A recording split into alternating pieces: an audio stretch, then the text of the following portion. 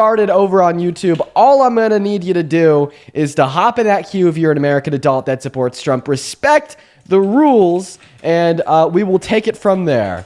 All right, just titling out the YouTube stream, so the moment we do get a Trump supporter up here, I don't have to waste a moment and we can just start it. All right, let's go to get that very first guest up here. We got Harrison loading into the box, and Rosie, thank you for the very first donation to the stream with the $6 over on PayPal. Rosie says, love from the UK, watch you every night. Thank you for educating everyone all over the world. Never stop what you're doing. Lots of love. All the love to you as well, Rosie. I appreciate you for your kind words. That's crazy that the streams have gone international. So cool. What's up, Harrison? Do you support Trump? Oh, hey, Dean, how you doing, dude? I'm doing okay. Now, Harrison, unfortunately, we do have some rules. In order to be on the stream, you got to be an American adult that supports Okay, Trump as okay, president. I am an American. Okay, I know what to do. I am American citizen. I Are you am MAGA? born September 5th, 2003. I am 22 years old. Are you MAGA? Yes, but here's the thing. Me personally, I am not. I don't like either of them. I just want to answer some questions to you, if that's okay. But I'm not the biggest Trump supporter, and Banned. I'm sorry, Harrison. You've caught the ban hammer for breaking the rules. We're going to go ahead and move on to the next guest. Hop in that queue if you happen to be an American adult that's pro-Trump and MAGA. Okay, guys? You're going to get banned if you're breaking the rules. Max, right? Are we going to debate about why you support Trump, or are you going to get banned? Probably banned, but Dean, You have a good one, Max. I guess I didn't really even ask him if he's a Trump supporter, but he said probably Ben, so I fulfilled his wishes. Moving on to the next guest. Only hop in that queue if you happen to be an American adult that's pro-Trump, folks. What's up, Gregory? Are you MAGA? Hi, my entire family is, unfortunately. Are you? Oh, crap. Gregory. So I just have Yeah, one. I'm sorry, Gregory. Gregory, no. Oh no, Gregory. I'm so sorry. I'm so sorry, Gregory. I didn't want it to work out like this. Oh no, we're gonna go ahead and move on to the next guest. Guys, please only join the queue if you are an American adult that supports Trump as president. I hate banning people, okay? It makes me so sad, right? You know what I mean? You know, like, oh, here I am trying to build a coalition of like liberals and people that are not pro-Trump. And now I gotta ban them because they're joining the stream. We're gonna move on to the next guest. Only hop in that queue if you happen to be an American adult that's pro-Trump. And for everybody in the comment section saying let them finish, unfortunately, guys, like the boundaries of the stream haven't changed for the last year. We are looking to talk to people that support Trump as president. And unfortunately, right, if like, for instance, I have like one person that comes up here that is not a Trump supporter that I let finish, well, that just opens up the gateways for, you know, thousands of other people that also don't support Trump hopping in the queue, right? And if I let one person finish, but I don't let the other person finish, then I'm an asshole and I'm not being fair and I'm not giving everybody an equal share of time on the live, right? So it's like, in all reality, like one instance of somebody coming up here that doesn't support Trump and having like a small conversation with them is delightful. That's fun. That's awesome, right? But if I am then unfair to everybody else, right, then I think that's wrong, right? But we're going to move on to the next guest. Only hop in that queue if you happen to support Trump as president. I just want to be able to be fair to everybody. So that does like include like the univocal application of like the rules and the boundaries of the live, right? Falling down to if you're a Trump supporter, you got to stay on it. We could have a conversation. If you're not a Trump supporter, then unfortunately I'm going to have to remove you. But let's go to move on to the next guest, guys. Just please do follow the rules. Let's go to get that next guest connected literally right now. We got Gavin Sanders loading up into the box. Only join the queue if you are an American adult that is pro-Trump. All right, here we go, folks. Everyone just do be patient while we get that next guest loaded up in here. Hey, what's up, Gavin? Do you support Trump? Gavin, you got 5 seconds, my friend. All right, Gavin's not here, so unfortunately we are going to go ahead and remove Gavin and move on to the next guest. All right, everyone, just do be patient. Moving on to our next guest, we got X loading up, guys. Just looking for MAGA, just looking for Trump supporters. Unfortunately, they're a little bit hard to find. All right. We got X connecting, and X already left. All right, moving on to the next guest. Right now, we got Ariana connecting. We are still looking for that very first Trump supporter of the day. Hello, Ariana. Do you support Trump? Are you MAGA? Okay, Ariana's gone. Moving on, guys. What the hell is this? What the fuck is going on? What is going on? Moving on to the next guest. Everyone, just do be patient. Do be patient. Okay, well, it looks like that next guest already left. We're going to move on to Lily. Guys, we do have rules for the live. They're very clear. Just only join the queue if you happen to be a Trump supporter. That's also an American adult. Lily already left, guys. Please don't join the queue if you intend on leaving. Please don't join the queue if you are liberal. We're just looking for Trump supporters. What's up? Do you support Trump? Yeah, 5 seconds. And they're gone. All right, moving on to the next guest. And for everybody in the comment section, I do know that we are not live on YouTube yet. I'm waiting to go live on YouTube until we could get the very first Trump supporter in of the day. You know, as of recently, it's taken a while to get people up here that are willing to debate me. And unfortunately, you guys kind of have to suffer through that because there's nothing I can do about it, right? But I don't make the people that watch on YouTube suffer through that. I wait until we get that very first person up of the day, and then we start the live on YouTube. But we're going to move on to the next guest, guys. I'm actually not going to repeat the rules again, but you guys already know them. Just only join the queue if you're an American adult that's pro-Trump. Kane the activist left. Literally, every single person we are pulling up right now is not saying a word and then automatically leaving. What's up? Do you support Trump? Yo, man, I just wanted to come on here and say I'm a big fan of you. I fuck with what. I really appreciate you so much for your kindness, bro, but we're just looking for debates. I do hope you have a good rest of your day, man. That's incredibly kind of you. We're going to move on to the next guest, guys. Please just follow the rules, guys. Please. Pretty please. What's up? Do you support Trump, Levi? Yes, I do. Okay, how old are you? I'm 18 years old. And what time is it? I'm not from America, but I just want to say one thing for please, you. No, bro, Levi, just please follow the rules, dude. If you're not following the rules, then don't join the queue, right? We're going to move on to the next guest, guys. Everyone, just give us a minute. We're going to put the rules up in the middle of the screen. Only join if you're 18 plus, American, MAGA, and ready to debate. What's going on, Natalia? Are you MAGA? Oh, she actually already left.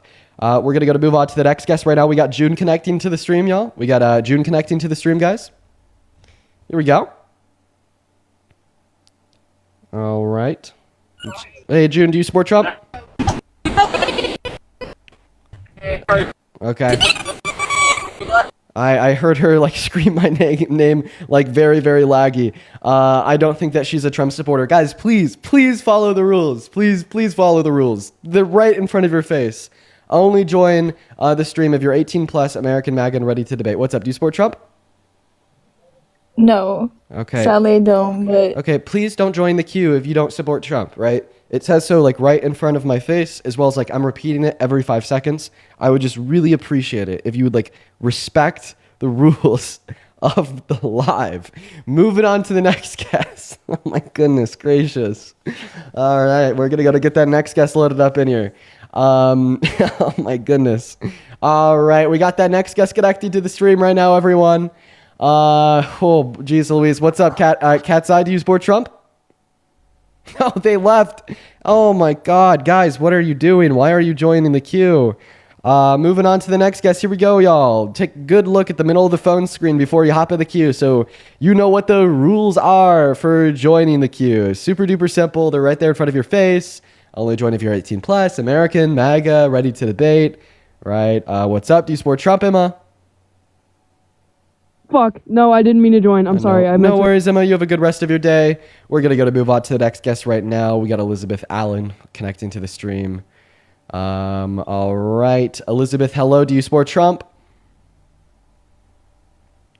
No, Elizabeth is not here. Okay, we're going to kick her and move on. We got Macy connecting. Here we go, everyone. We got Macy loading in. Okay, it actually doesn't look like Macy wanted to stay. She very quickly left. Moving on to the next guest. Here we go, everyone. We're going to get that next guest connected right now. Hey, what's up, Macy? Do you support Trump? Yes, I do. Okay, and how old are you? 18. And what year are you born in? And I love you. Bye-bye. Dude, Macy, come on, right? I've repeated the rules every 5 seconds. The rules are plastered in front of my face too. I'll go ahead and repeat them again. In fact, right, let's repeat them together. Only join if you are 18 plus, American, MAGA, and ready to debate, right? They're right there in front of your face. Let's go to move on to the next guest. Oh, right now, everyone just do be patient. We're going to go to get that next guest loaded up here right now. Take a good look at them. Take a good look at the rules, y'all. All right. We're going to go to get that next guest up here right now. Everyone do just be patient. Everyone just do be patient. All right. Hello, what is up? Do you support Trump? Okay. We're going to go to move on to the next guest. Everyone, I appreciate y'all so much for your patience. It is so incredibly appreciated. Thank you so much for all of your patience. We're going to go ahead and get that next guest loaded up here. Nope, they left before they even loaded it in. Let's go ahead and move on to the next guest. All right, do be patient. Narissa, thank you for the $7 and the 77 cents on PayPal saying you sound sad. Teen coffee on me. I appreciate you, Narissa. That's very kind of you. No, I'm not sad. It's just like, oh my God, man. I think like I'm starting to like become like more impatient when it comes to like long patterns of trolls, right? Like every day it occurs like it is occurring today. Again, Claire, thank you for the galaxy. I become like more impatient to it, you know, which is like a bad thing, but that's definitely something I could work on, you know what I mean? But we're going to go ahead and get that next guest loaded up in here right now. As well as Jonathan. Thank you so much for the $50 over on... I love you. I actually love you so much. Kayla, I really appreciate you for your kindness, but don't join the queue if you're not a Trump supporter. I've repeated it a billion times, and it's right in front of my face. But Jonathan, seriously, thank you so much for the $50 on Venmo. I really appreciate you so much for the love, Jonathan. Jonathan with a 50 big one says, hey, Dean, please remind everybody about the No King's Day protest happening on the 18th. Yes, good idea, Jonathan. Okay, I'm going to need everybody to go to your local No King's Day protest on October 18th. All right, be safe, right? Be super safe. But if you want to go, I would highly implore you to go. I know I'm going to be at my local protest. You should as well. And great call out, Jonathan. That is a good reminder to give to everybody. But we're going to get on to that next guest right now. Thank you so much for the $50. Let's get 500 Jonathan W's down below in that chat. What is going on? Do you support Trump? Okay, they already left. Guys, this is a little bit like freaky at this point, quite frankly. Stop joining the queue if you're not going to come up here and debate me on why you support Trump. Like, please, you know what I mean? Make sure that you're following the rules. They're plastered in front of my face.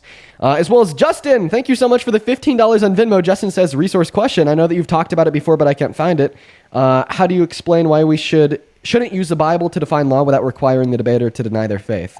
Oh yeah, it's just because it like entails like logical inconsistencies, right? Because most interpretations of the scripture outside of like Catholicism or the Orthodoxy kind of univocally agree that like all sins are identical in the eyes of God outside of blasphemy. So if you want to make one sin illegal, you got to make all sins illegal to stay consistent, right? But that's obviously absurd because there's many sins that we all agree that shouldn't be illegal, like lying in like most circumstances. What's up, Ollie? Do you support Trump?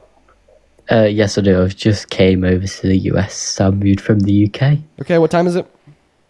It is 12:13. I'm in LA, California. Okay, and what's the capital of California? Oh, you... Okay, guys, this has been going on for 15 minutes. I'm not going to do a stream today if it goes on for 30. Just because, like, I don't know, like, why I can't handle it. It's just, like, this isn't fun for me. This isn't why I get on here, right? I get on here to debate Trump supporters. I could handle, like, a good amount of, like, trolling and whatnot, a good amount of rule breaking. Can't do it for 30 minutes straight. What's up? Do you support Trump? Yeah. Age? What? Yeah, that's a child. Moving on to the next guest. Guys, follow the rules. They're very, very simple. They're very, very simple. It's just like, you know, you got to be an American adult that supports Trump as president. And please follow the rules, guys. I'd really appreciate it if you would. As well as Brianna, thank you for the $5 over on Venmo, and Kennedy with the 7. Thank you so much, Brianna and Kennedy. You guys are awesome. We're going to move on to the next guest right now. Okay. All right. Let's go to get that next guest connected to the stream. We got Mr. Squiddy loaded up in. Okay, it looks like Mr. Squiddy automatically left. Moving on to the next guest. Make sure that you're following the rules if you find yourself in the queue. Let's go and get that next guest connected right now. Okay, Devin, what is up? Do you support Trump? And Devin left. Perfect. Okay. Moving on to the next guest right now, everyone. Shannon, thank you so much for the $5 over on PayPal. I really appreciate you so much for that love, Shannon. Thank you so much for the $5 over on PayPal. I really appreciate you so much for that love, Shannon. Thank you so much for the $5 over on PayPal. What did that go? Wow. What's up, Joni? Do you support Trump? I'm so sorry. Hi, how are you? I'm doing okay. Are you MAGA? Yes. Oh. Perfect. Never thought I'd be so happy to talk to a Trump supporter. Go ahead and I give me a know, minute. I've been watching you struggle for a while now. Yeah, dude, I'm not gonna lie, man. It gets pretty rough, right? You know, because like I do this every day, like 7 days a week. And like, for instance, right, I just spent like 16 minutes, right, wasted on like trolls and rule breakers. Now imagine like doing that like every day. After a while, Oh like my it God, adds I up can't to like imagine. even like hours and hours off of your life. But anyways, Joni, I'm gonna go ahead and start my stream over on YouTube, and then we will hop into the debate. Do give me around 20 seconds to do that, and then we will take it away. I appreciate you for being here. No problem. What is going on for everybody tuning into the stream on YouTube and those that have already joined us on TikTok? It is so good to see you all. We've already been live on TikTok for around 20 minutes now, but we started the stream on YouTube. I always wait till we get our very first debater up of the day to save you guys the trolls. Now, if you don't know what we do here, I'll go ahead and explain it real quick. We debate Trump supporters. We try to change their mind, as well as I want to better equip the audience of maybe all the liberals watching at home with really good reason why Donald Trump is a terrible president. So you could try to change the minds of those Trump supporters in your personal life, such as your friends or family. But we already have our very first Trump supporter connected to the stream. Your name is Joni? Yes. Awesome. Well, Joni, go ahead and take it away and tell us why you support Trump. Okay, so I'm not huge on debate. I don't know much about it, but I really watch a lot of your beliefs, and mostly I did before because of how the economy was better and his stance on abortion and all that. But recently, with everything's been going on with it, I feel like he's trying to essentially wage war on our own people. I'm just in a situation where I guess I don't really know how to feel anymore. Right. And I kind of just felt like you were a good person to get some input on that from. You know what, Joni? I came to the right place. So from your perspective, you're like, well, on one hand, I think he's good for the economy. But on the other hand, he kind of did declare war on American cities ran by Democrats. So Yes. from your perspective, I get it, right? You're like at an interesting point of inflection where you're like, well, I think I like him for these reasons, but he's like kind of acting like a total dictator. Well, I think the best Yes. way for me to try to break through to you is to examine the reasons that you think he's good, right? And we'll start off with the economy. Why do you think he's good for the economy? I just feel like everything was better in a sense when he was in office. And I'm not a huge politics person, so maybe that was done before per se, and maybe I'm just looking at it wrong. Right. Because just in the recent years, I've been more into politics and voting because I have younger children. So I hope that they grow up much better in a much better state of America than I have. Right. And so what you just shared with us is what the GOP spent around $500 million on to run ads to convince people of prior to the 2024 election. It's the fact that the economy was better under Donald Trump's first term Yes. prior to COVID than the economy was at some points under the Biden-Harris administration because of COVID, right? And here's my response to that. Yes. First and foremost, right, when we actually examine Donald Trump's economic policy, it's really bad. And the only reason why the economy wasn't terrible in his first term is because we were coasting off of great macroeconomic trends from the end of Obama's presidency, and he didn't absolutely destroy it, right? But now in his second term, Yes. right, he's become more emboldened to pass even worse economic policy than he did in his first term and is actively making the economy around us self-destruct. All right. So the big economic Yes. policies passed in the last 8 months was the big, beautiful bill. Okay. What is one glaring issue with the big, beautiful bill, may you ask? Well, it costs us $4.5 trillion worth of debt related spending. That is the most expensive bill in American history at a point where we are already $30 trillion in debt. Super financially irresponsible, right? And it's spending $4.5 trillion on a wealth redistribution from the poor to the rich. According to the Center on Budget and Policy Priorities, the big beautiful bill is reducing the purchasing power of the average American making at or under $51,000 per year, while disproportionately and only increasing it for those making over $51,000 per year. And it is especially hurting low-income Americans in that 10 to 35K Which per I year am. income bracket by taking 10 million people off of Medicaid, 3 million people off of food stamps, and increasing the premiums for everybody that is still on Medicaid of upwards by 75%. And I am low income, and and I feel like almost like when I did vote for him, like I'd been bamboozled almost, like from things that were said and pushed that he would do, and I feel like everything has just been very opposite of that.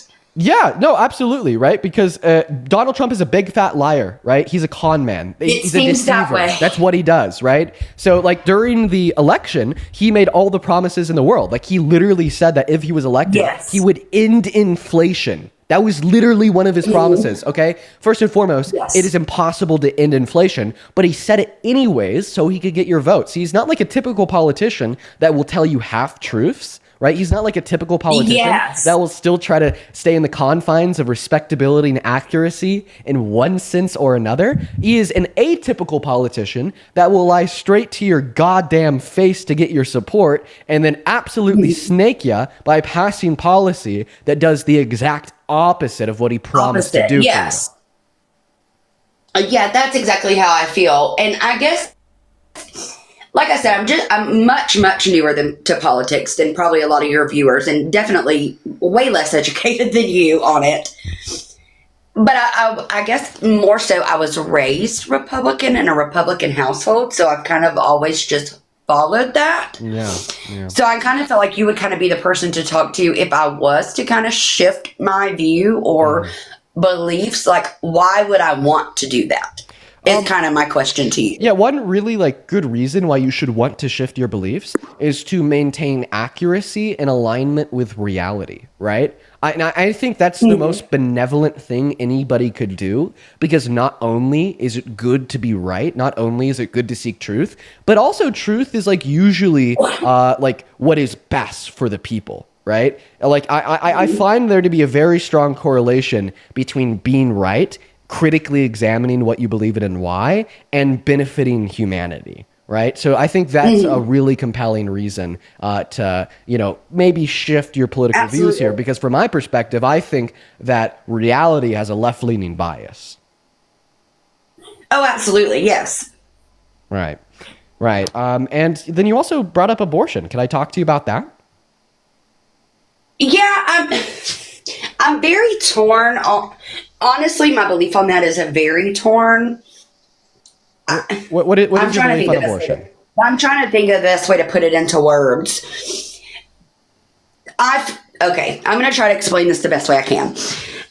I kind of believe it's just a basic right of health care, but I also don't feel like it should be used as birth control, if that makes sense. So when you say it shouldn't be used as birth control, what do you mean? Like people that just, that's what I'm saying. I'm trying to think of the best way to put it in the words. Like every 3 months, somebody's out doing whatever, and they just use that over and over and over. You see what I'm saying? Okay. To just terminate life over and over and over. And like in And not necessarily as birth control. I don't know that I worded that correctly, but okay, so like the perpetual like reuse of getting an abortion. Well, first and foremost, over and yes, yes. First and foremost, essentially. I want to put out that point this out that is basically like a Republican myth. Okay, right? And one really compelling reason why that's a Republican myth is because of how expensive abortion is. Right? Abortions cost on average $500 to $700 across this country. Right? And most of the time, it's not covered by healthcare. So,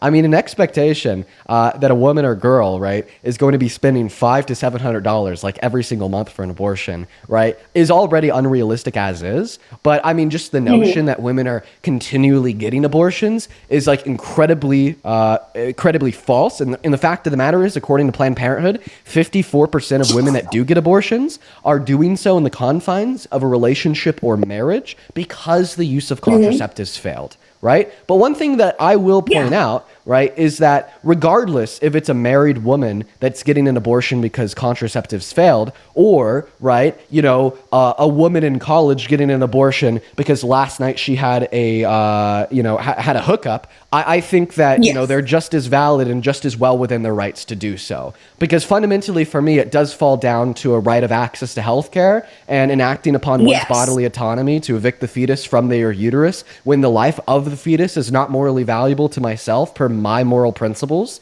So I don't think that there's anything wrong in either circumstances. But what I will say here, right, is that if you think that there's something wrong with getting continued abortions, you should ask yourself, well, maybe why are there some women out there getting continued abortions? The first thought that pops in my head is going to be financial instability, lack of access to sex ed, and lack of access to contraceptives. So maybe if we focus on reinforcing sex ed at an age-appropriate level in like American high schools, maybe if we reinforce having open, public, free access to contraceptives, and we work on providing social safety nets for new families and low-income men and women to support them financially, we would see a massive reduction in the amount of abortions in a benevolent way that's actually benefiting the women compared to controlling their bodies.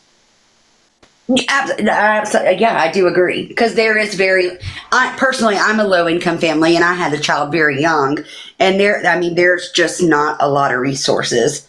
And the ones that are, the stipulations are just absolutely ridiculous, in my opinion. So, right. Well, Jody, is there anything else that you want to go over? No, I don't think so. I appreciate your time having me on. Yeah, well, I appreciate you for coming up. I wouldn't doubt it if you're going to be voted blue in the midterms. You have a good one. You do the same. Thank you so much. All right, we're going to go to get that next guest loaded up in here. Hop in that queue if you happen to be an American adult that supports Trump as president, folks. We're just looking for some debates. That was a breath of fresh air. Good convo. All right, let's go to get that next guest connected right now. We got Jeremy loading into the stream. Just once again, please make sure that you're following the rules, y'all. Manda, thank you so much for the $5 over at Super Chat. As well as I just read your message, Manda. Thank you so much for telling me that the streams can help you. And I'm really sorry that happened to you. Thank you so much, Manda. What's going on, Jeremy? Do you support Trump? Yes, sir. Okay, how old are you? I'm 18. What year were you born in? 2007. And what time is it? What's that? What time is it? It's 2:26. What state are you in? North Dakota. But I wasn't born here, but we immigrated here. Yeah, no worries, man. And then what's the capital of North Dakota? Bismarck, I think. I think that's right. Capital. I'm not sure, actually, but I think. Let's see. Yeah, you are right. Okay, go ahead and take it away. Tell us why you support Trump. So I studied, rather, and I like the tariffs to protect our economy. Oh, okay. All right. So what tariffs in specifically? The 50% tariffs on India, the 50% tariffs on Argentina, the 10% tariffs on China? Which ones? I think the China ones are good because the 10% they have on China. I mean, I don't know the percentages, but bro, do you know like the work, like the labor conditions in like China, bro? There's like child labor, and like if we put tariffs on their products here, we're gonna buy them less because we're more incentivized to buy like homemade products, you know?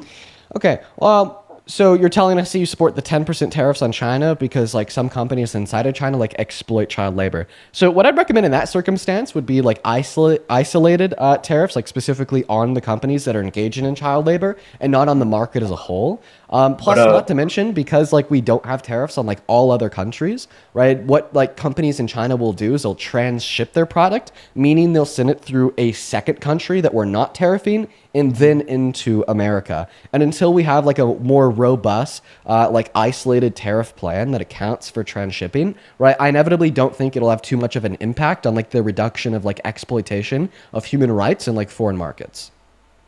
Okay, wait. So, I mean that would be good, but like the companies aren't going to say yes, we do child labor. You know, like how are you going to know which companies engage in that and which companies don't? You know, how are you going to know? The identification of like which ones are. Well, I mean, I guess I am not an intelligence professional, but I'd assume that we'd have like some way of like gathering intelligence on like who is and who is not like responsible for like child labor. You know, if anything, like we might even be able to negotiate with the state of China to help like discover those things with like the threat of impositions of like sanctions if like they don't cooperate or something like that. I don't know. I haven't put too much thought into it, but I'd assume that it's realistic. Yeah, no worries. I mean, if it could be possible, that'd be great. But also your second point, if they like what you say, they're gonna ship their products to another country and then bring them here. Yeah, transshipping. So they'll just send them to a third party country to then send in America. And given that third party country is a place that we wouldn't have tariffs on. Would that be worth it though? Like, wouldn't that cost more? Well, all things considered, some companies determine that they'll be able to make more money given transshipping than they would having like the importer of their goods pay the tariff in America, which would cause a reduction in demand because of an increase in price. Wait, but wait, aren't universal tariffs good then because you are preventing that from happening? Well, sure. So universal tariffs can prevent transshipping from occurring, but they just come with like other issues, such as like the destruction of the global market, the destruction of the domestic market, and the complete isolation of America on the global stage. And that's why inevitably Donald Trump reversed the global tariffs. I mean, I guess I need to do some more research on that. Okay. Is there any other reasons why you support Trump? Yeah, immigration, like securing the southern border. Oh shit, well now you're kind of contradicting yourself because you just told us that you want to impose tariffs on other countries to protect American manufacturing. Mass deportation destroys American manufacturing. I mean, what else do you think is going to happen when we forcefully remove 8.3 million of our laborers and 11 million of our consumers? According to the American Immigration Council, I like to bring this up a lot, it's going to like destroy our GDP and reduce it by an average annual rate of decline of around 1.1 trillion through 1.7 trillion dollars per year if we were to remove all undocumented immigrants tomorrow. Yeah, holy shit, that was a lot. But listen, I don't disagree that like the pathway should be better, but I do agree with giving them legal citizenship, but they should be deported first, and the system should become better, and then they can come back in legally. So yeah, well, they're only going to be... Well, then you're just endorsing the most inefficient process of immigration like ever conceived of at any point in history, right? Like obviously it's going to be like more ethical, more humanitarian, and more economically efficient to offer them that pathway to residency or citizenship while they're in the country, right? You're basically saying, I'm going to compare these two plans. The first plan is offering them a pathway to citizenship while they remain in the country, and the second plan is offering them a pathway to residency or citizenship after we deport them and make them wait in line for 10 to 15 years outside of the country. So the first plan, right, will cost significantly less. We're just lying. What did I lie about? Like, what do you mean 10 to 15 years? I told you I want to make the system better, but they need to come back through the legal process. Like, they won't just get citizenship out of nowhere, you know? Okay, so you want to like reduce the amount of time that it would take for them to legally immigrate into the country after deportation? Yes. Okay. I think that'd be incredibly hard to do because you'd be increasing the legal wait times because you're doing a mass deportation of like 11 million people. But imagine you could pull it off and you were able to like endorse immigration policy that was able to effectively process a legal claim of immigration down to like 3 months. I still think that it'd be a more inefficient plan because A, you'd have to cough up like the $2 trillion to do the mass deportation over the course of the next 10 years. And then B, you'd have to cough up the opportunity cost of not having them in the market, which would be those multi-trillion dollar contributions to the GDP annually, the $100 billion contributions to government revenue, which is what they pay in taxes on the federal, state, and local level, when in all reality, you could keep that economic growth, you could keep that government revenue that they pay in taxes, and you could keep the $2 trillion that we'd be spending on the mass deportation by just offering them the pathway to residency or citizenship while they're already in the country, and not to mention that you forgo all of the humanitarian concerns related to mass deportation if you don't do it at all, like the illegal removal of Abrigo Garcia. Okay, I'll stop there. My bad. Well, bro, so wait, did you say that it would cost a lot, or like what did you say in summary? So the summary is that your plan compared to my plan would cost so much money. It would just be, that's it. Your plan compared to my plan would be significantly more expensive with the upfront cost of paying for the operation of the mass deportation and the reoccurring annual opportunity cost of the loss in GDP growth and loss in government revenue. Okay, so yeah. Oh wait, 1 second. Wait. 1 second. I'll be wait. No, I'd really appreciate it if you could respond. I'm back. So yeah. Yes, it will cost a lot, but it's like, just like how we pay for like the prison system. Like they did commit a crime at the end of the day. Crossing the border illegally.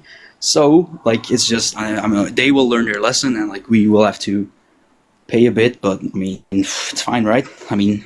No, I don't think it's fine at all to like opt to destroy this country and violate human rights, which is an inevitable consequence of mass deportation, as we've seen, right, over a victimless misdemeanor that in my mind was in part incentivized by the American government due to the fact that they set up the incentivization structure for undocumented entry in the first place by making the legal means of entering into the country so unattainable. Like, what do you mean, like, human rights violations? I never advocated for that. Like, I don't like alligator Alcatraz, Well, guess what? I don't like it. That's a part of Donald Trump's mass deportation. That's reality, brother, right? It's inevitable given the governance of an authoritarian trying to deport millions of people by first, like, stripping them of their humanity by lying and stereotyping, calling them violent gang members that escaped mental asylums and prisons, right? Yeah. Like, if you're going to argue in defense of Donald Trump's mass deportation, then you must also be willing to accept the fact that you are endorsing thousands of human rights violations. It's not true. Like I like why you? It's not black and white. It can be nuance. How do you say nuance? Nuance? I don't know. Like you can like half agree and half disagree. Like what do you mean? It's not because I like deporting. Sorry, your rhetoric is just saying like you half agree, half disagree. Is basically I agree with the mass deportation even if it means ignoring the human rights violation. Wait, can you repeat? When you're saying, well, you half agree and you half disagree, all that you're basically saying is that you accept the mass deportation and you do so in ignoring all of the human right travesties that come along with it. See, you can't do that when it comes to evaluating the efficacy of policy, right? Like this is like a rich man saying that I really like Donald Trump's tax cuts that he gave me, but in arguing that those tax cuts were good, I'm also going to have to ignore the fact that they're reducing the purchasing power of like 153 million Americans making at or beneath $51,000. When did I say I support the tax cuts for the rich? When did I say that? So that was a logical analogy that you couldn't follow. Would you like me to make the logical parallels for you? Well, okay. So you're comparing. Okay. Well, yeah. But wait. So. Oh yeah. You're acting like it's like 1940s Germany. Like they're not being tortured. Like they're like. What do you mean? You like? Oh, actually, they are. They actually are. No. So Borrego Garcia, he was illegally deported by the Trump administration to Sica in El Salvador, and while he was there, he was forced to kneel on the ground from 9 p.m. until 6 a.m. And if he was to have fallen out of exhaustion, then he would have been beat by the guards. He also was beat by the guards, and he lost 30 pounds in 3 months. So no, he was tortured. Yeah. Well, yeah, that's fucked up. That's messed up. That shouldn't happen. But like that's one case. You're acting like there's millions of people. See how you just like keep on shifting the goalposts? Like first your claim was nobody's being tortured. I give you like one specific incident, so someone being tortured, and then you say, well, that's one case. What about like everyone else? So you're just perpetually shifting the goalposts, right? And by the way, if you want to look at like more instances of human rights abuse, we had a Democratic senator do a whole report, and he was able to personally verify and independently confirm 510 different instances of human rights abuse in the last 8 months. And like which human rights? Like we SA at ICE detention centers, grape at ICE detention centers, right? Like a denial of like constitutional protections. Wait, did ICE agents grape people? Yeah, so there's been independent, multiple confirmed instances of lawsuits launched against ICE agents and workers at like for instance, like the Louisiana ICE detention center for SA and grape. Okay, wait, I'm not trying to like harm the victims, but like couldn't they just be lying because they hate ICE? What is the likelihood that we'd see 4 people lying about being raped by the same person at the same facility, knowing that those 4 people had no connection? Oh, wait, you did say incredibly I didn't hear low. You said same facility. Incredibly Sorry, low. my bad. I didn't hear same facility. My bad. I didn't hear that. And honestly, like the fact that like the first thought that pops in your head is that they're lying. No, it's true though. Right? It's true. There's millions. It's like probably a backwards way to think about things. There's millions of people that hate ICE. Of course, there's gonna be people that are gonna lie to like harm their rep or something, you know? Like, Well, it just of course. doesn't make any sense to suggest that like these multiple independent individuals who all launched lawsuits against individuals at the same Louisiana ICE detention center Yeah. that didn't know one After another and it's- were there at separate times were all lying. That's like it just doesn't make any sense. Yeah, after you said same facility, I take that back. Like that's messed up. That shouldn't happen either. But like, Yeah. I don't know. Do you think that E. Jean Carroll was lying? Nah, that definitely happened. So you think that Donald Trump is a rapist? So answer me this, because earlier we were talking about how it would be significantly better to offer undocumented immigrants a pathway to residency or citizenship compared to your plan of kicking them out of the country and then making the legal immigration processes better. And I explained economically why. I was like, well, it's going to cost us literally trillions of dollars if we deport them first, then have them come back in legal second. And then you told me that you don't care what the cost is. They committed a crime and we need to punish it. So in other words, what you told me was you don't care how much it destroys America. They committed a crime and they need to be punished for it. So even from your perspective of thinking that Donald Trump is a good president for America, couldn't I just argue that you shouldn't care about how he helps America? He committed a crime. He raped E. Jean Carroll and he should be punished for it. And the bare minimum would be to support his impeachment from office?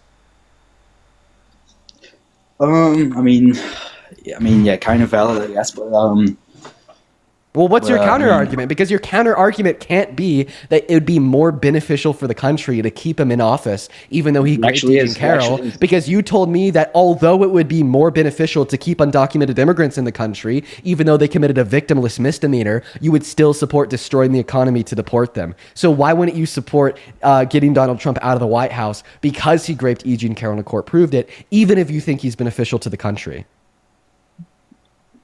because undocumented immigrants aren't gonna. I mean, okay, wait, no, never mind. Damn, I don't know. I mean, Trump is like. I mean, you said my argument couldn't be that he's leading the country well, but like he is. Oh, okay. So if your counter argument is, well, we shouldn't punish him for raping a woman because he's beneficial to the country, you're a fucking hypocrite for arguing that we should punish undocumented immigrants for a victimless misdemeanor, even though they're good for the country. I mean, damn, I don't really know how to respond. You kind of got me here, but I did. And I guess you're right. I appreciate you But for still, admitting that. like, yeah, I mean, yeah, you kind of got me there. I'm not gonna lie, but okay, yeah, I guess I'm done here. But one more thing. I'm a trolling. I love you. I just wanted to give you a debate. Bye. I don't believe him. I actually don't believe him. So he said that I'm trolling. I just wanted to give you a debate. I don't believe him. I think that he meant everything that he said, and that he said that to kind of like make things less bad for him.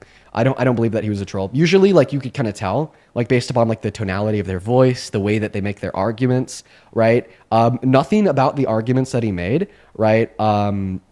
Like scream troll, like literally at all, right? Like those were like legitimate MAGA arguments, right? There was like no obvious like inflection in his voice that he was joking.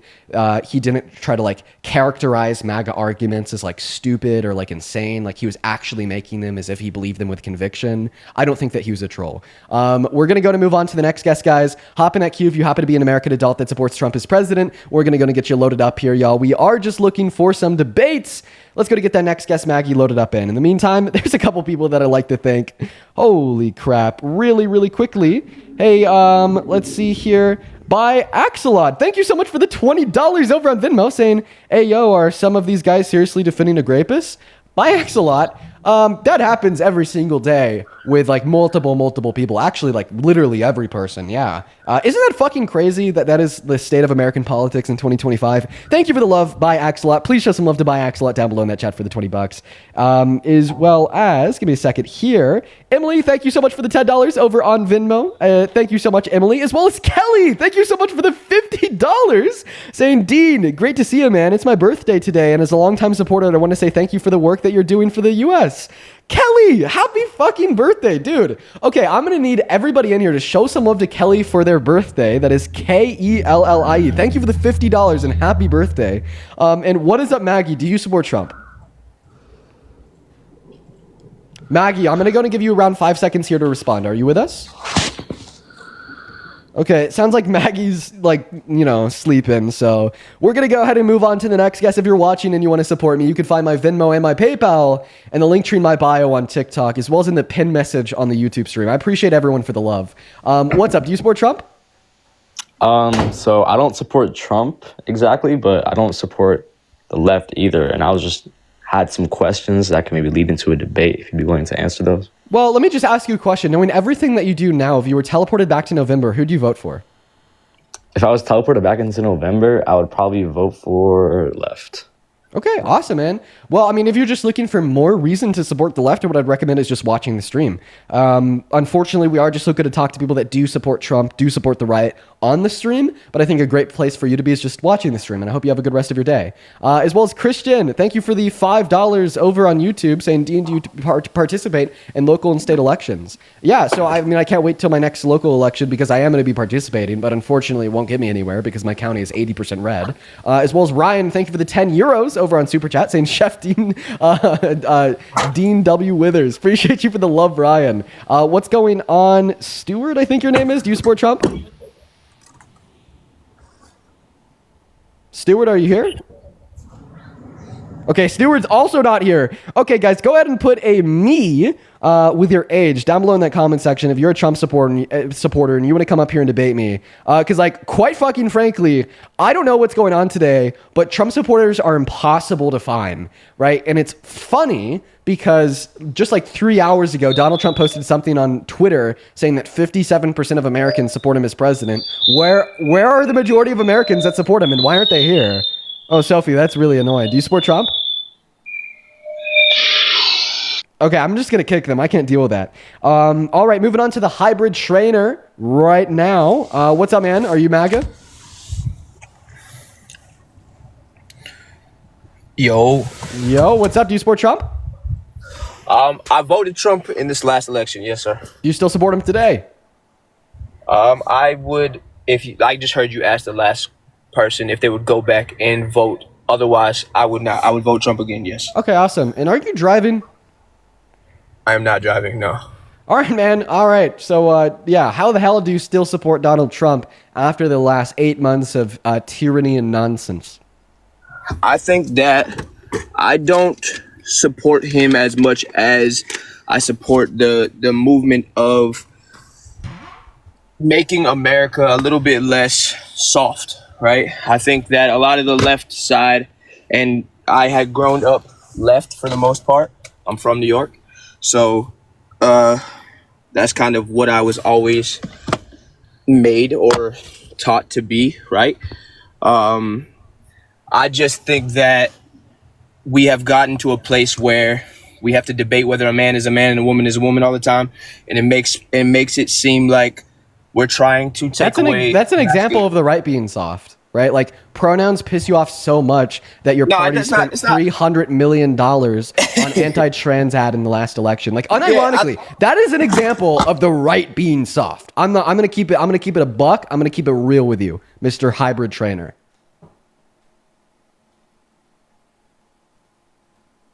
I can't hear you when you leave TikTok. You're going to have to come back to the app in order for me to be able to hear you and for us to talk. Now, while he's off app, real quick, Catherine, thank you for the $13 on PayPal saying Cat here at Debate Gma, sending love, and I'm working hard every day. Let's see what else she says. To get my MAGA grandma up with you. Yeah, have you made any progress on that? I'd love to talk to your grandma, Cat. Thank you for the $13, as well as Catherine. Thank you so much for the $23 on PayPal. Catherine says it's my 23rd birthday. Thank you for having the courage the courage and knowledge to debate. Keep up the hard work. Thank you so much, Catherine, as well as happy birthday to you. Show some love to Catherine down below in that chat for her 23rd birthday. That is fantastic. As well as Jackie, thank you for the motorcycle. I have no clue where the hybrid trainer went. He heard me say the word pronouns, and I think I scared him away. If he happens to come back, we'll continue our conversation, but I think he dipped. What's up? Do you support Trump, Chris? I do. And how old are you? I'm 20. Okay, Chris, why do you support the worst president of your 20 years of life? I mean, this guy is problematic within all scopes, relevant to American politics and not. I would say I'm really 2A, pro 2A, and I... Go ahead, Chris. Did you hear me? You said that you're pro 2A. I said also I think there's a crisis on our border as well. Okay, well, let's start off with the first point, pro 2A. So not only is Donald Trump anti-2A, but he's actually anti the Constitution as a whole. Okay. Can you give me an example where he's anti-2A? Yeah, for sure. He directed his Justice Department to try to find a way to ban gun ownership for trans Americans that is so belligerently antithetical to the Second Amendment that even the far-right NRA has came and spoken out saying that that is wrong and it violates the constitutional rights of law-abiding American citizens. So do you think what gun act did Reagan enact that? Any gun act that Reagan would enact is completely irrelevant to the reason I just gave you to prove that Donald Trump doesn't care about the Second Amendment. Or else he wouldn't be advocating for his Justice Department to try to ban all gun ownership for law-abiding American citizens. Mm-hmm. Yeah, my point here is Kamala was trying to ban all ARs, which would be 20 million guns versus 300 Kamala versus 300,000 that would be taken if we banned trans rights. It's a big difference. 20 million versus 300,000. Okay, well, we have a president set forth to argue that like a ban on ARs might not be constitutional, right? I mean, like there's like legitimate debate that has unfolded about that. I mean, shit, we even had an AR ban in this country in the 90s that was never ruled as unconstitutional. Not to mention, if it was unconstitutional, well, we have a 6-3 conservative leaning Supreme Court right now. So if she tried to pass that policy, SCOTUS would stop it and she would respect that decision because she respects checks and balances, unlike Trump, who is always trying to navigate his way around them. Yeah, well, I don't believe that. I mean, that was one of her main points she was pushing for was common sense gun laws, which she was saying to ban AR-15s, and if an AR which would ban be 20 million then it guns. wouldn't have been in violation of your Second Amendment rights, right? And if it didn't go through, if SCOTUS attempted to stop her and they did stop her, then she would have respected it. She wouldn't have pushed back. She would have said, okay, that's how, our constitutional republic is supposed to work. These are the checks and balances as described by the Constitution, and it would have been dead in the water right then and there. But like Trump, on the other hand, he's incessantly pushing for like unconstitutional BS, even when his lawyers tell him that he's wrong, even when the courts tell him that he's wrong. And his response is to never say, okay, I support those checks and balances. It's to turn around and like fire the judges that rule against him, or to like just belligerently disrespect their order, such as he has with trying to find a way to ban the burning of the American flag, even though SCOTUS ruled that that's constitutionally protected, such as how he did when he tried to ban birthright citizenship for the children of undocumented immigrants born on American soil, even though we've had case law and constitutional precedent set since 1865 to say that's a right that the Constitution grants to them, right? If you care about the Constitution, right, your last pick in the 2024 election, and even more so now, would be Trump, including for the Second Amendment. I mean, I just don't think that any of the things that you're saying have been passed. He hasn't passed a transgender gun law. You directed the Justice Department to find a way to get it done. And by the way, the second thing, or the last two things that I said, he has tried to get them passed. Executive Order number 14160 was signed into law on January 21st, 2025. That was an unconstitutional directive signed into law through an executive order to attempt to find a way to ban birthright citizenship for the children of undocumented immigrants. That happened, man. Did it pass though? Is that an executive order law? is you put a signature on it and it's law, but courts shot it down because, as I already told you, it's unconstitutional. I mean, to your point, many presidents have tried to sign things into law that have been ruled unconstitutional. I don't see your point here. You're right. Many presidents have. Even Biden did with trying to find a way to forgive student loans. But the difference is I believe that when Biden tried to find a way to forgive student loans and ultimately SCOTUS ruled it as unconstitutional, it was unknowingly unconstitutional to himself. And in this sense, when we're referencing Trump, it's either the fact that he's a complete idiot and can't read the first section of the 14th Amendment, or it was intentional and negligent because he knowingly signed an unconstitutional directive into law. So somebody who has been in politics for almost their entire life, as long as Joe Biden has, he gets a pass on unknowingly being unconstitutional. Yeah, How man, does that work? Because I don't even know what was unconstitutional about the first How way old you are tried to you, forgive Dean? student loans. Do you? How old are you? I'm 21. Can you answer my question? Do you know what was unconstitutional about the first way you tried to The reason I forgive asked student how loans? old you are is because if you were in a job long enough, you would probably know the ins and outs of what's unconstitutional and not, especially if your job is politics. Well, I mean, you can't read the mind of the you can't read the mind of like the interpretation of the Supreme Court, right? Unless we've already had like case law or precedent something suggested. between something that's constitutional and unconstitutional is not up for interpretation. I want you to tell me whether or not. What was unconstitutional about Biden's first round of student loan forgiveness? I mean, clearly it had something to do with the fact that why would a certain group of people have to or get debt removed when all these other people already paid it off? No, that's not what made it unconstitutional, because he ended up finding a way to constitutionally forgive student loans for some groups of people while not forgiving the loans of other groups of people. Okay, so here, right. let me give you another example where Biden was unconstitutional when he tried to mandate COVID vaccines. That was ruled unconstitutional by the Supreme Court.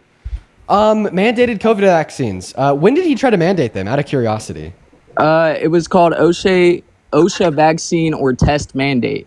Oh, you're talking about like a suggestion from OSHA? A suggestion from OSHA is not like an order from the president. It still was ruled unconstitutional. Okay, great. Yeah, so that would mean that OSHA my point tried is, to push for that something that was many unconstitutional. presidents- Do you think many that the president? presidents have- Do you think that the president is like the director of OSHA? No, my point is there's more stuff I can read off. The president but is not the there's director of many OSHA. things- Thank you so much. There's many things that every president has done that has been ruled unconstitutional. Right. So but I don't see your point I'd say here. arguably the difference is, right, I could point to Donald Trump saying in December of 2022 that he would support repealing the, it's been a while since I've quoted him on this. Let me go ahead and look it up. Donald Trump calls for termination of Constitution, Truth Social, December 2022. It's been a while since I've read this one off. Here we go. So he said, and I quote, because he thinks that Biden stole the 2020 election from him, a massive fraud of this type would allow for the termination of all rules, regulations, and articles, even those found in the Constitution, right? So although you could point towards like many presidents, right, engaging in actions that were inevitably ruled as unconstitutional unknowingly to themselves, then they respect the checks and balances, none of these other presidents, right, went on social media and said that they think that all of the rules, regulations, and articles, even those found in the Constitution, should be repealed, right? Although, right, we could point towards Biden unknowingly violating the Constitution with his first round of student loan forgiveness, right? Biden didn't in turn call for termination of the 22nd Amendment like Trump has. Biden didn't in turn also infringe on the First Amendment 4 different times like Trump has. And Biden didn't in turn sign another executive order into law, violating the case law, precedent, and explicit text of the 14th Amendment like Trump did on his first day in office, right? I think that there's a very clear and distinct difference between our checks and balances working as designed and a president that doesn't want to play by the rules, but rather wants to be an authoritarian leader that makes the rules, stress testing our checks and balances, attempting to thwart them. I mean, so you said he violated the First Amendment 4 times. Are you talking about Jimmy Kimmel, who's on the air again now? Who if there was real focus on getting him fired from the FCC, why didn't they fire him again? Why didn't they? Actually, Donald Trump posted a paragraph on Truth Social saying that if Disney and ABC let him back on air, he was going to find a way to sue him. Not to mention, let's go over the first the first 4 violations of the First Amendment in the last 8 months. The first violation, in my mind, was when he said it was illegal to criticize him in the media, which would be infringing on like freedom of speech. The second violation is when he said that MSNBC and CNN are illegal, like as an organization, infringing on the First Amendment rights to freedom of the press. The third violation was when he signed an executive order into law, attempting to find a way to ban the burning of the American flag. Well, that would be a violation of symbolic speech under the First Amendment as argued and ruled by SCOTUS in 1989. His fourth violation was in 2015 when he argued that he thinks all Muslims should be prevented from immigrating into America. That was a violation of the First Amendment's right to freedom of religion. He also said, now we got like a 5th and 6th violation, I forgot about these 2, that the boycotts against Tesla were illegal, as well as his government push for banning public aid to cities that boycotted Israel, as well as he's now saying that protests are illegal. So, I mean, yeah, there you go, man. Well, huge attacks on the First Amendment.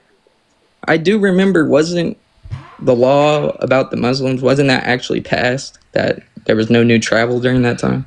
Well, because it was unconstitutional to ban all new Muslim immigrants, as he explicitly said, he instead just found a way to sign an executive order into law, banning immigration from 10 countries that are predominantly Muslim, which I obviously still disagree with because the intention was, once again, to try to stop Muslim immigrants from coming into this country, right? How can you sit here and tell me that Donald Trump is a good president that cares about our constitutional rights when he explicitly said that he wanted to stop all members of a single religion from immigrating into America? How could you possibly support him after that?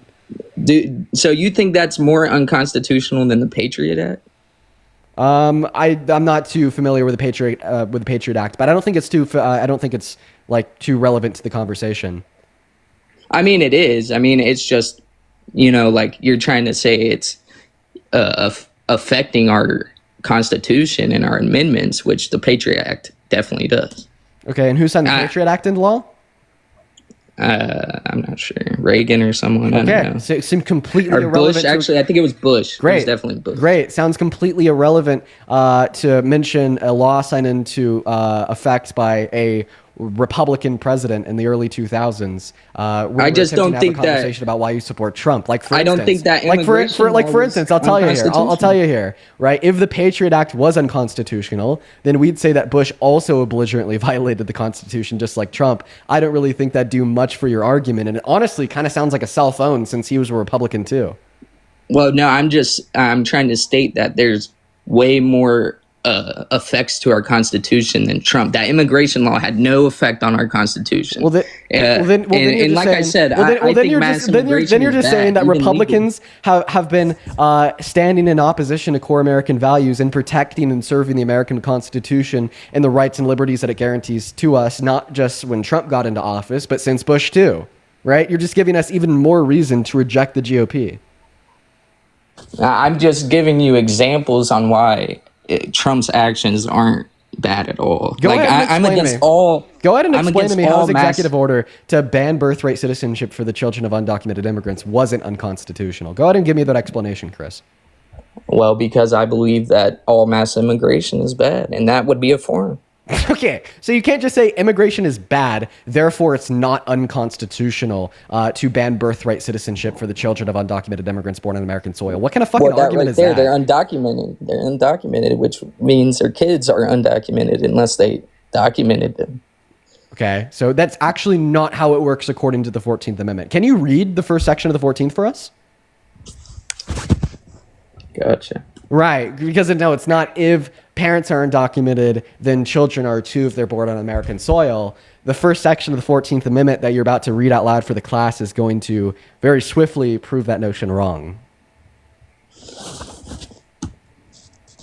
Where the fuck? I mean, I'm just saying. No, can you go ahead and read it out loud? First section of the 14th. Read it out loud. It's still a form of immigration. My friend, can you please read that 14th Amendment out loud for the class? The 14th Amendment grants citizenship to all persons born or naturalized in the U.S. Okay, are the children of undocumented immigrants persons? Yes. So if they're born on American soil, then they're citizens per the 14th, right? My point is... well, my question was, explain to me how the order isn't unconstitutional, and you seem to be doing the opposite. You're actually explaining why it was unconstitutional.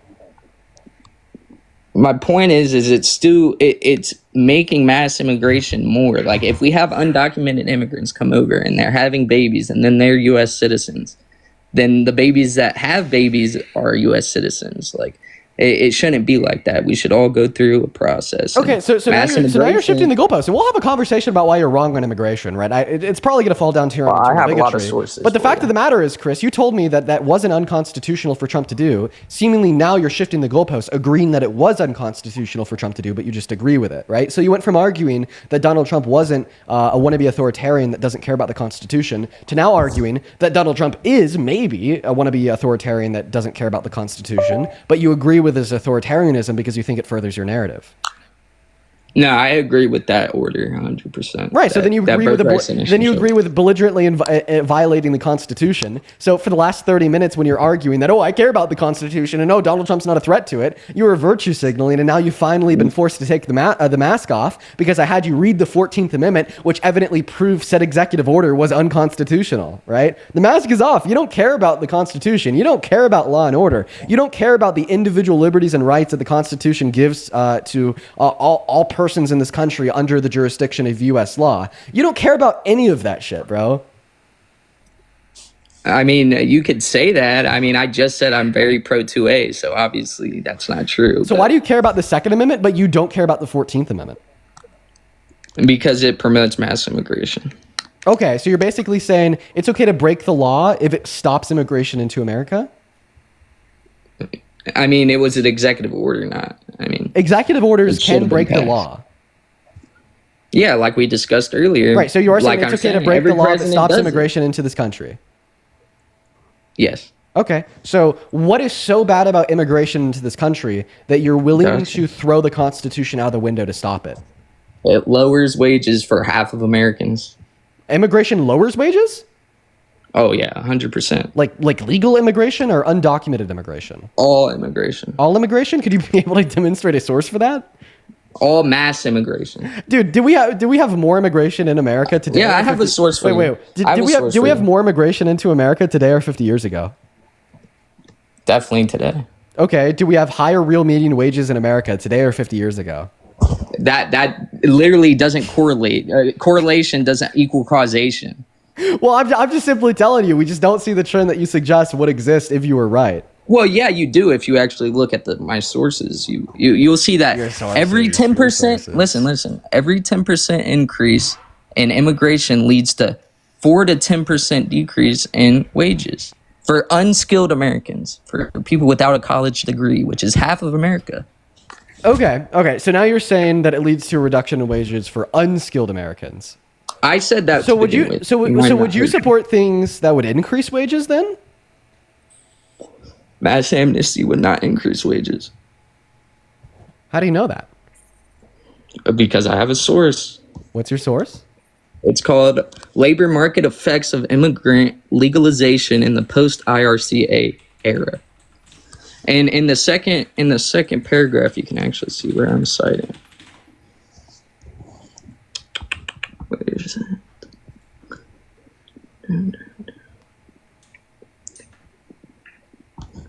Because I agree, short term there was some wage gain, but it dissipated over time, and that's what the study shows. No. I didn't talk to you last week? No, sir. Okay. Well, so you just said that the study proves that there was an increase in wages caused by mass amnesty? That dissipated over time. Okay. Which had no real, the amnesty had no real effect on wages. So like you're saying that increase dissipated over time. I'm not even sure what that sentence means. Can you explain and then reference where in the study it would describe that and justify it to be the case? That's what I was saying. Here, I'll find it right now. Because I have it open on my screen like as we're speaking. I know, I bet you did. I think it's in the first two paragraphs.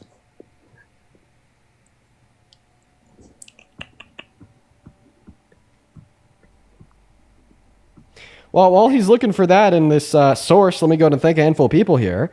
Rachel, thank you so much for the $2 over on PayPal. Thank you, Rachel. As well as Gabby, thank you for the $5 over on PayPal saying peace and love. Peace and love to you as well, Gabby.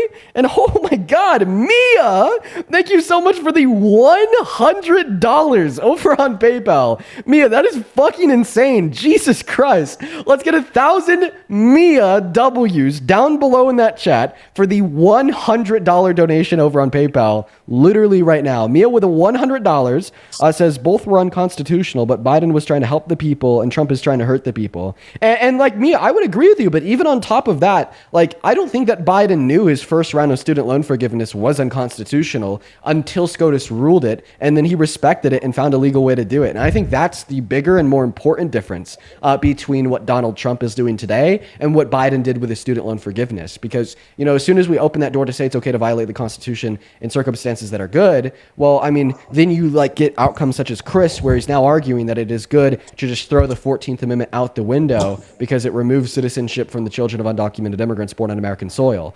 Now, where do we see in this study that that mass amnesty reduces wages? It's in the introduction. It says, furthermore, both Pan and Barcelos provide evidence that positive wage effects among workers who obtain legal status through the IRCA dissipated over time.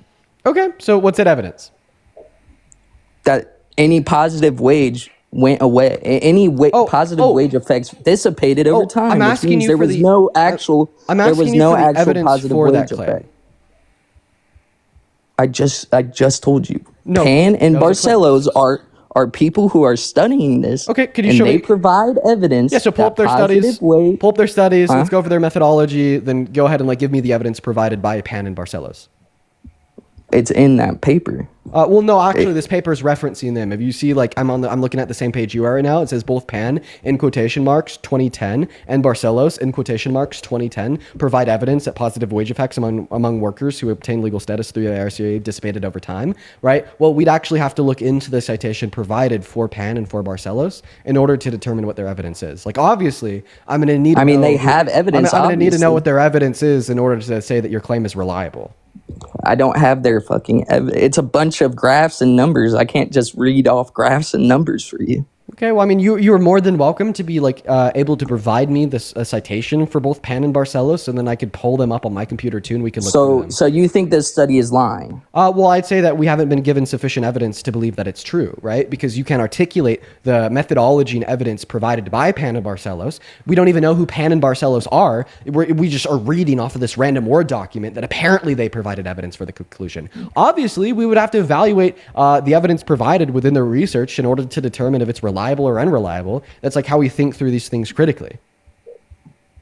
I mean, I agree, but I've definitely read the research, and it's just a bunch of graphs and numbers, Okay, showing. well, where can I see these quote unquote graphs and numbers?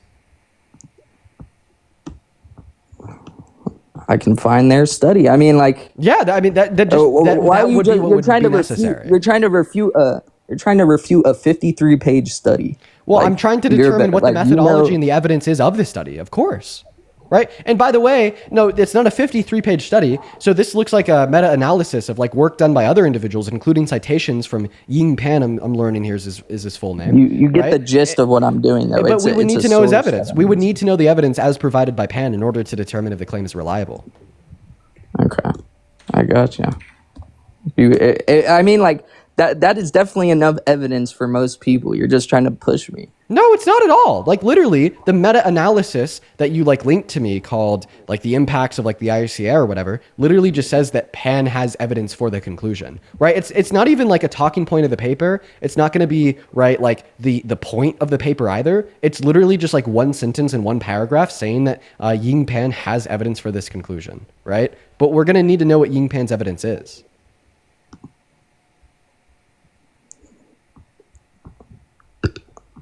Here it is. The impact of legal status on immigrants earning in human capital, evidence from the IRCA 1986 by Pan Ying, or Ying Pan. Fuck. I'm not sure if this has the evidence, but this looks like the study. Yeah. Okay, well, I mean, just feel free to tell us what the evidence is, man. I'm listening. Well, it's just a bunch of graphs. Okay. How do I read that off? So I'm already looking at like massive issues. Oh wait, what?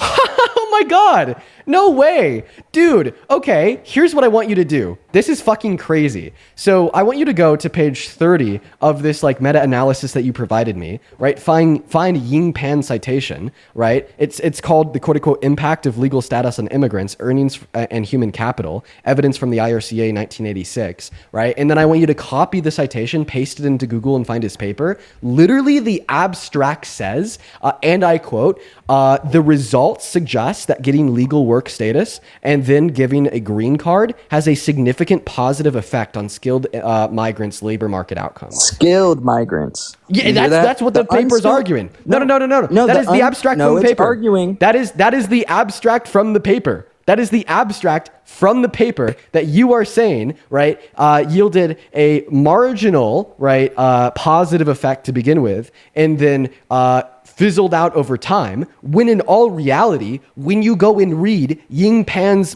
abstract about the paper mentioned, it literally concludes that the result suggests that getting legal work status and then a green card has a significant positive effect on skilled migrants' labored outcomes. On skilled migrants. Right, but that you means can't- migrants with a high school GED. You can't say just because Ying Pan studied the outcomes for skilled migrants that therefore the outcomes are bad for unskilled migrants. Okay, that's like saying I like waffles, therefore I don't like pancakes. That's just not true because skilled migrants are way different than unskilled migrants. And in the paper, well, then you're saying that Ying Pan's paper didn't relevantly study the conclusion that you're looking to find evidence for. So then Ying Pan's research would be of no use in proving your claim. And because Ying Pan's research would be of no use of proving your claim, then the paper that you gave me, right, was just completely irrelevant because it cites a research paper that is of no use to you as it is not relevant in determining the validity of your claim that unskilled migrants gaining citizenship in America do not experience positive outcomes for wages in the labor market. No, that's exactly what the first paper I gave you goes over. Farmers and unskilled farmers, migrants. Wait, but I asked you where in that paper. No, because I asked you where in that paper it says that like it doesn't have like a positive effect on wages, and then you pointed me towards the sentence that says, "Well, Ying Pan found evidence that it doesn't lead to like long-term positive outcomes on wages." We go to Ying Pan's paper. I read the abstract, and that's not said anywhere. It's definitely said. Why would they cite it if it's not said anywhere?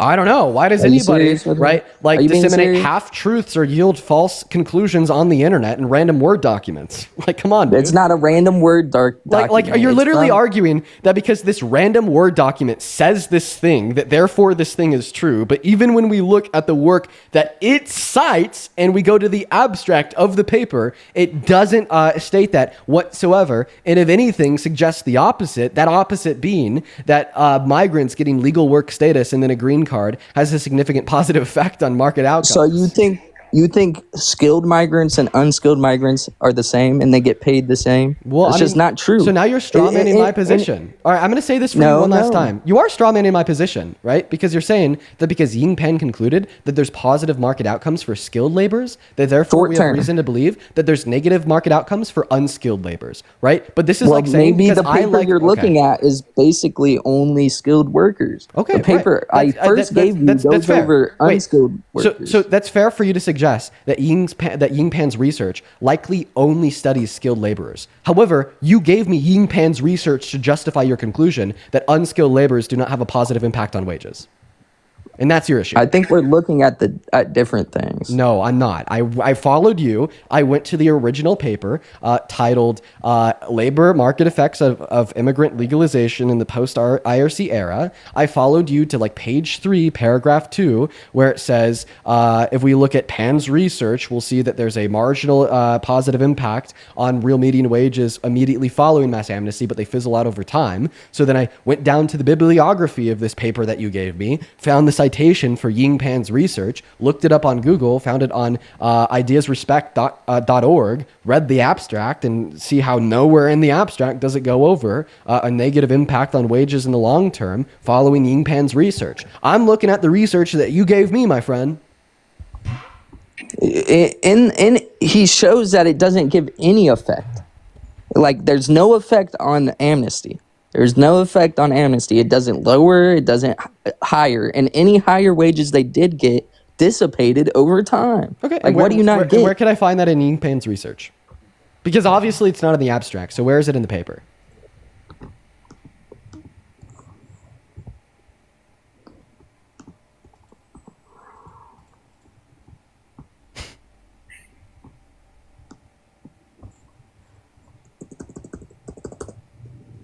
Trying to find it for you. I mean, I'm the only person up here actually giving you sources, and you're trying to like say I'm stupid when there's multiple. I never said that you're stupid. I appreciate you for trying to give me sources. That is something that you are doing that like 99% of other guests don't do, right? And I could like admit, I appreciate you for trying to go that extra step, but like even in going that extra step, you are now running into different issues than most guests. I just obviously I haven't read Ying Pan's his own paper. I've been reading things that discuss his paper, which I believe to mean that his paper is real. I don't think it's a made up paper if somebody is citing it from a college, a known college, UCLA.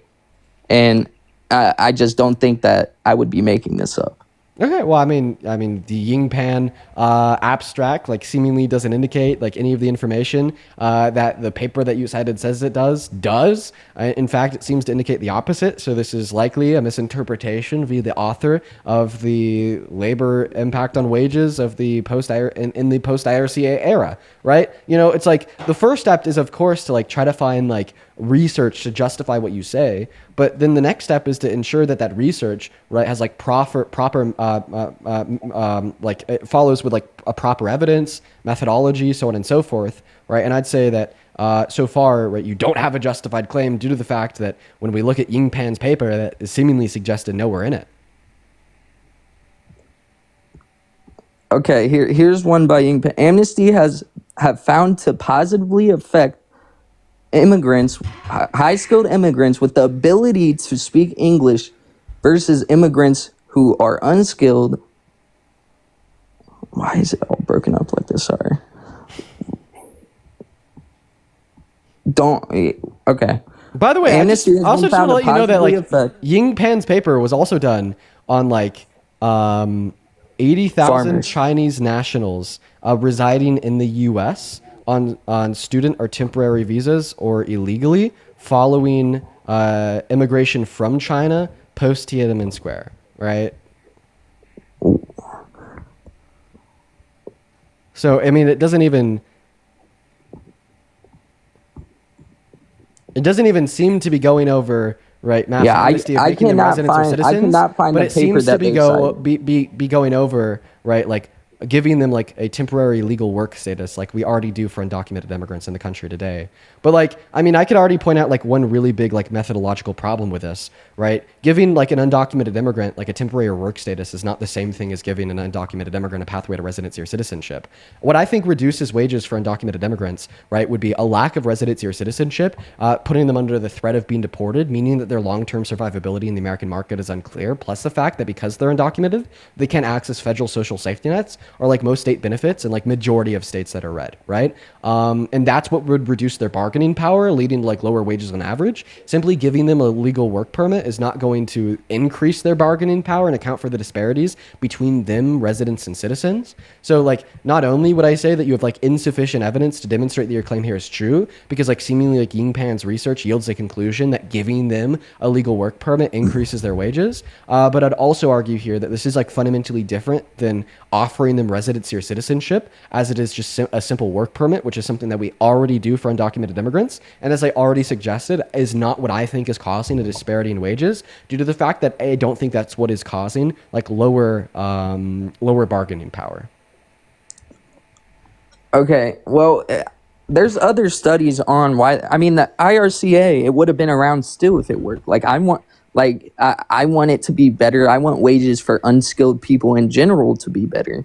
And I think the way that we're going around amnesty is not the right way, because it just promotes more crossings without better border protection. Okay, so now you're like pivoting the claim. That's fine. If you want to move on, we could do that. But I want to try to stay on something that's a little bit more conceptual. I mean, I just can't find the source that they're citing in the original. I mean, I did. Like I told you, it's on page 30. That's Ying-Pan's research. That's what they're citing. And it's just simply not what you want it to be. And that's unfortunate. But don't act like you can't find the research that they're citing, because you can find the research that they're citing. It just so happens to be that the research that they were citing didn't align with the conclusions that they derived from it in that sentence in the 50-page paper, right? Now something else, right? If you were like willing to say that it's okay to like violate the Constitution to apparently prevent lower wages, then how the hell do you feel about Donald Trump's big beautiful bill lowering the purchasing power of over half of Americans per the Center on Budget and Policy Priorities? How is it doing that? Yeah, by like significantly like eroding social safety nets, by kicking 10 million people off of Medicaid. And if the Republicans get their way within this newest funding bill, we're also going to be increasing the Medicaid premiums for everybody that is still on it by 75% per the Congressional Budget Office. Keep in mind, see how like I'm giving you my sources like proactively as we go? No, I mean, I agree. I'm trying to do the same. I mean, I'm trying to be, give a good debate, but I mean, I agree. I'm not 100% with the big, beautiful bill, but you're saying, like, since I'm on Medicaid right now, you're saying that it would be taken away from me before I'm 24 like it usually does?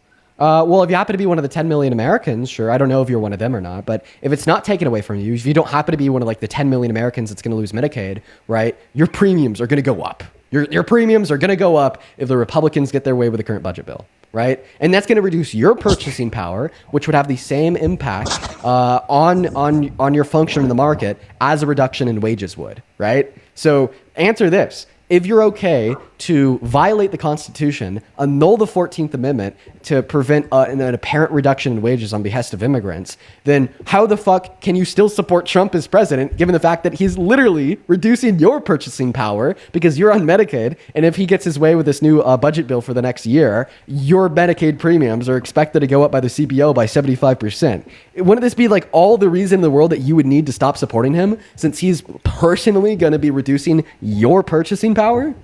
How does that necessarily affect wages, though? That has nothing to do with wages. No, it leads to the same outcome as a reduction in wages, which is a reduction in purchasing power. Wages are only relevant insofar as the purchasing power that it gies you.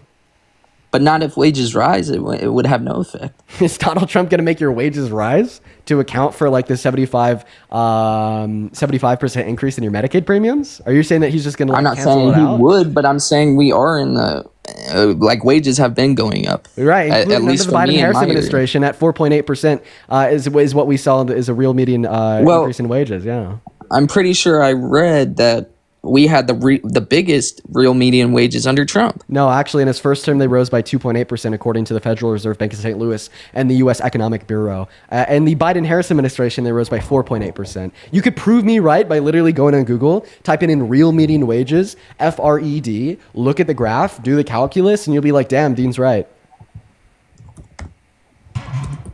So you're saying the real purchasing power was better under Biden? Yeah, well, I'm saying that there's a larger increase in real median wages under the Biden-Harris administration than there was under Trump in his first term, by like 2%.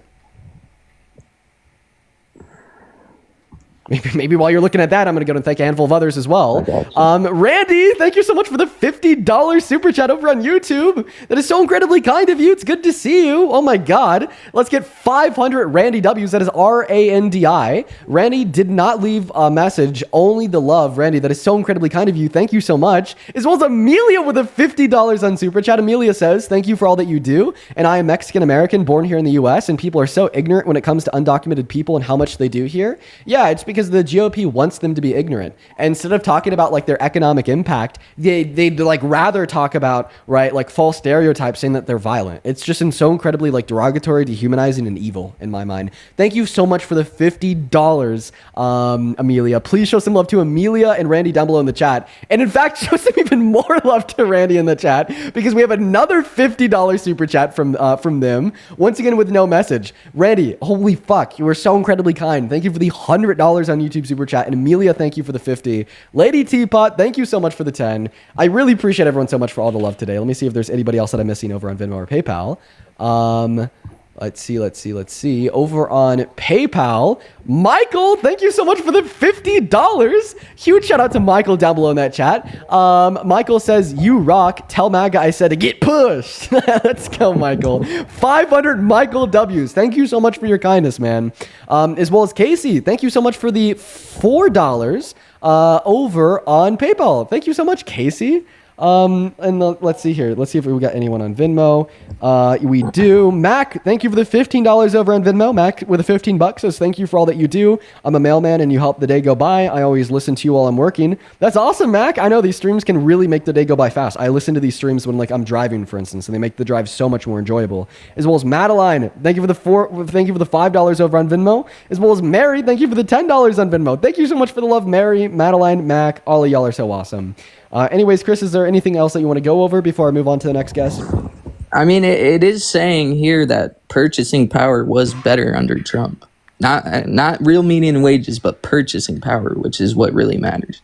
Okay, well, we were having a conversation about real median wages. If you want to shift the conversation to purchasing power, we can. Like, I wouldn't doubt It's the same thing. Okay, well, it's damn near the same thing. Okay, well, if you can buy more stuff with less money, it's better than having more money and not being able to buy. You would think that like real like median purchasing power would be the same thing as real median wages. So that is interesting that we'd see like a different in calculus for real median purchasing power and real median wages. I'd have to look into like what the difference in calculus is. But like I don't mind just granting that to you, right? Because we wouldn't be able to attribute any reasons to the Biden-Harris administration as far as causing that reduction of purchasing power. But I guess that's just interesting. You know, like what is the difference between the calculus for real median wages and real median purchasing power? I don't know the difference, but it is definitely saying that Trump, you can buy more with less money. That's what it means.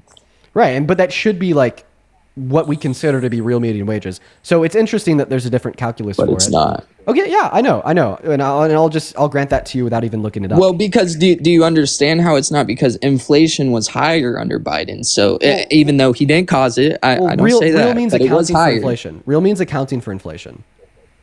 Well, then I don't know how they're getting this. Me neither, right? But I'll accept it, like whatever. I don't know. That'd be pretty interesting to look into after the stream, if true, right? We never talked about immigration. The Biden-Harris administration probably didn't cause it, but anything else, man? Before I move on to my next guest here, you've been up here for a while. Yeah. Immigration, mass immigration leads to lower wages. Man, Chris, this is what we've been talking about for the last 30 minutes, and the conclusion was you being unable to prove it. Well, George J. Borges will tell you.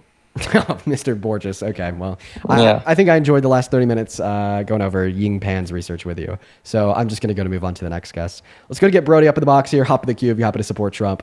Trying to spending 30 minutes trying to convince you how Ying Pan's research didn't indicate that what you're saying was true was definitely enough of you for the day, Mr. Chris.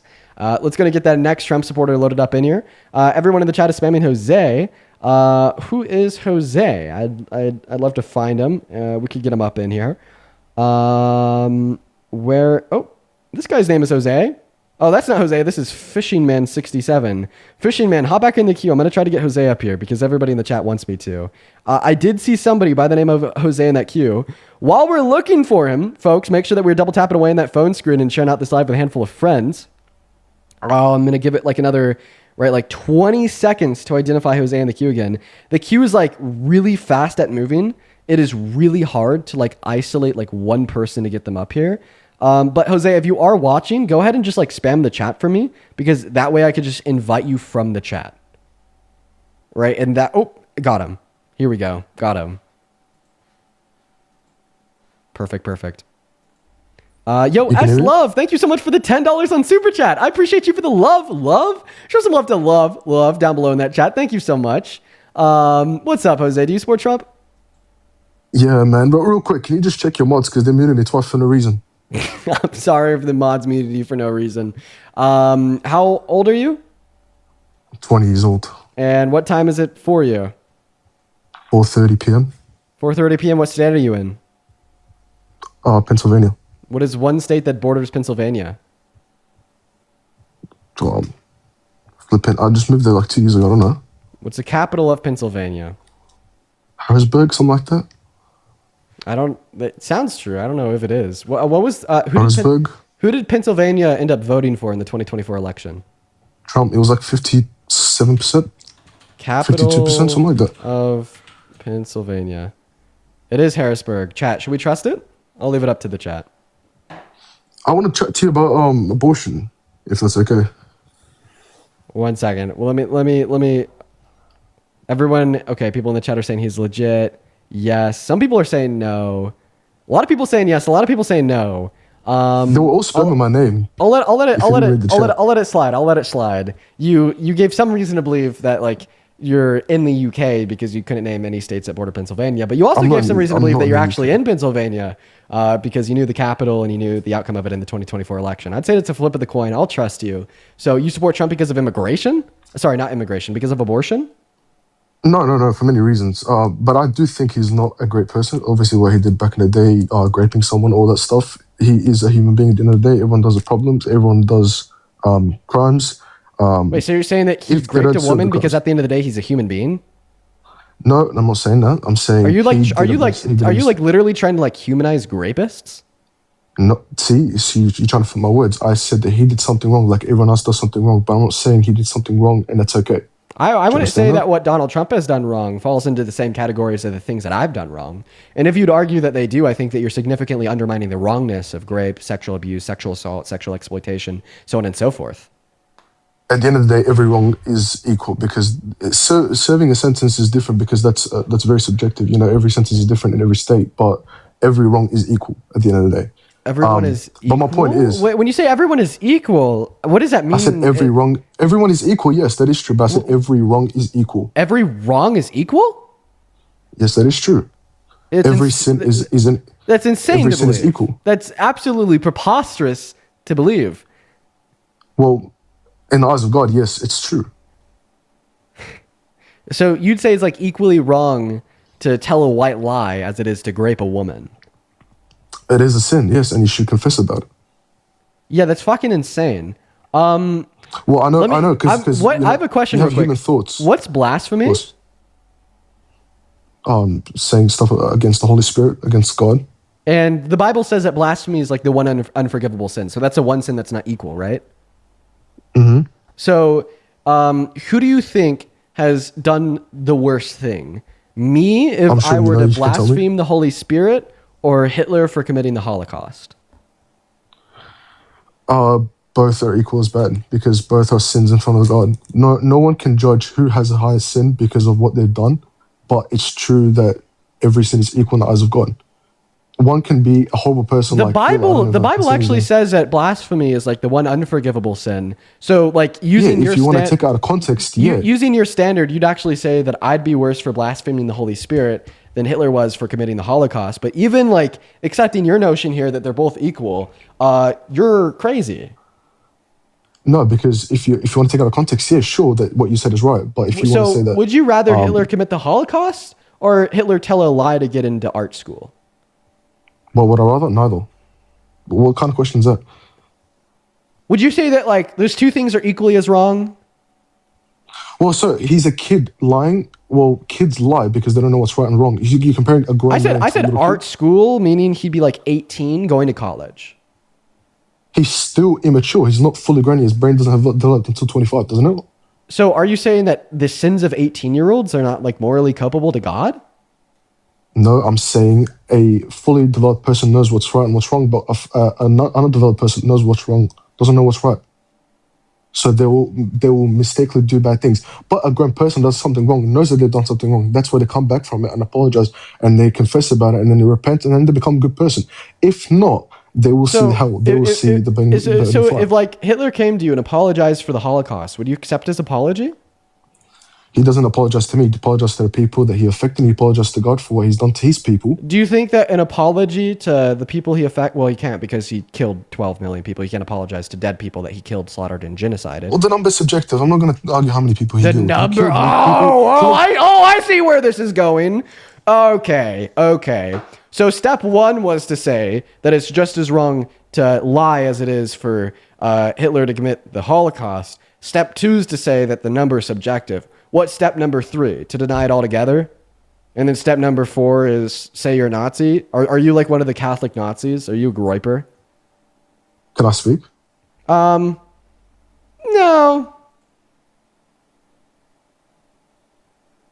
Now you can. I'm going to respect you because it's your life. I'm not going to go against your word. So I'm going to just say this now that what I'm saying is the number is subjective because people say different numbers every day. I don't care what the number is. One killing one person is equivalent to killing billions of...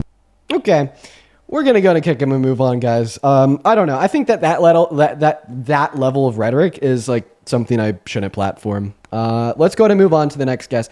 Right? Can we agree on that? You know, it's like probably a bad thing to like platform somebody that's like saying, "Oh, it's just as wrong to genocide 12 million people as it is to lie." Right? Shouldn't platform that. We're gonna go to move on. What's up, Nick? Do you support Trump? I do. Okay, how old are you? I'm 36. All right, Nick. Quickly before we hop into our debate, let me go and thank a handful of people. Appreciate you for being here, Nick. Looking forward to our discussion. Just really quickly, Mark, thank you so much for the $10 over on Venmo, saying long time no talk, buddy. Are you getting back into theology debates? Would love to chat again from Brody. Oh, fuck, Brody. Dude, it'd be cool to catch up with you, man. I'd love to dabble my toe back in the theology debates. If I see you live, I might join. It's been a while since I've been in them. I hope you're well, man. Appreciate you for the $10, Brody. As well as Brooklyn. Thank you so much for the $25 over on Venmo. Thank you so much, Brooklyn.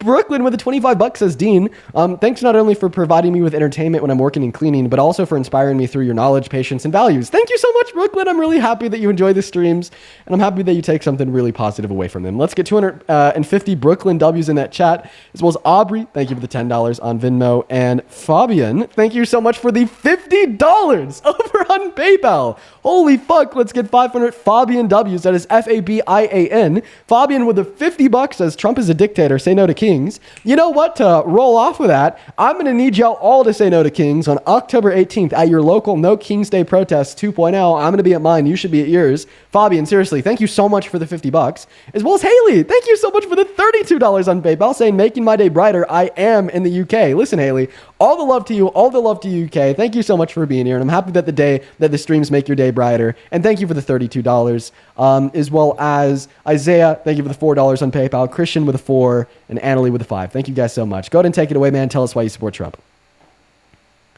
Hey, Dean. First, I'd like to say thank you for the opportunity to talk. And while we may disagree on some points, I want to compliment you that you are a fantastic debater. So I'm totally ready to get butchered in this. I mainly support not necessarily Trump 100%, because as is stated, there has been some errors in his way. But by supporting Trump, you do support the Republican Party. And right now, that's who they've chosen to be their figurehead. And I agree with a majority of their talking points. Mainly the idea of making America strong again, or as we can be, and strengthening our manufacturing basis, as you talked about already today. Okay, well, talking about like the strength of America, I think that in order to have a strong America, we are going to first have to, well, let me restart. I think in order to have a strong country from the outside, on like the global stage or internationally, we first have to ensure that we have a strong country on the inside, right? Domestically. Absolutely. Right? Yep. And I'd say right now, Donald Trump is doing like literally everything in his power to prevent a strong country domestically, right? Because strength comes with unity. Strength comes with organizing. Strength comes with sticking together, right? Sure. And right now we see the opposite of unity. We see the most division I've ever seen in my life, excluding January 6th, right? You know, we see Trump declaring war on American cities. We see Donald Trump considering invoking the Insurrection Act. We see Donald Trump now calling for the arrest of J.B. Pritzker in Illinois. We see Donald Trump deploying the military in Memphis, Chicago, and Portland, Oregon, and giving them an illegal directive to arrest protesters, even though the Posse Comitatus Act of 1878 prevents them from functioning as a domestic law enforcement agency. Right? And I'd say these things really weaken the country domestically. And because we have a weak country domestically, I just don't know how we could keep up the image of having a strong country internationally. That I will agree to. I would say, though, as somebody that holds the office of the presidency, I would think they're tasked daily with making tough decisions. Either one, lesser of two evils, not going to be a right. And how do you ensure safety without maintaining order? Okay, how do you ensure safety without maintaining order? Well, I think that maintaining order would be necessary for national security and safety. And I think that Donald Trump has been eroding order through his actions, right? It eroded order when he, violated the first, called for termination of the second, violated the 14th, and called for termination of the 22nd Amendment, right? That caused disorder via civil unrest and good trouble protesting his attempted kingship, right? I think that he's actively eroding order. Correct. And the SCOTUS has put a stop to some of those orders that he's tried to pass through, right? So our system is checking his power. Well, it is begrudgingly, and he's fighting that check. You know, like we had a judge rule in Oregon that he couldn't legally deploy the National Guard. And then what did Stephen Miller call it? Illegal insurrection, causing more disorder because when his presidency is checked because he's going out of bounds and doing illegal and unconstitutional things, and he gets checked by the courts, right? He has his number one fascist, Stephen Miller, go out and call it a legal insurrection and say that Donald Trump has a plenary authority to do whatever he wants on CNN. But is that not the definition of politics? As you say with Joe Biden, when he first tried to pass the student loan forgiveness, he just found a different legal way to go about it.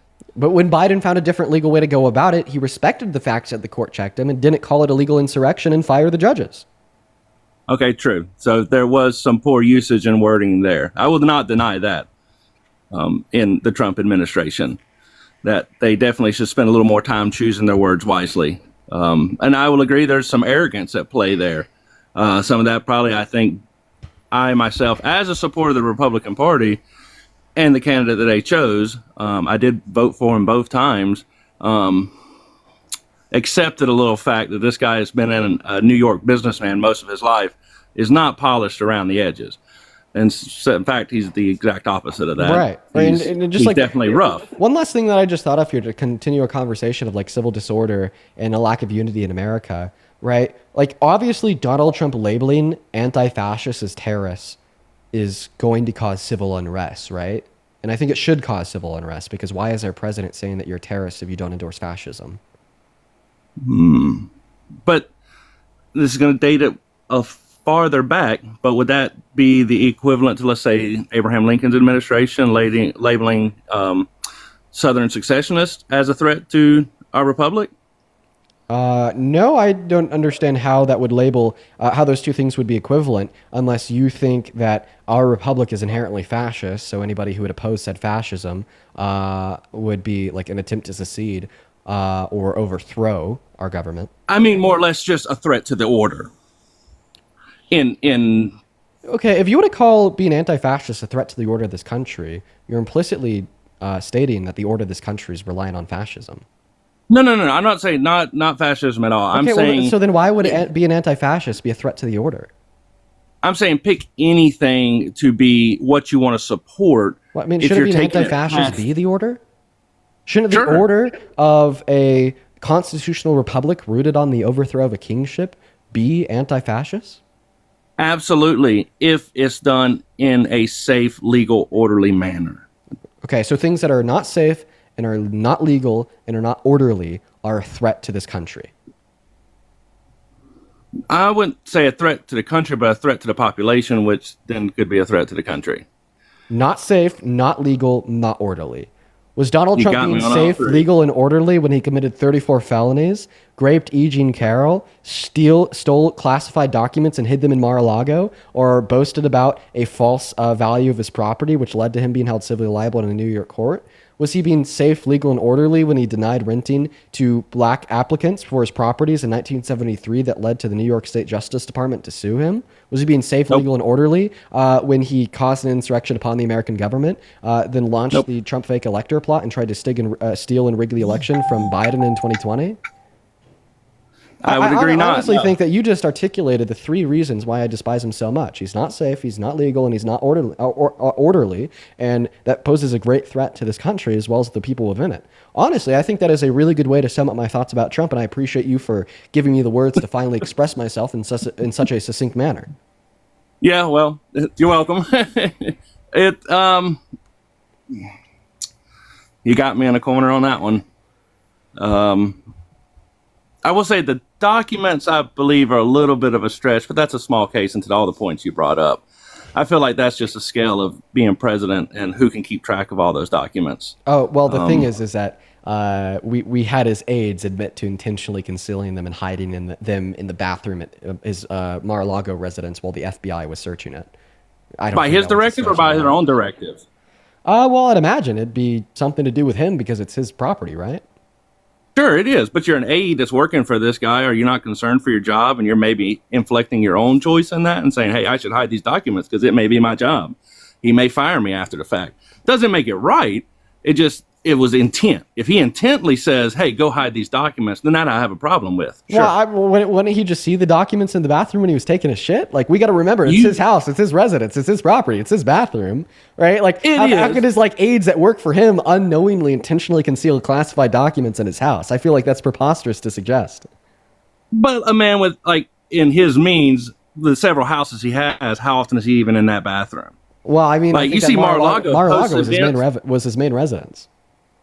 Sure, but what I'm saying about it is like, look at it operates as its own entity, right? It's he's lucky to be at that level, but they hold events when the man's not even present. Like, how much of us, many Americans, their own house hosts events when you're not even home?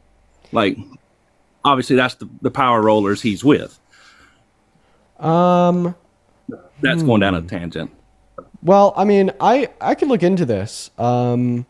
I think I remember hearing something about Donald Trump having something to do with this.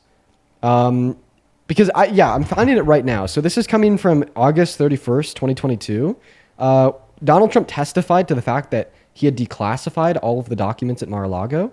And I think that inevitably was proven wrong, right? But the reason why I'm bringing this up is because that proves that he knew about the documents at Mar-a-Lago.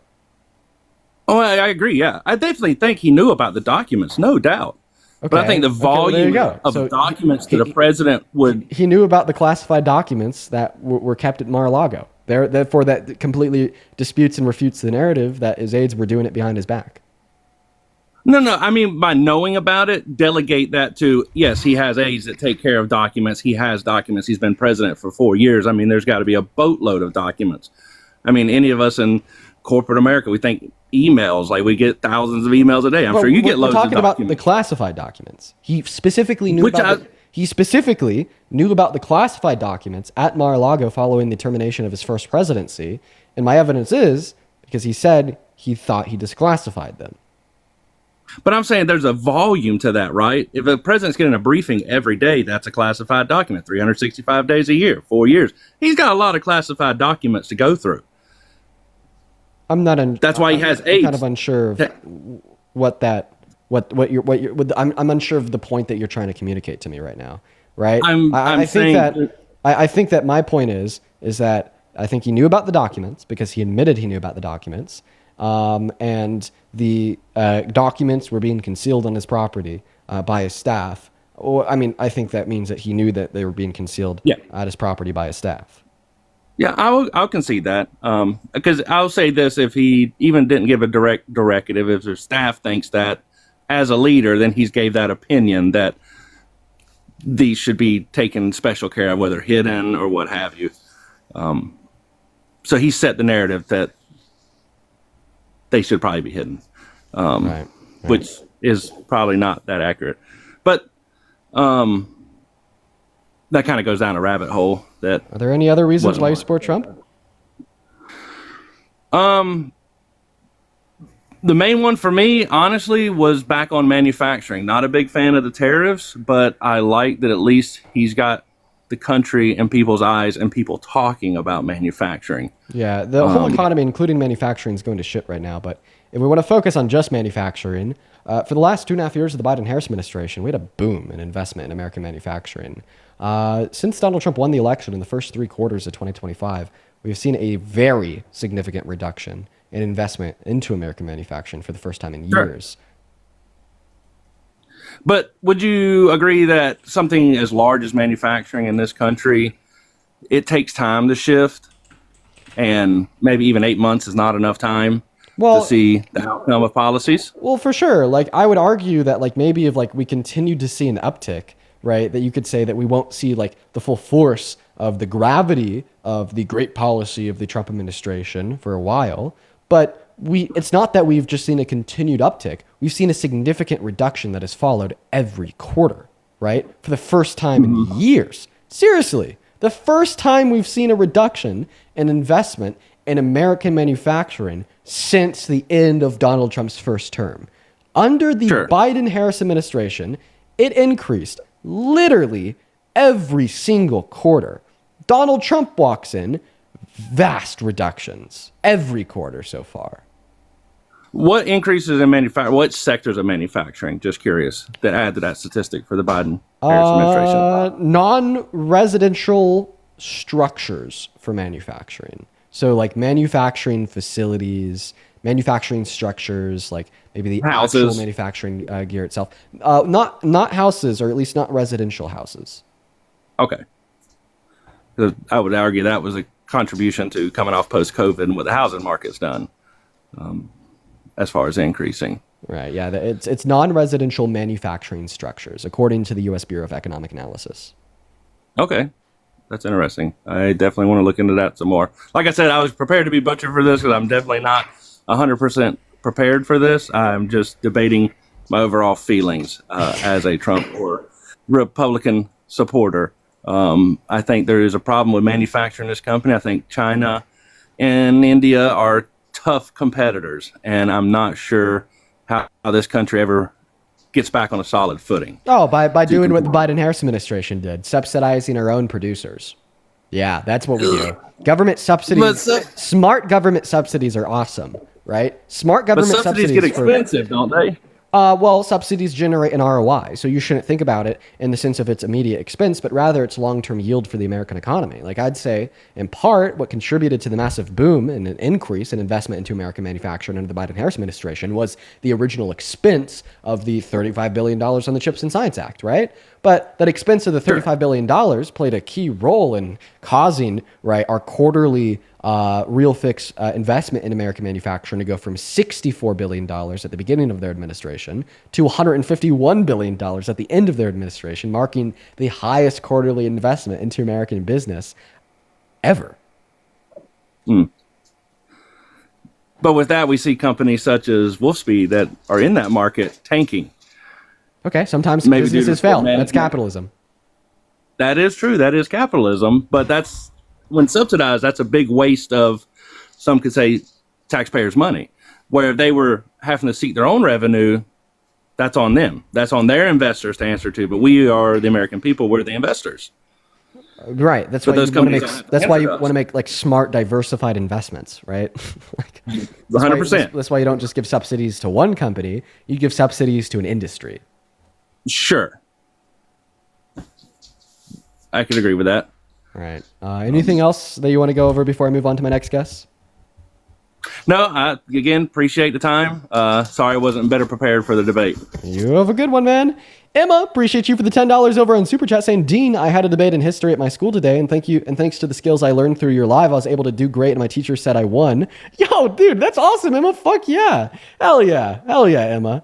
Emma says, thank you for everything that they do. Well, I think that's so cool that you watch these lives and you're able to take away enough to cook in your history class. Shout out to you. That's fantastic, seriously. As well as, let's see here, Vivian, thank you so much for the $3 over on PayPal. And Liz, thank you so much for the $20 on Venmo. Liz says, I'm a recovering Republican and Roman Catholic. Thank you for helping me have information I need to talk with my friends and family about. Liz, thank you for the $20. And it's funny because when I was younger, I was also a Republican and Roman Catholic. We have very similar backgrounds. Yeah, I'm really happy that, very similar to myself, you were able to break out of that very dangerous cycle of gibberish and generation of harm. Thank you so much for the $20, Liz. Huge shout out to Liz. What's up? Do you support Trump? Yes, I do. How old are you? I'm 35. Awesome, man. Let me go and thank a handful of others here. Because, oh my God, Dan, thank you so much for the $100 donation over on Venmo. Jeez, Dan, that is so fucking kind of you. That is so generous of you. Show some love to Dan for the $100 down below in that chat. Dan, all the love to you in the world, my friend. Dan with $100 says, keep up the good work. Dan, I will never stop. That is seriously, like I've already said like a handful of times, so kind of you. Thank you for the $100, Dan. Thank you. As well as Zoe with the $5 saying, was Trump being safe, legal, and orderly when he lied about the Epstein files a million different times? Of course not, Zoe. Thank you for the $5. As well as Patrick 13 minutes ago. Thank you for the $10 over on Venmo. Patrick says, did you see that the Chicago mayor signed an executive order designating places and private businesses that they want to use ICE-free zones, meaning ICE cannot legally go into the zones? I did. Fucking base as hell. I hope the order stands. As well as Kieran, thank you for the $10 over on Venmo. Thank you so much for the love. And Kim, thank you for the $5 on PayPal, saying, I think that you're awesome, Dean. Thank you, Kim. And Safia with the €5 on Super Chat, saying that you were awesome. So are you, Safia. Thank you for the €5. If you're watching and you want to support me, you can find my Venmo, my PayPal, and the link tree in my bio on TikTok and in the pinned message on YouTube. I'll obviously be able to give you a shout out and even read out an attached message if you send one. And I really appreciate everyone for the love. Go ahead and take it away, man. Tell us why you are pro-Trump. Well, I think he's good for businesses, big and small. I think in the long run, I think you'll see a lot of benefits. I know that for my business personally, I've seen a really big uptick in traffic going to. A lot of our income has raised, especially whenever, I feel like he's made a big push for businesses like mine. Okay. All right, man. So my business has also seen a huge uptick since the beginning of Donald Trump's second administration. Did Donald Trump cause my business to have a big uptick because of his good policy? No. In fact, that'd be egregious to suggest. If anything, Donald Trump has caused an uptick to my business through his bad policy, because that's what I talk about all day. So you can't just basically assume because you're doing well that therefore the president is causing you to do well. Well, actually, the thing is that really every time he speaks, it's like, I mean, look, I'll tell you, last time that there was a Republican National Convention. One second, Mods, in that poll. Dude, in that poll, Mods, I don't know. One second, go ahead. I was going to say, last time that there was a Republican National Convention, there was so much traffic to our website that it crashed. Okay, what do you do for work? I work for Grindr. He was going for the long shot, going for the long troll. We're gonna move on to the next guest. Let's go to get Steve loaded up into the box. He was in it for the long run. He was in it for the punchline, for the Jesus Christ, what's up? Do you support Trump, Steve? He was really setting that joke up for a while. Steve, are you here, my friend? Okay, Steve's not here. We're going to move on to the next guest. We got Noah loading up. Here we go, guys. By the way, I had it in that poll. I had it in that poll just because of the Avada Kedavra. I had it in that poll. Dude. Yeah, if I didn't in that poll, I would have been on Fox News. Okay, I would have been on Fox News, chat. Let's go to get that next guest loaded up in here. This guy's name is Trump 2028 and Forever. Okay. Very much. Okay. That sounds like a kid. I'm gonna kick him. We're gonna move on to the next guest. We got. Let's see who's next. We got Greg loading up in here. I think. I don't know who I clicked on. Honestly, I never really knew. Yo, Kiefer. Thank you for the $30 over on Venmo. Huge shout out to you, Kiefer. Thank you for the $30. Let's get 300 Kiefer W's down below. Kiefer says Trump is live at a roundtable discussing Antifa, and that Antifa is now labeled as a terrorist organization. Is it interesting enough to tune into on live? Thank you for the $30, Keith. I also really appreciate you for letting me know. Show some love to Keith. As well as Christina. Thank you for the $25 over on Venmo. Christina says, I would not consider myself a liberal, but you've opened my eyes and changed my mind about so many conservative things that I no longer consider myself a conservative. Keep doing what you're doing and educating our youth. Well, Christina, I gotta give you props, because if the streams have been able to convince you to go from conservative to non-conservative, I bet if you watch for another couple months, it'll convince you to go from non-conservative to definitely liberal. Thank you for the $25, Christina, and that's really and I'm really happy to hear that I've been able to help in changing your mind. As well as Tessa, thank you for the $5 over on Venmo. Tessa says, do you have a recommendation for best place to donate to help in Gaza? Well, I mean, this is probably my personal bias, but I really like PCRA, I believe is the name of the charity. It's organized by a couple of my really good friends that I know do great things for Gaza. Like Tommy Marcus, who's actually just on the flotilla with Greta, is the head organizer of PCRA. And they also had Miss Rachel on board, and I was even involved over on Instagram for a while. So appreciate you for the $5, Tessa. As well as William, thank you for the $5 on Venmo as well. All right, what's up, Tyler? Do you support Trump? I'm more of an independent. I just wanted to say you look very good today, Dean. Hey, man. Appreciate you, man. Let's go to move on to the next guest. Your back's looking crazy in that profile picture, bro. Keep it up. Let's go and get that next guest loaded up in here. Everyone in the chat is saying tune in. Let's go and pull it up. I might have to like turn it off after a while though. No promises.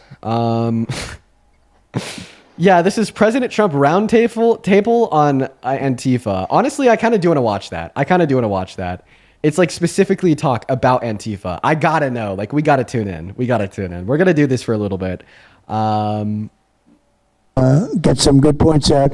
I just want to thank the people around the table in particular. You've been amazing. You've been brave. You're real patriots. And at some point, we're going to have to look into, at least in certain cases, rewarding you with some very important medals and honors, okay, as we have done and will be doing with Charlie Kirk. You know, Charlie is getting the Presidential Medal of Freedom, which is our highest award outside of the Congressional Medal of Honor. And I think they're sort of even. One's civilian and one's military.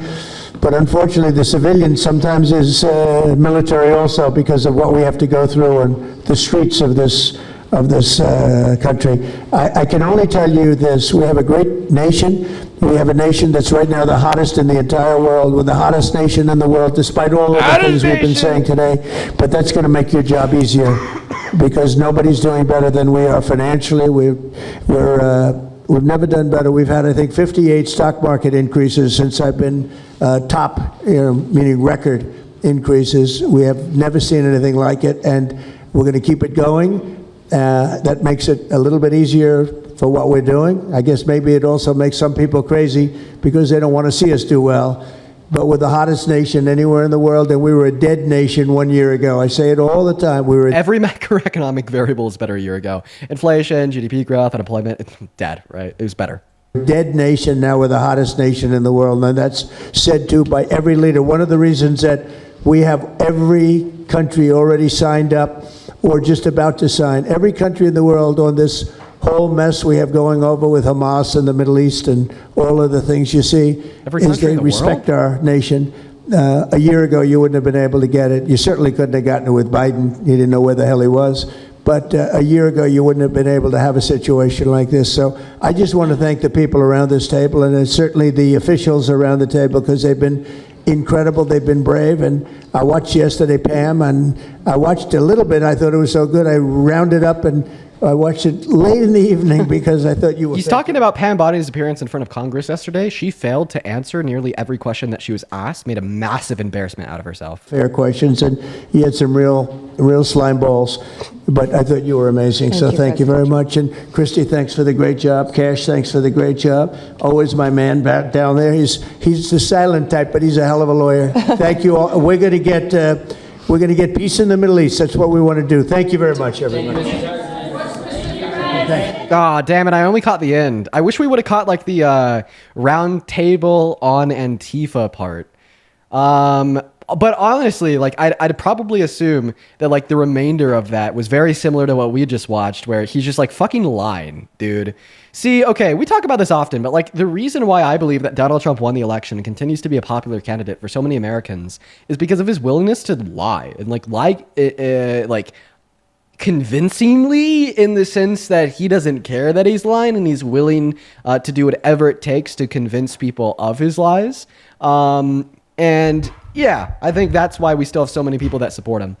Libby, thank you for the $10 over on YouTube. Libby asks, why does he always use the word hot? Maybe because it's never something he was called by his peers. Let's go ahead and get that next Trump supporter loaded up in, since at this point, I guess we're going to head back into the debate, since, that was short and sweet, and we tuned in at the end, unfortunately. Quickly before we do, Kimber, thank you for the $10 on Venmo saying, I love you and your stream, Dean. Thank you, Kimber. All the love to you as well as Lucas. Thank you for the $20 on PayPal. Lucas says, hey, Dean, my dad was a hardcore MAGA motherfucker, lol, and after watching your stream the last 3 streams, he is now against Trump. Lucas, if you're watching this, all the love in the world to you for showing the stream to your father. And Lucas, his father, if you're watching this, all the love in the world to you for opening your eyes.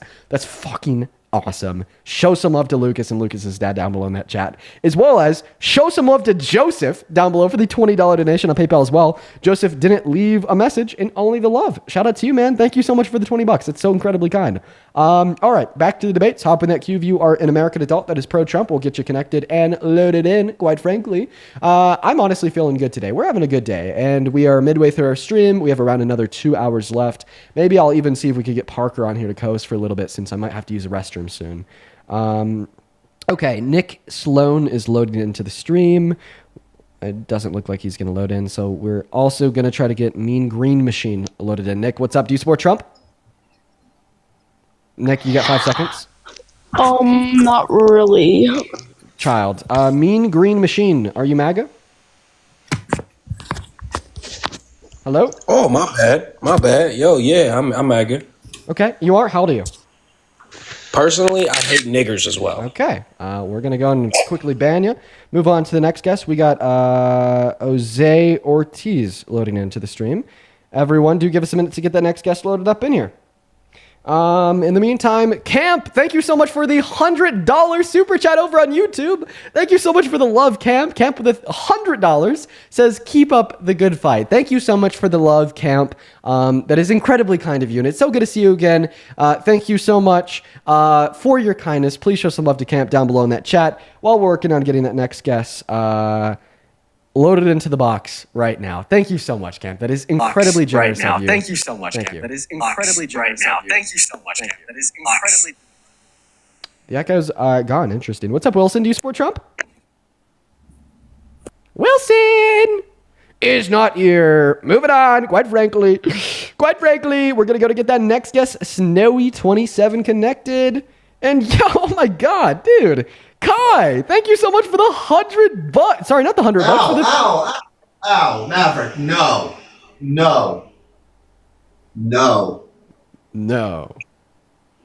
Hi, Snowy. Do you support Trump? I think Maverick got Snowy. Snowy's not with us anymore. Maverick got him. No, my bad. That's my dog. Oh, Snowy, you're still with us. Awesome. What's up, Snowy? Do you support Trump? I didn't know you chose me. That was my dog, bro. He was biting my feet. Are you MAGA? Yeah. Can we get some Mavericks in that chat? Can we get some Mavericks down below? Oh. Snowy didn't like that one. He left. Moving on to the next guest. Everyone, just give us a minute to get our next guest up here. Camden with the 50 cent saying breaking news. Camden with the 50 cent saying breaking news. Camden? Why do these echoes keep on getting me? Dude, Jeff, what's up? Do you support Trump? I do. Okay, before we hop into a debate, I got a couple people to thank. I've been trying to thank a couple people, but the echoes keep on interrupting me. Just give me a second here. Kai, thank you so much for the $50 donation over on Venmo. Kai with the $50, thank you, man. Kai says we've been moving from Ohio to Oregon, and your streams have been helping us through the drive. Thank you so much for educating. Yo, shout out to Kai and everybody who's with Kai in the car. I think that's awesome that you guys are tuning in, and I hope that it's making the drive a little bit less painful. But I'd imagine it's still pretty painful. That's a long drive. Good luck, you guys. But thank you for the $50, as well as Linda. Thank you so much for the $5 on Venmo. I really appreciate you so much for the love. And Lucas, thank you so much for the $15 on PayPal. Lucas says, my dad says, quote unquote, tell Dean that he's awesome, and I cannot thank him enough for everything that he does. Thanks again, Dean. Bro, so are you guys. Lucas and Lucas's dad, y'all are awesome. Show even some more love to Lucas and his father. As well as Dina, thank you for the $3 over on PayPal. And then Christina and Kevin, I appreciate you both for the $10 on Venmo as well. All right, Jeff, go ahead and take it away. Tell us why you support Trump. Solely on my personal experiences that I've experienced at the southern border. I live in Texas, and I spend a lot of time at the southern border. And just everything I've seen during the early Biden days, I will say Biden did fix it towards the end of the presidency. I don't know what he did, but towards the end of the presidency, things got much better. Yeah, just that once after Trump shot down his bipartisan border bill, he signed an executive order into law that reduced undocumented border crossings by 70%. So now, what have you seen at the southern border that makes you support Trump? So a company has a hunting lease down there in South Texas, and just the amount of people that would reach out to us to call Border Patrol on them because either A, they were sick, out of water, lost, cold and rainy. Just the numbers we would see weekly when we were down there. I mean, they were staggering. Wait, where do you work? Sorry, I wasn't listening. Where do you work? I work in Houston, Texas, but my company has a lease that we hunt at down in South Texas towards Falfurrias. Okay, can you just can you repeat the claim from the beginning? I'm a little bit confused. I mean, I would just see a ton of border traffic from illegal immigrants crossing our ranch. A lot of them would. So there's less undocumented immigrants crossing your ranch under Trump. Oh, 100%. Okay.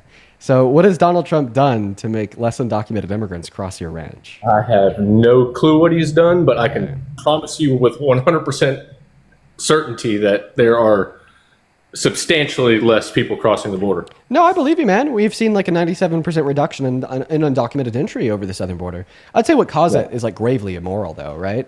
I think that all immigrants, regardless if they're legal or not, come into America for better life. I think that Donald Trump has been promising them a worse life if they do enter by violating both the human and constitutional rights of the undocumented immigrants that are already in this country, scaring away new entry, and also like that's likely the cause and proxy to what is reducing the amount of undocumented immigrants crossing your ranch. Right? But you shouldn't support that because it's fascist. You shouldn't support that because in many circumstances it's unconstitutional and gravely immoral. Okay. But I did want to see less traffic at the border, and I did, so. Right, but you should only support means to reduce like undocumented entry that are like good, not means that are bad. Okay, I'll look into that more. Anything else, Jeff? That's it. I appreciate your time, and I appreciate what you do. Yeah, have a good one. All right, everyone in the chat is spamming that he's ICE. I don't know. I was looking on his profile for anything that indicated that. I'm pretty sure like the only reason y'all are saying that is because like one person said it and then it kind of caught on. Unless there was like any evidence that he was. I would actually love to talk to somebody that's ICE on the stream. That'd be great. If you're an ICE agent watching it now, you should join. Seriously. What's up, T-Roy? Do you support Trump? Yo, Dean, is it a vape? Nope. It's an anxiety pin. Moving on to the next guess. Here we go. What's up, Scrabbles? What an interesting name. Do you support Trump?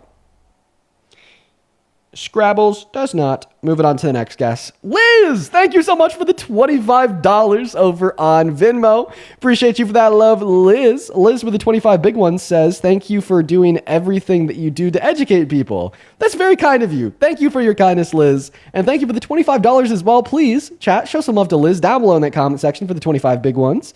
I would also like to thank Anonymous for the $5 over on PayPal, and Lucas with another $15 on PayPal, saying people don't understand what's happening within their own country, and it's sad. I agree, man. Thank you for the $15. And then Sydney, thank you so much for the $10 as well. I just read your message there. That's fucking insane that you've been that's insane that you've been watching the streams for that long, man. Shout out to you, Sydney, Lucas, and Sandra, and Anonymous.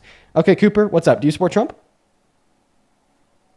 Nope, Cooper's gone. Okay, right now we are dealing with a shortage of Trump supporters. We cannot find any to come up here to debate us. So if you are watching and you are an American adult that is pro-Trump, please hop in that queue for me. We'll get you up here. What's up? Are you MAGA? I'm going to give you 5. Hi. Hi, do you support Trump?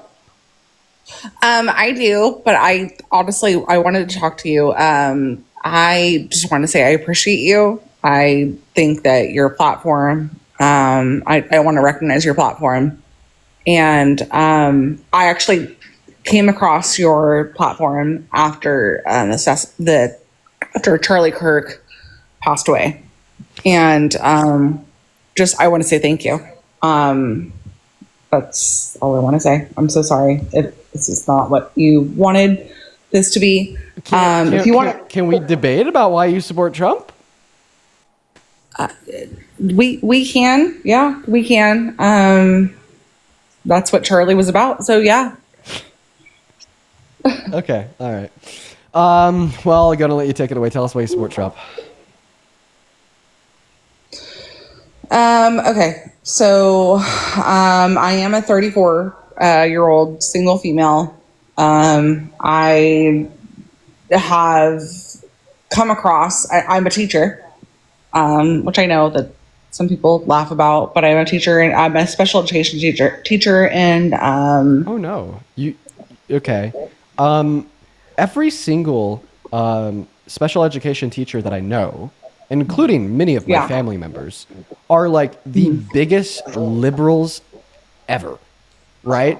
Like, for instance, my grandma was the special education director of a local high school for like 10 years. Biggest liberal I know because of it. My aunt is the current special education director of that same high school today. Biggest liberal I know because of it.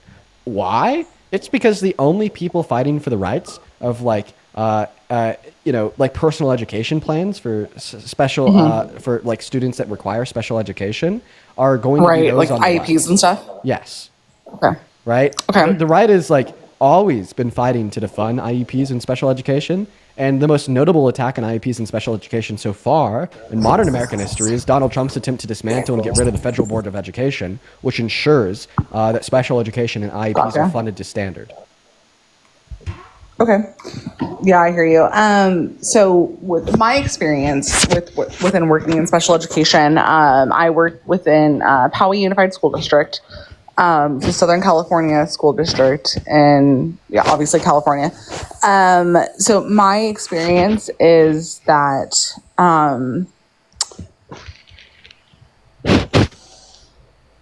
there are a lot of people that are trying to use the funds that are being given to the district, but not using them appropriately. Well, I guess that seems like a district matter unrelated to the federal government. And if anything, dismantling the federal the Federal Board of Education, the Federal Department of Education, my apologies, would just better enable local school districts to misappropriate funds since they would have no more federal oversight. Gotcha. Okay. Yeah. No. I'd love to hear to hear others and whatnot. So I appreciate hearing you. And again, I really was just jumping on here because I know that Charlie really gave you. He had a lot of respect for you, and yeah. So well. Yeah, my thing is, I don't know if he would have had that same respect for me if I wasn't a white man. Like, I saw him disrespect the hell out of my friends that brought the same energy or less to him that were not white men. Like, the first person that comes to my head is Naima, who is a black woman that, just like me, sat down with Charlie Kirk. Just like me, even went to a campus to talk to him. And, when he'd sit down on a podcast to talk about Dean Withers, he'd say, I think he's going to be conservative in the future. Yeah. He's a smart kid. When we talk about Naima, the crazy leftist. I don't know. But I guess we're going to move on to the next guest, Lindsay. Yeah. I hope that the streams can hopefully change your mind at the end of the day. And you have a good rest of your day. Let's go to move on to that next Trump supporter. Hop in at Q if you happen to be MAGA. We're going to go to get that next guest, Marcus, loaded into the box right now.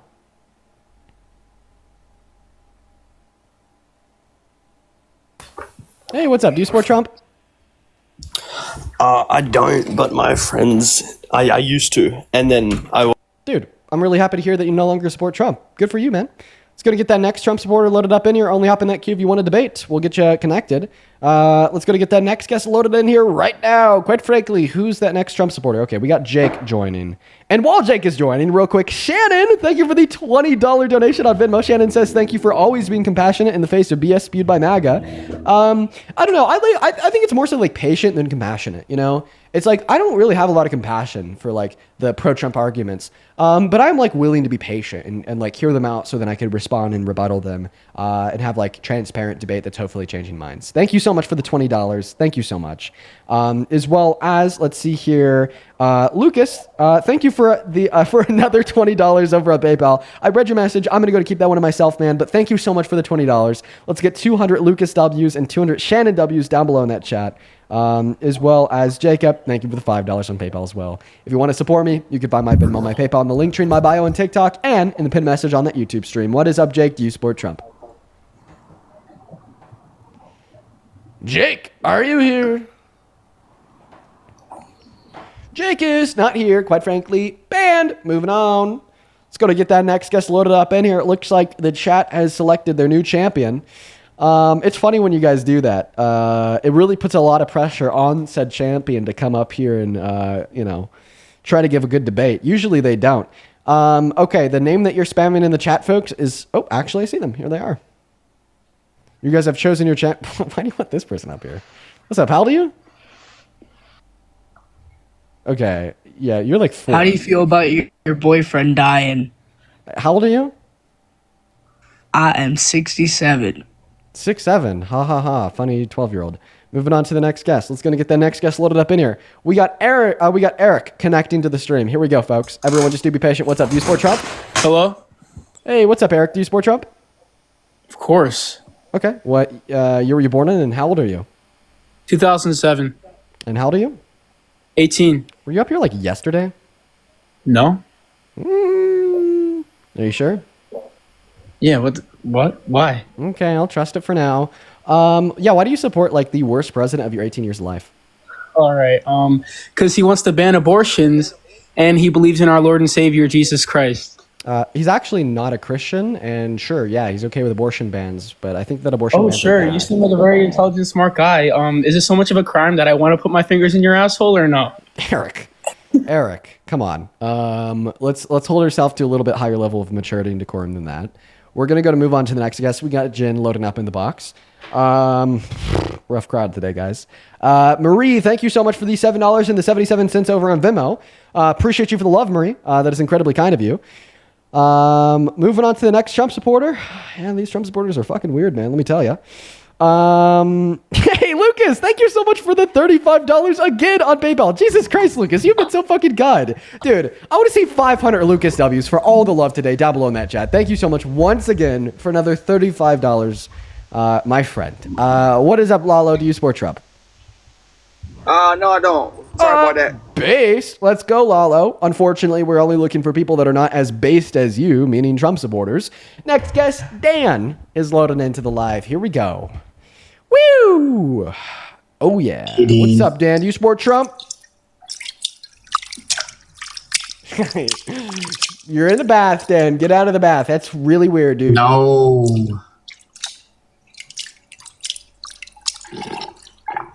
Did he sort of like drink the bath water? I thought I heard a little bit of like a slurp there. Went from the splish splash to like the slurp. Ew.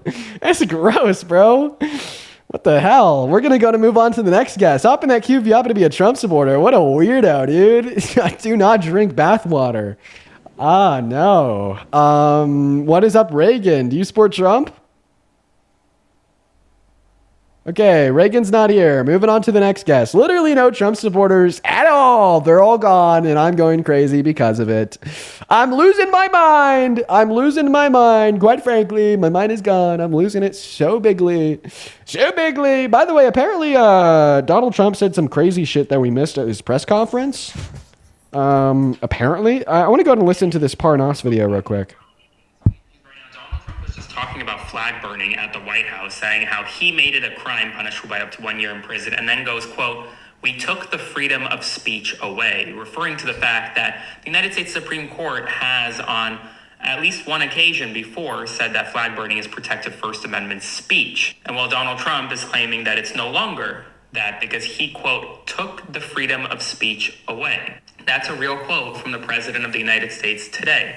Now, obviously, his executive order did not make flag burning a crime. Bro, no way, bro. Okay, so this just in. Donald Trump thinks that he could amend the Constitution through executive orders. Yeah, I'm sorry, mask off, authoritarian moment. What's up, Zach? Do you support Trump?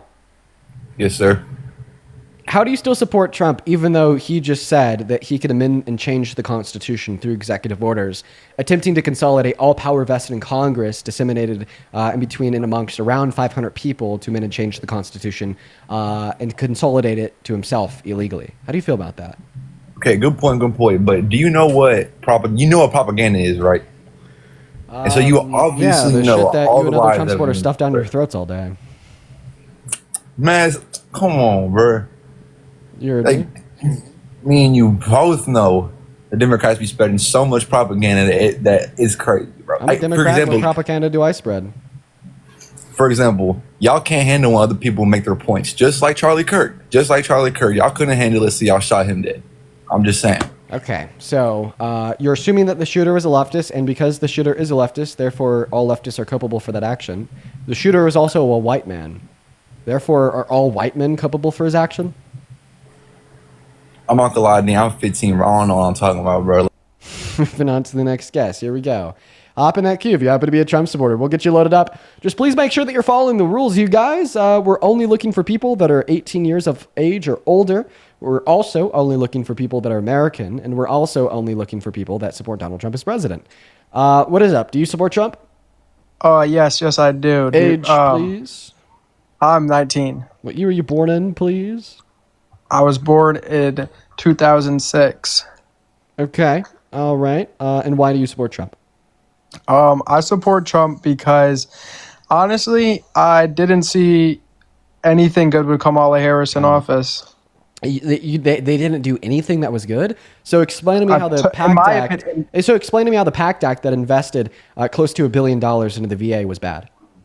Well, I just think that Trump is so much better because I don't know. Why do you not like Trump? There's about 1 billion reasons why I don't like Trump. But I want you to answer my question. You said that the Biden-Harris administration did nothing good. So explain to me how the PACT Act that invested nearly $1 billion into the expansion of VA healthcare resources was bad. I don't know. I just think that what they stood for was wrong, low key. Okay. Then explain to me how standing for tax cuts for the average working class American and expanding VA healthcare benefits to serve more of our veterans better is wrong. Low-key, I just think that with Trump in office right now, in the year 2025 that we're in, I just think that he's better. He's a better leader. So you're just completely moving off of your first point. I low-key am. I low-key am. So why do you think he's a better leader, Mr. Tyler? In my opinion, I think he's a better leader because, honestly, with him in office, it feels much safer in the United States, low key. For me, in my opinion, honestly. And why is that your opinion? I mean, you shouldn't feel safer with the federal government militarizing American cities and declaring war on the quote unquote enemy, the enemy from within. That shouldn't make you feel safer. Why is Trump making you feel safer? I just feel like with him in office, I'm not really worried about what's going to happen. Like, I'm not really worried about a war as much as I was. Like, I get that he's who he is. So you're less worried about war, but like all wars globally have gotten worse. Like, for instance, Russia's ethnic cleansing of Ukraine. Since the beginning of Donald Trump's second administration and his defunding of Ukraine, Russia's been dropping the most bombs they have yet on Ukraine. Right, increasing global tensions. So why do like higher levels of global tensions make you feel safer? Low key, no. I just think that with him in office and the way that he is as a person, and he stands on what he thinks, and I just feel like that's what more people. Tyler, are you actually 19? Yeah. I don't believe you. I think that you're a minor. You want to see my ID? I mean, I don't think you'd have an ID that would say that you're 19 or older. I'm just gonna go and stand on business and trust my intuition there. The arguments that he was purporting were just like very like indicative of like a 16-year-old. I feel like. Let's see here. We have a couple people to thank here. Super duper quickly. Turn off my AC. Oh, what's up, Jaden? Welcome in, man. How we doing? You doing well, and yourself? I'm doing all right. You want to hang out with me? Yes, I do. Let's do it. All right. Quickly, I'd like to thank a handful of people over here on PayPal and Venmo. Twitch, thank you so much for the $10 over on PayPal, saying love from Alberta, Canada. I watch you as much as I can, brother. Keep up the good work. Thank you so much for the love, Twitch. Shout out to you down below, as well as Jaden. Thank you so much for the $20 over on PayPal as well, saying, yo, what up, Dean? I was wondering if you've seen the clip of a different Jaden. I was wondering if you've seen the clip of Trump's statement regarding banning of the American flag. Yeah, we just listened to that together with reporting from Parnas. That's fucking insane. Thank you so much for the $20 of Jaden. Show some love to Twitch and Jaden down below in that chat, as well as thank you for the $10, Michaela. Michaela says, thank you for all that you do. I will never understand how people can support such a tyrant. Me neither, and I try to understand every day. Tay, thank you so much for the $4 in Venmo, and Morgan with a 5, as well as I did read both of the messages that you guys attached. Thank you for the love, Tay and Morgan. I did see that. Completely egregious. All right. Jade, appreciate you for being here. For everyone watching, this guy is phenomenal. He cooks. So we're going to have him up here for a little bit of a co-host. Let's go and get that very first Trump supporter up of the day. Hop in that queue if you happen to be MAGA. As well as Emma. Thank you so much for the $10 over on YouTube Super Chat. Emma says Lions to the Super Bowl this year. I have not been keeping up with the NFL. I'm going to be honest. I kind of keep up with college football, not professional. All right. Henry's not joining, so unfortunately we're going to move on to the next guest. Only hop in that queue if you happen to be MAGA, folks. We got that next guest, Donald Robinson the Doll, connecting. In the meantime, guys, make sure that we're double tapping on that phone screen on TikTok. What's up? Do you support Trump? Yes, I do. Okay. Why the hell do you support the worst president of your life? And yes, you should take that personally. Well, maybe it's better than supporting somebody who would target his political opponents by organizing the FBI to perform illegal wiretaps and phone taps. So we're against targeting political opponents now, right? Just not as it relates to sending the National Guard into Democratic states, cities, and districts. Not as it relates to denying pay for the furloughed workers in these democratically affected states. Not when it relates to that, right? But just as it relates to the FBI. Which, by the way, remind me again, which party started the "lock her up" chant? Was that Democrats or Republicans? So I wouldn't say that. I would not say that targeting political opponents through the mechanisms of government is exactly against your party. Get back in your feelings and go back and do your voiceover. Oh, I feel great. Yeah, I know you would like that. You would like to not be challenged. You want to just hear me do fucking cartoon voices because you have the maturity of a 7-year-old child. I can do that. I can do a voice. I can talk to you and school you as Yogi Bear if you'd like. To a challenge hey, boo-boo. This guy ain't making no sense. Listen, if you want to address what I've said, challenge for me. I'll speak in your language. He's devolving. Stop. If you want to actually address what I'm saying in terms of punishing political opponents, a pair of brain cells. A pair of brain cells, that'd be twice more than what you have. But if we can get back to the subject, I don't have to wear something covering my head. God damn! You see my hair out right now. If we can get off of my profile picture or my voice and address the substance of my argument, your party is not. Stay on subject, please. Your party is not opposed to politically targeting their opponents, and I listed off several examples that would indicate that. Perform an illegal operation that could also have every single FBI member lose their jobs, which also requires a court-appointed judge to even give access to that. So what are you referring to? Wants to Operation Winter Frost, Arctic Frost. Arctic Frost. Okay, tell us about that. Arctic Frost was done by the previous administration that was allowing the FBI to wiretap not just one, but over 10 United States senators.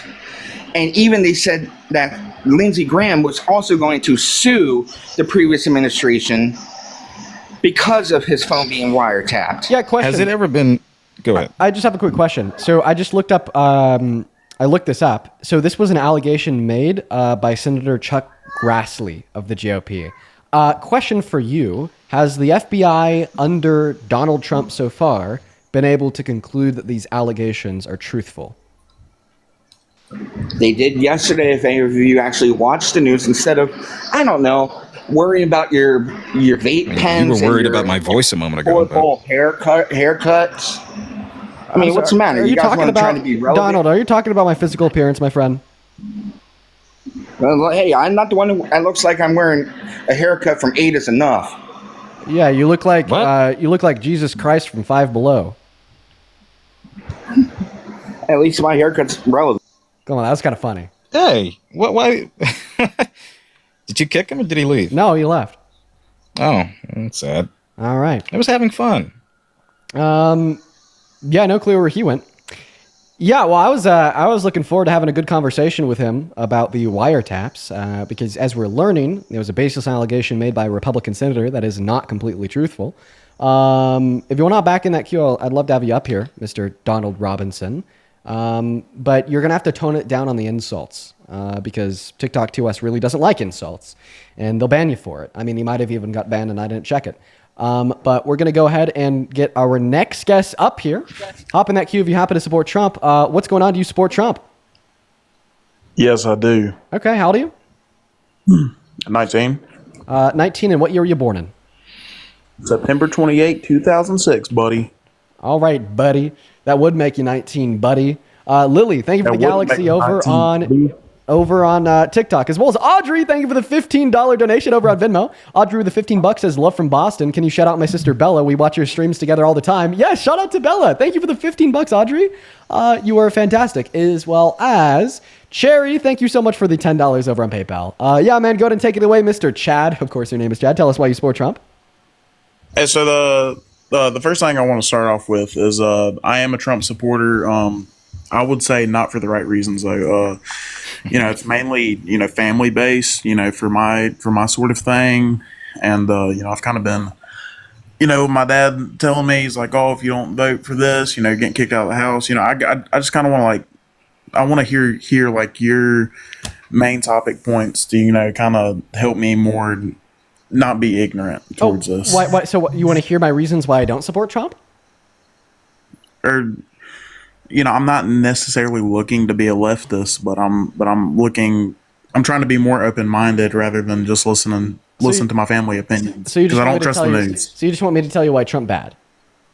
Pretty much, yeah. Okay, yeah. Well, I think that he's terrible for like about a billion different reasons. I'm going to try to keep it short and touch on what is most relevant right now. Donald Trump right now, I would say, is being highlighted as one of the worst presidents in modern American history because of his attack on law and order, his attack on the American people, and his attack on our civil liberties, rights, and freedoms. For instance, he's attacking the hell out of the Constitution. Literally, less than an hour ago, he said that he took free speech away when he signed an executive order into law attempting to ban the burning of the American flag, even though the Supreme Court ruled in the 80s that burning the American flag is protected under free speech given the First Amendment. So he took the mask off, admitted to you, admitted to me, and admitted to the totality of the American public that he tried to infringe on your First Amendment rights with an illegal executive order. That should be more than enough to never support him a day in your life again. But if that's not enough, also consider his attacks on the 22nd Amendment, where he's continued to perpetually re-suggest that he's going to run for a third term, even though the 22nd Amendment would limit a president to two.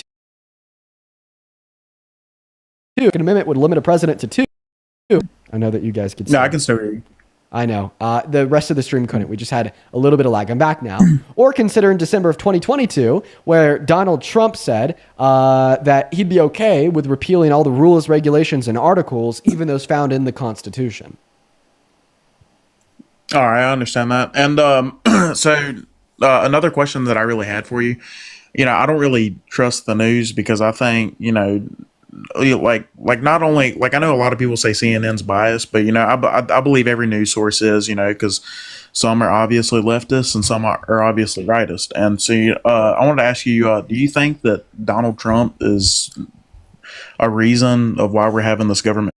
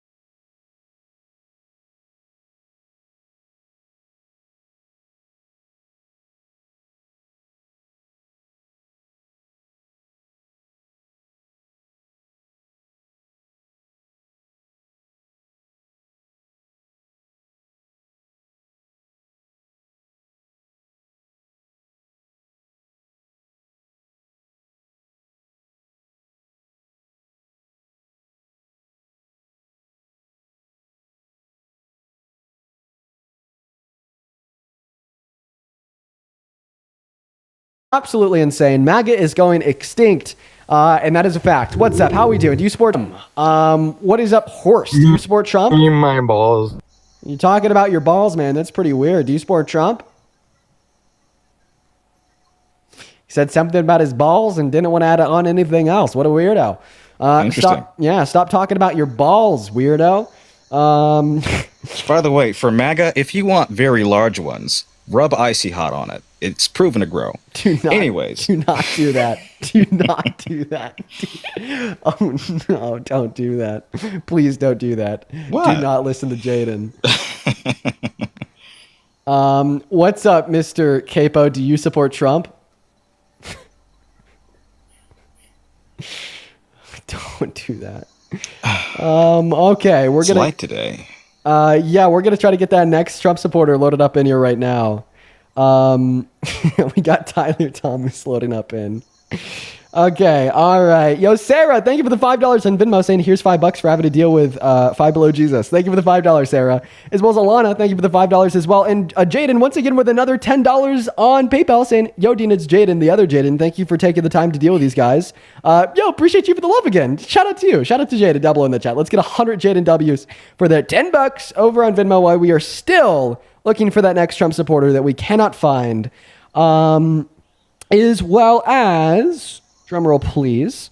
Let's see here. Bruce, thank you so much for the $50 over on PayPal. Bruce, I really appreciate you. Thank you so much, man. Bruce with the 50 big ones. Thank you so much. That is so generous. Let's get 500 Bruce W's. Says, have any broadcast networks approached you with hosting nightly live shows? No. I had MSNBC approach me to come on to one of their shows. It was fun. They didn't reach out to me again after that. I don't know. I think I'm a little bit too, little bit too atypical for like mainstream politics to be endorsed by like mainstream media. But I don't know. It'd be cool if I was. What's up, C Squared? Are you MAGA? Good afternoon. First of all, how's your day going so far before we start? Yeah, 10 out of 10 C Squared. Are you driving? No, I'm not. Okay, so do you support Trump?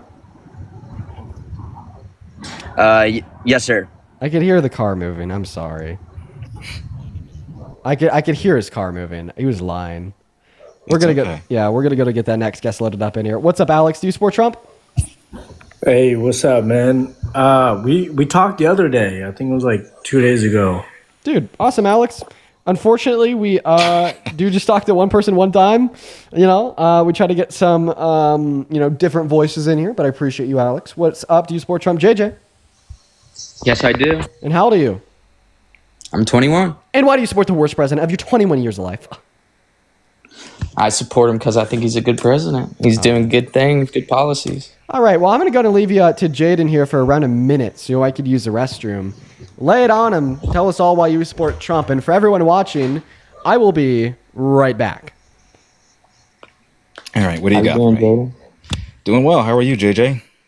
I'm doing good. Here for a debate. All right. So what would you say has impacted your life for the betterment under Trump? I would say my purchasing power was better in his first term, starting to come back down now. So that's worse, right? I asked what's better. No, my wages were better under Trump. Your wages, how are they now? I mean, it's pretty much the same, if not better than 2022. So wage stagnation is what you're saying. Well, no, you can actually see who caused it and what things caused. I'm asking if your wages are the same. Would that not mean that they've been stagnant for the past 3 years? Well, no, because inflation affects what you can purchase. Right. Inflation has only ticked up since the beginning of the year. I think it's at 2.7 to 2.9. So you have less purchasing power than you did at the start of the year. Maybe from the start of the year, things happen. Things happen is tariffs. If Biden isn't in control of inflation, neither is Trump. So I don't get your point. I'd say that we can point to direct policy initiatives that would link inflationary results to Donald Trump's policies, such as tariffs. Tariffs are inherently inflationary. There's no ifs, ands, or buts about that. there was bipartisan tariffs under Biden. The ones that yes, those were targeted tariffs, often passed by Congress. Donald Trump is not going about that route. These are blanket tariffs. Didn't give a blanket tariff. We're talking about blanket tariffs here. He didn't give targeted blanket. Right. He didn't do. Trump is not doing blanketed tariffs. He's doing targeted tariffs. Excuse me. He's doing blanketed tariffs, not targeted. No, he's not. Yes, he is. Tell me one thing that he has a tariff on everything. One product that is all tariffed. Because there isn't. Wait, are you saying that Donald Trump isn't doing blanket tariffs?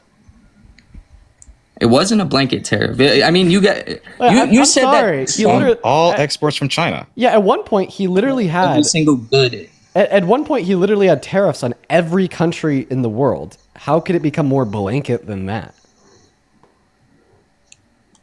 Every country, but not every product. Yeah, that would include every product. What's the distinction?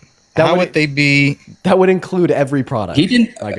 Okay, show me that policy. Okay, Liberation Day, April 2nd. Look it up. Now, I just want you to think about this, like using common sense. If Donald Trump has a tariff on every country in the world, then this would mean that if there is any product and every product that is imported into this country, it would be tariffed, right? It was still not a true blanket tariff. How you can look it up. Get more it blanket than that? What could he possibly do to make the tariff blanket? If tariffing every product from every country on Earth is not blanket, then what is a blanket tariff? I mean, a blanket tariff would be a tariff on all imports without exceptions, which he had exceptions, so that's not a blanket tariff. No, there was no exceptions. No. There was exceptions. What were his exceptions? What are the exceptions? It says there was exceptions. What were the exceptions? What are you reading? To his Liberation Day tariffs imposed on every country in the world, apart from Russia? Well, there you go, apart from Russia. So that's the exception that makes it a non-blanket tariff? It had exceptions, so it's not a blanket If you're saying tariff. that the exception are certain countries, that's not an exception to a blanket tariff. A blanket tariff applies to the totality of all exports from a nation. You guys can look it up. Every economist says it's not a true blanket tariff. Name one. Who says that? It's saying it on Google right now. Name one economist. What are you reading? Name one economist, JJ. It says President Donald Trump's tariffs, both in his first term and second term, were not who? applied uniformly. Despite campaign rhetoric of no exceptions, exemptions were granted. Allies, specific products, like I said earlier, specific products were not tariffed. Okay. So with Liberation Day, what specific products were not tariffed?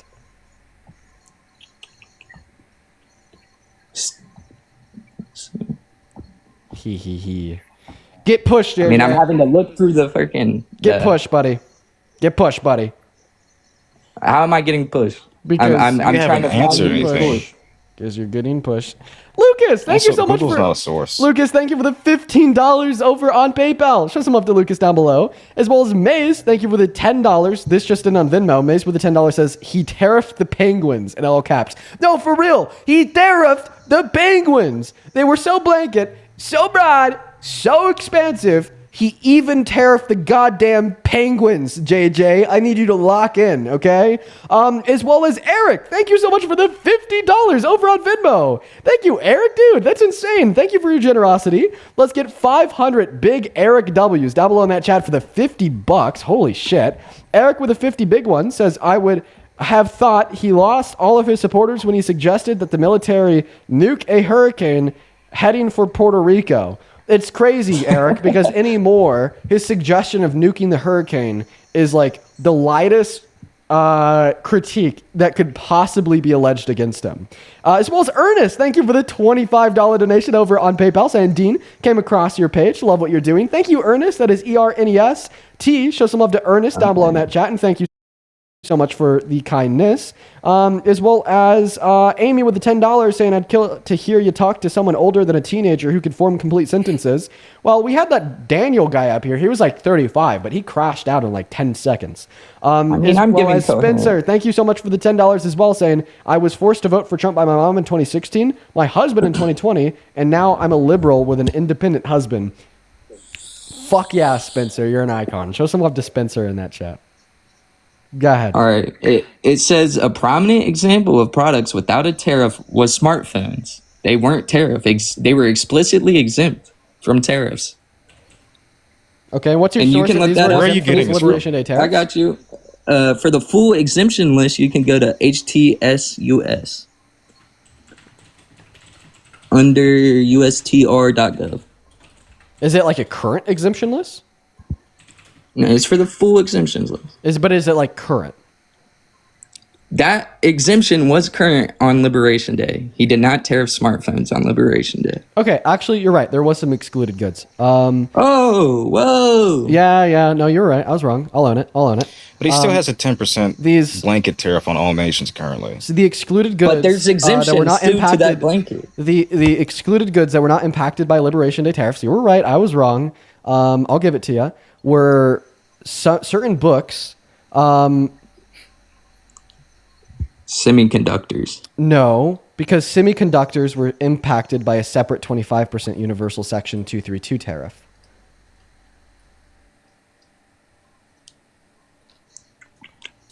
I'm reading the semiconductors. What date is that? Okay, smartphones and computers. There you go. Smartphones and computers, which Okay. are semiconductors. Yeah. So all goods from Cuba, North Korea, Russia, and Belarus were not tariffed. Then smartphones and computers were not tariffed, and some books were not tariffed. That's all. There you go. Okay. What is your argument?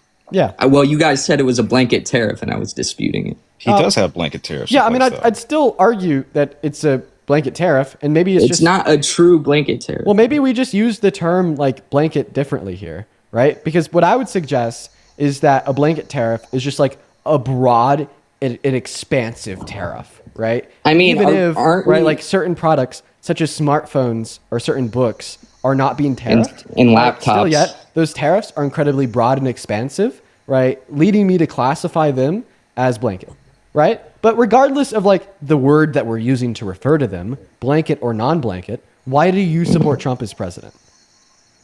Well, I said it's tariffs, You didn't say immigration that. policy. You said your wages, which you also said haven't changed. Well, So, yeah, so my can we get purchasing like power a changed. so can we get like an argument? So why is Trump a good president? What is like one thing he's done in the last 8 months that you're a big Okay, fan of? I think that tariffs provide protectionism over our country and will bring manufacturing back to the U.S. Then why have we seen such a sharp and instant reduction into investment into American manufacturing? Because they were scared of the tariffs, but now they're realizing that they're going to have to comply. Okay, well, like seemingly, right, the tariffs continue to change. So I don't know if that's true. Like, for instance, 3 months ago, we had a near 300% tariff on China. Now we have a 10% tariff on China. 3 months ago, we had like a 25% tariff on India. Now it's 50%.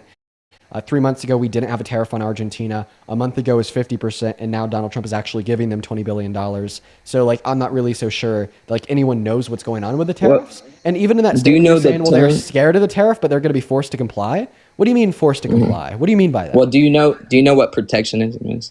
Yeah, I would appreciate if you could respond to my question, though, because I asked you if like the tariffs are working to like help American manufacturing. Why have we seen such a sharp and instant reduction into investment into American manufacturing? And then you said, well, they're scared of the tariffs, but now they're going to be forced to comply.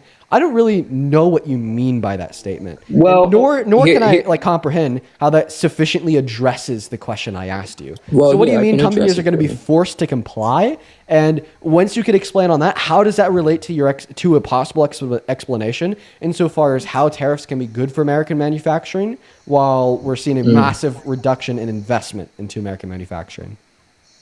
Well, so under Biden, we saw a large number of companies come to us because of what? Because Biden gave them subsidies, which is basically a tax break, or he's just giving them money. Yeah, subsidies And are Trump's awesome. plan. Here we go. Trump's plan is to use the revenue from the tariffs as subsidy. And he's been blocked. Wait, hold on. And the reason he hasn't done it is because he was blocked by the courts on liberation. So you're actually not answering my question then. I did. I said the manufacturing would have been better right now if he was allowed to use his revenue.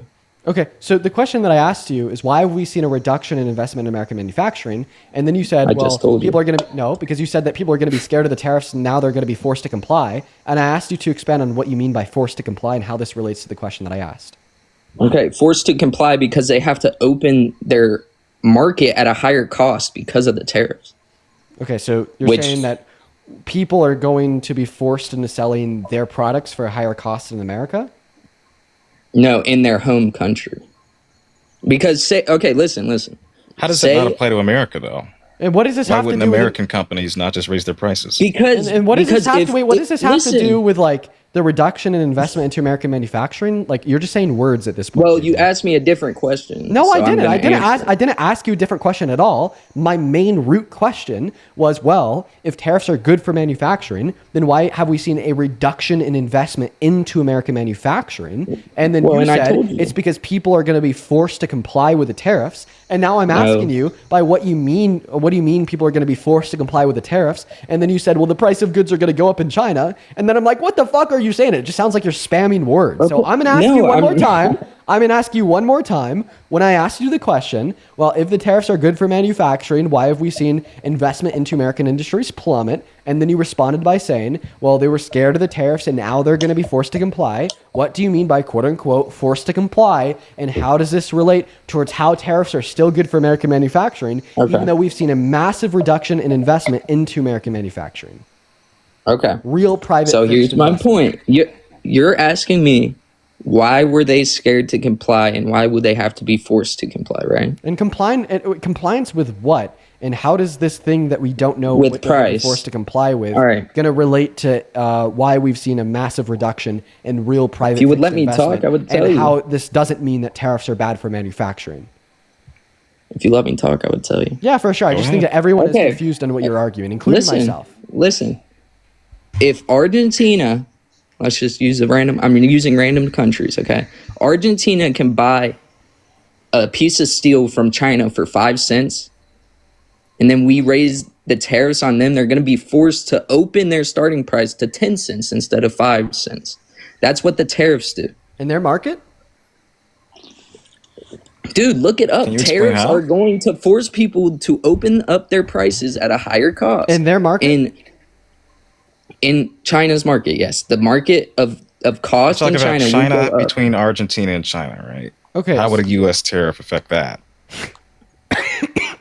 Because China is going to up their price. And why would they have to do that? So we can all be equal. That the whole point of tariffs is to make it an equal market. Saying so they could all be equal. That's not an economic argument. Give me like an economic argument for the conclusion that U.S. tariffs on China would make China increase the price of their goods in their own market. I just told you. No, you didn't. No, you didn't. You just said fairness. What does equal mean in terms of this economic You philosophy? said it would mean that other countries can't go to China and just buy things for cheaper. How is that not equal? How is that equal? Well, 1 second. You're repeating the claim. We're asking you for an argument that if the U.S. imposes tariffs on China, then China would have to increase the price of their goods in their own market. That's what I'm asking you. Give an argument for that. I got you. Well, I'm telling you, it's protectionism. If we tariff China, you. www.bullshit.com. There's your answer. I don't know what you're saying at this point. I mean, people that agree with tariffs say the same thing. Who says that? I've actually never heard this one before, so you're wrong. I've listened to you debate someone and they brought this up, so I don't want to hear it. I think that like you're Maybe confused. you can cite them. I think that you're just confused. No, I'm not. Okay. Well, if you're not obviously and astoundingly confused, please give an argument for the notion that when the U.S. imposes tariffs on China, China has to increase the price of their goods in their own market. Well, it's because we have tariffs on almost, like you said, almost everything and everyone. Everyone is going to be forced to open at a more equal price. Like, so we all third time repeating the claim, buddy. They'd be forced to open at a higher price in the American market, not in the Chinese market. Not in Argentina's. Right. Not in the Argentina market, not in the Chinese market would they be forced to open at a higher price, but they would be forced to open at a higher price in the American market, JJ. I hate it when people that don't really understand economics try to make economic arguments. And let me tell you why. I'm in college right now for economics, okay? Man, Good, stay there. Yeah, stay. Actually, I agree with Jaden. Stay there. You're going to be awesome in a couple of years. But right now, you definitely need the schooling. And that's not a bad thing. Well, we all need to learn more. But what I am saying is that I don't really like it when people that don't have a really good understanding of economics try to make economic arguments, because they always just come across as gibberish, right? Like pure gibberish that I can't understand, that Jaden can't understand, that anyone can understand, and they confuse the hell out of us, right? Like, for instance, you told us that when the U.S. imposes tariffs on China, that China and Chinese companies will then be forced into making the price of their goods higher in the Chinese market, right? And that on its own just sounds gibberish. Like, why would a tax on imports into America I got you make right the here. price of Chinese goods in the Chinese market more expensive? Tariffs raise China's starting prices because exporters strategically pass part of the cost to avoid losses,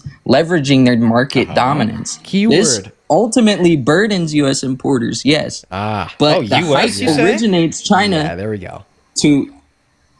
Originates China to start manufacturing in the U.S. There we go. There we go, man. You just said it yourself. That's how they're forced. That's how they're forced to come and manufacture here. It forces the Chinese exporters to increase the price of their good in There you go. America.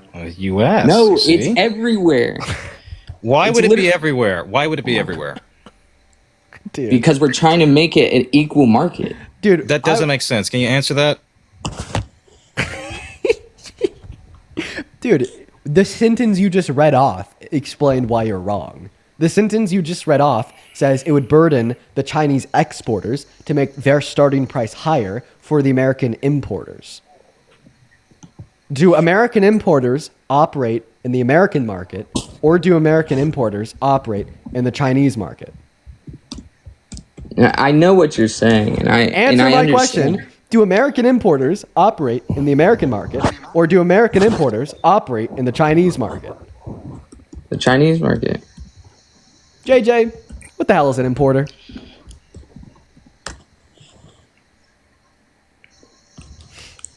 JJ. An import is a good coming to our country. Okay, so then U.S. importers, U.S. companies that are bringing goods into our country are obviously operating in our country, right?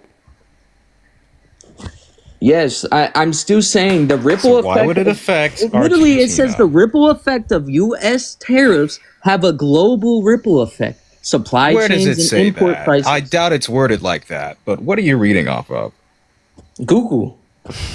Google is your source. You're in Dude, college. Google- You'll probably it's a learn good this. enough source You'll to probably know learn this when you it's write a basic. report or something. It's what's called primary, secondary, and tertiary sources. You have to cite something. Google is what's called tertiary. You have a primary source. Dude, this is brutal. Yeah, I mean, it's JJ. from a Nuremberg working paper. Well, and I know that's a good source. JJ, listen. I mean, JJ, listen. I could use this as an opportunity to be a royal asshole and make fun of you for like not knowing these things. I'm actually not gonna do that, and instead, I'm gonna try to take the high road here, and I'm gonna tell you, JJ, you should really consider doing research on what an so there's no importer is. ripple effect on our tariffs globally. Okay. It's just a lie. Okay. All right, JJ. I tried to take the high road. Now I'm going to get down and dirty. You have no fucking clue. what Get you're down and talking about. dirty. Get Parker, the real economic person, up here, because I guarantee you have no idea. I've listened to you debate tariffs, and you're just wrong every time. Like, What is it? I was I'll right ask you about- this point I was blank right and about the simple. blanket. I was right Excuse about me. the blanket tariffs. I Excuse was right me. about that. But now I'm wrong. Excuse me, JJ, what is a tariff? It's a tariff on imported goods. What What's do you a? mean? Don't use the word in the definition. What's a race? Well, it's a race. What is a tariff? it's protection. It raises the prices. Well, the business. Head out. Listen. What are you saying? What is a tariff? Listen. Functionally, how would you classify? If you A were to tax write on the an import. definition. A tax on an Okay, import. thank you. Google is speeding up today. You're up to 5G. Did you hear Awesome. me typing? You can hear me typing. No, you probably fucking tiptoed around it. But the first two answers you gave were nonsensical.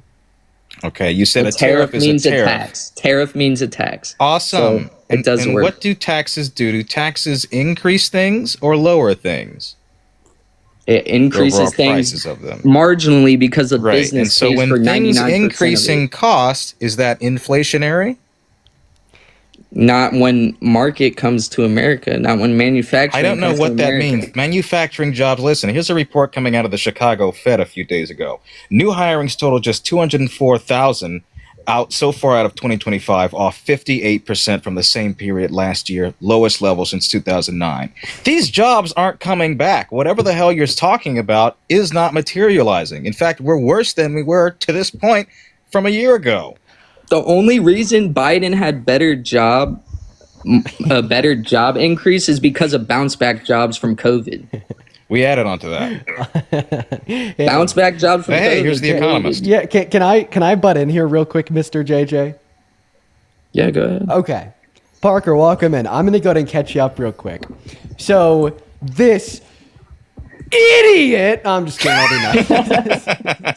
so JJ over here, he was trying to tell us that when the U.S. imposes tariffs on China, then it increases the price of Chinese goods in the Chinese market, right? I then asked him for an argument for that, and he told us that it forces Chinese exporters, right, to increase the price of their goods for American importers. I then asked him, hey, do U.S. importers operate in the American market or the Chinese market? And he said that U.S. importers operate in the Chinese market.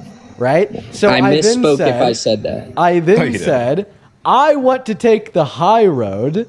I'm going to be nice. I'm just going to explain to our friend JJ what these words mean, right? And how he's wrong. But he then interrupted me and he said, Dean, get the real economic major Parker in here. You're always wrong when I hear you talking about tariffs in the economy. So then I texted you. I got you in here. And Parker, I have a question. When JJ down here says that tariffs on China will make Chinese companies increase the price of their goods in the Chinese market, is he right or is he wrong? I'm right. Actually, tariffs decrease prices, yeah, they're paid by the countries around the world. They're not paid by the American importer who's importing the product at all. They're paid by the foreign country, absolutely. So Not yes, what I the said. prices go up because of the foreign country. That's totally right. It's not what I said, but I can read this from you again. Ripple effects from U.S. tariffs, primarily imposed on China, Canada, Mexico, in Trump's 2025 term, extend far beyond American borders, raising prices for goods in other countries through interconnected global supply chains, trade diversions, retaliatory measures, and macroeconomic spillovers. Okay, so it would likely reduce the cost of products like within the context of other nations because it's lowering the demand of American consumers on their products. So you actually, it's the inverse of what you're saying. It causes an increase in the price of products for American consumers because the American importing business passes it down to the consumer because it's an aspect of cost of production and distribution. Now you might say that you might say that the foreign country, businesses within the foreign country, might try to eat some of that cost in order to be able to keep that market in the very first place. But that doesn't mean that the goods are more expensive because of the foreign country's business. The goods are more expensive because the government is, taking some of the money from the American importer. So the goods are more expensive would in other also countries, still right? create conditions where they would likely decrease labor standards within countries around the world in order to be able to compensate for the level of change. Given that, Wait, but you just said the goods in other countries are higher. Well, no, they're higher to the American consumers and to the American importers. in the American market, not to Chinese consumers in the Chinese. Yeah. market. It literally says it disrupts trade flows. So and so what increases you're production. misunderstanding is that it says retaliatory measures. So say a foreign government responds to the U.S. tariff and they impose a tariff on us, then it would increase the cost of the products within their country, but that's only because they imposed a tariff on us. Right. So but every country is doing that. Every country is being retaliatory. Not within one another. It wouldn't be the American tariff that would lead to a necessary increase in the price of a Chinese product in the Chinese market. It would be the potential Chinese retaliatory tariff that would be imposed back on the U.S. that may increase the price of some goods in the Chinese market. Keep in mind that the goods that it would increase the price of in the Chinese market wouldn't be the Chinese goods. No, It'd be the it doesn't. American goods. U.S. tariffs. JJ, real question. Did you read that off of ChatGPT? Because No, I I sounds read like it you from- misunderstood that and you didn't know that when it was saying retaliatory, that it was meaning retaliatory tariffs imposed by the country around the world. And even that tells me that you read it off of the AI. it disrupts. and even for it that, like disrupts JJ, production one costs second. over. And even for that, retaliatory tariffs would only disrupt the production costs of American imports into China. No, it doesn't, because it affects supply chains. U.S. tariffs force Chinese exporters to raise starting prices. Yes, it would 5 to 10%. It would affect supply globally. chains. On who? It would affect, Globally. yes, exactly. It would affect global supply chains, not domestic ones.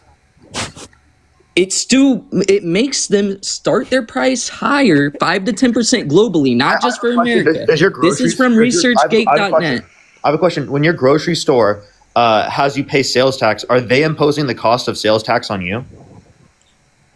No, they're paying for it. You even No, just, the grocery store pays the sales tax. you even But just it's said it the government, yourself. right? You even just said it yourself. It increases the price of the good globally in global markets, foreign markets. 5 to 10% globally. Yes, it would. That means every country is paying 5 to 10% more on that good. Exactly. When you tariff, when America tariffs China, then it's going to increase the price of that Chinese tariff. It's going to increase the price of that Chinese good globally, in the sense that it's increasing the price of that Chinese good in global markets, such as the American market. But also Argentina or whoever else is still 10% higher. What are you not understanding? So how would you America just impose it? conceded? No, I didn't concede. I gave you an explanation of why you're wrong. You just can't You track. just said global prices are up 5 to 10%. I said it would That's increase the price of the good in global markets, such as the American market, right? To China Or the any American other market. is a market that is foreign and a part of the Here, global go to ResearchGate.net. U.S. tariffs force Chinese exporters to raise Exporters. prices. Boom, exporters. 5 to 10% Exporters. globally. Exactly. Exporters, dude. Not domestically. That means less people are going to buy from them, which means less GDP. If less people are going to buy from them, then their prices would be lower. You absolute idiot. You said that you're in economics. No way you don't know the basics of the supply and demand curve and the impact that would have on equilibrium price. If they're having less demand for their good, then obviously they're going to be selling it for a lower price domestically, right? Because it is the case that the equilibrium price would be lower. And just given the fact that a moment ago you couldn't properly define what a tariff was, is it really fair for you to be having this argument What are on you how they work? a You said a tax on tariff is import. a tariff. That's what you I said it's a tariff on an import, which means a tax on an import. Like I'm not. You had I'm to in look that college. up.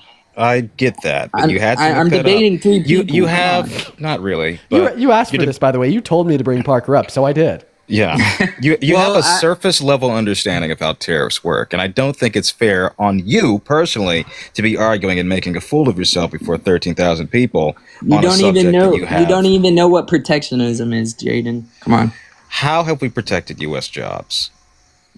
It's not about jobs, but okay. Then what are we talking about?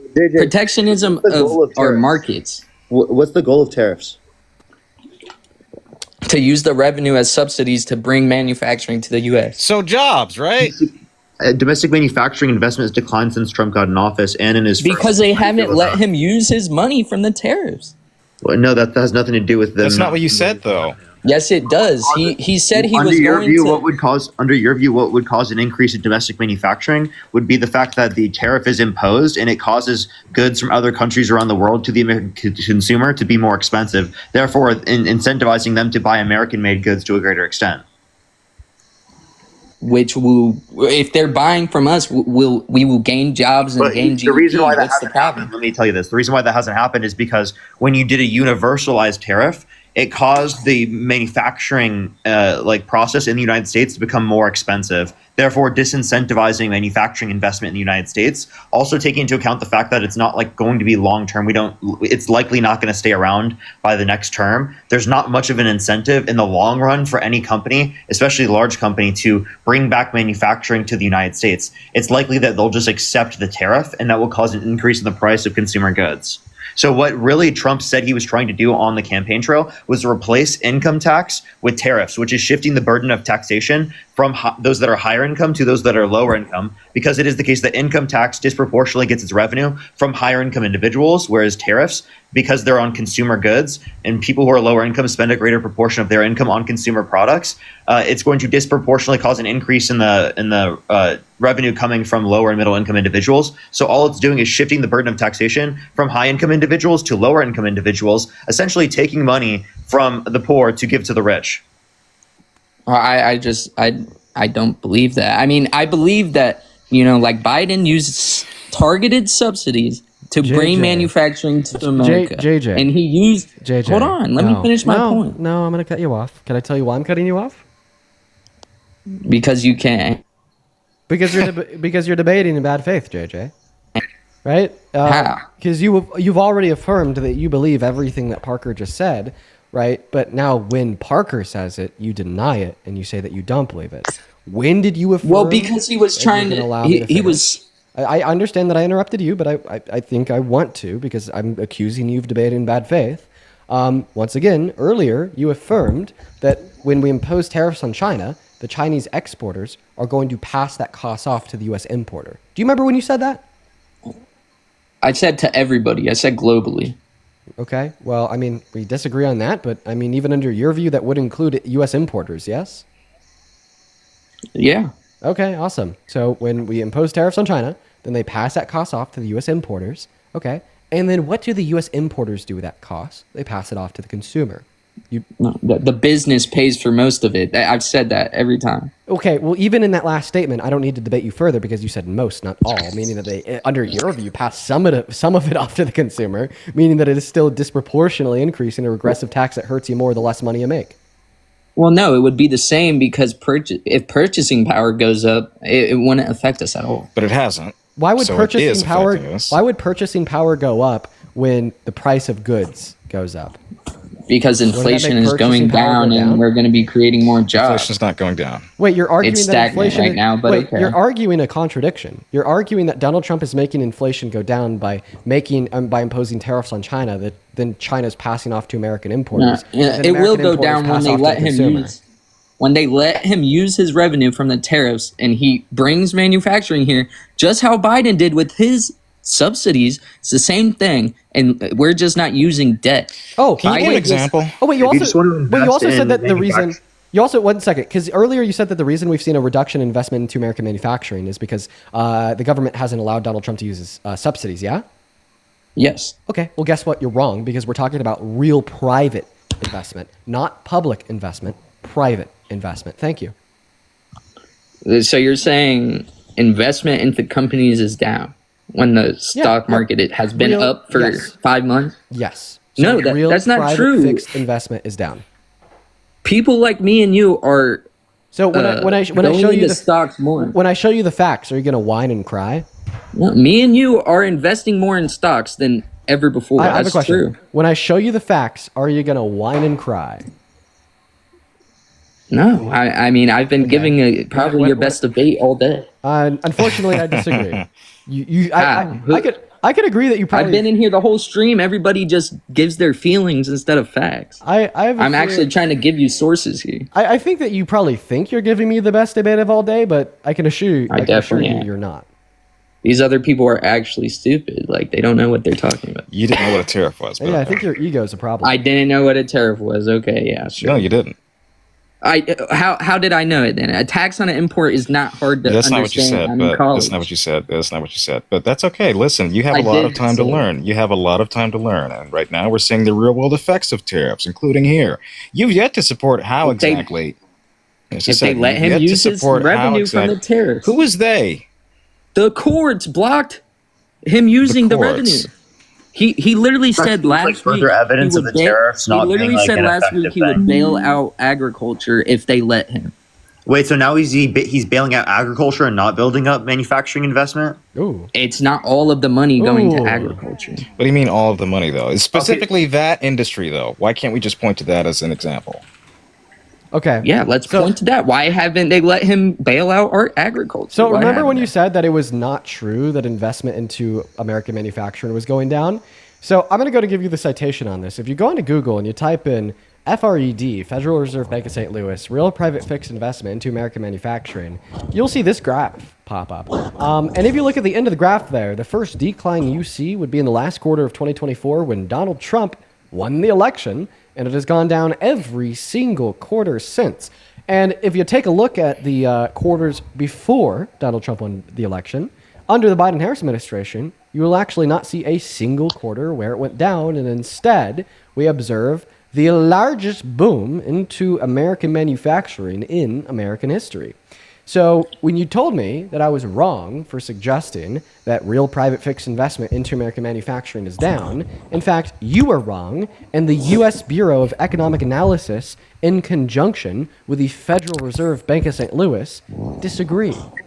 You know why there was so much increase in manufacturing? Because of COVID. Nobody could do anything until it was over. It's bounce back manufacturing, if I would say. Okay. No, wait, show him the prior few years. Yeah, sure. You cannot tell us that this is bounce back manufacturing. Not all of it. And now you're. By the way, I'll prove this newest claim wrong, but and we need to make it clear that now you're pivoting. Because you suggested that investment into American manufacturing was going up. And in fact, you explicitly told me that I was wrong when I suggested investment into American manufacturing is going down. This is investment, buddy.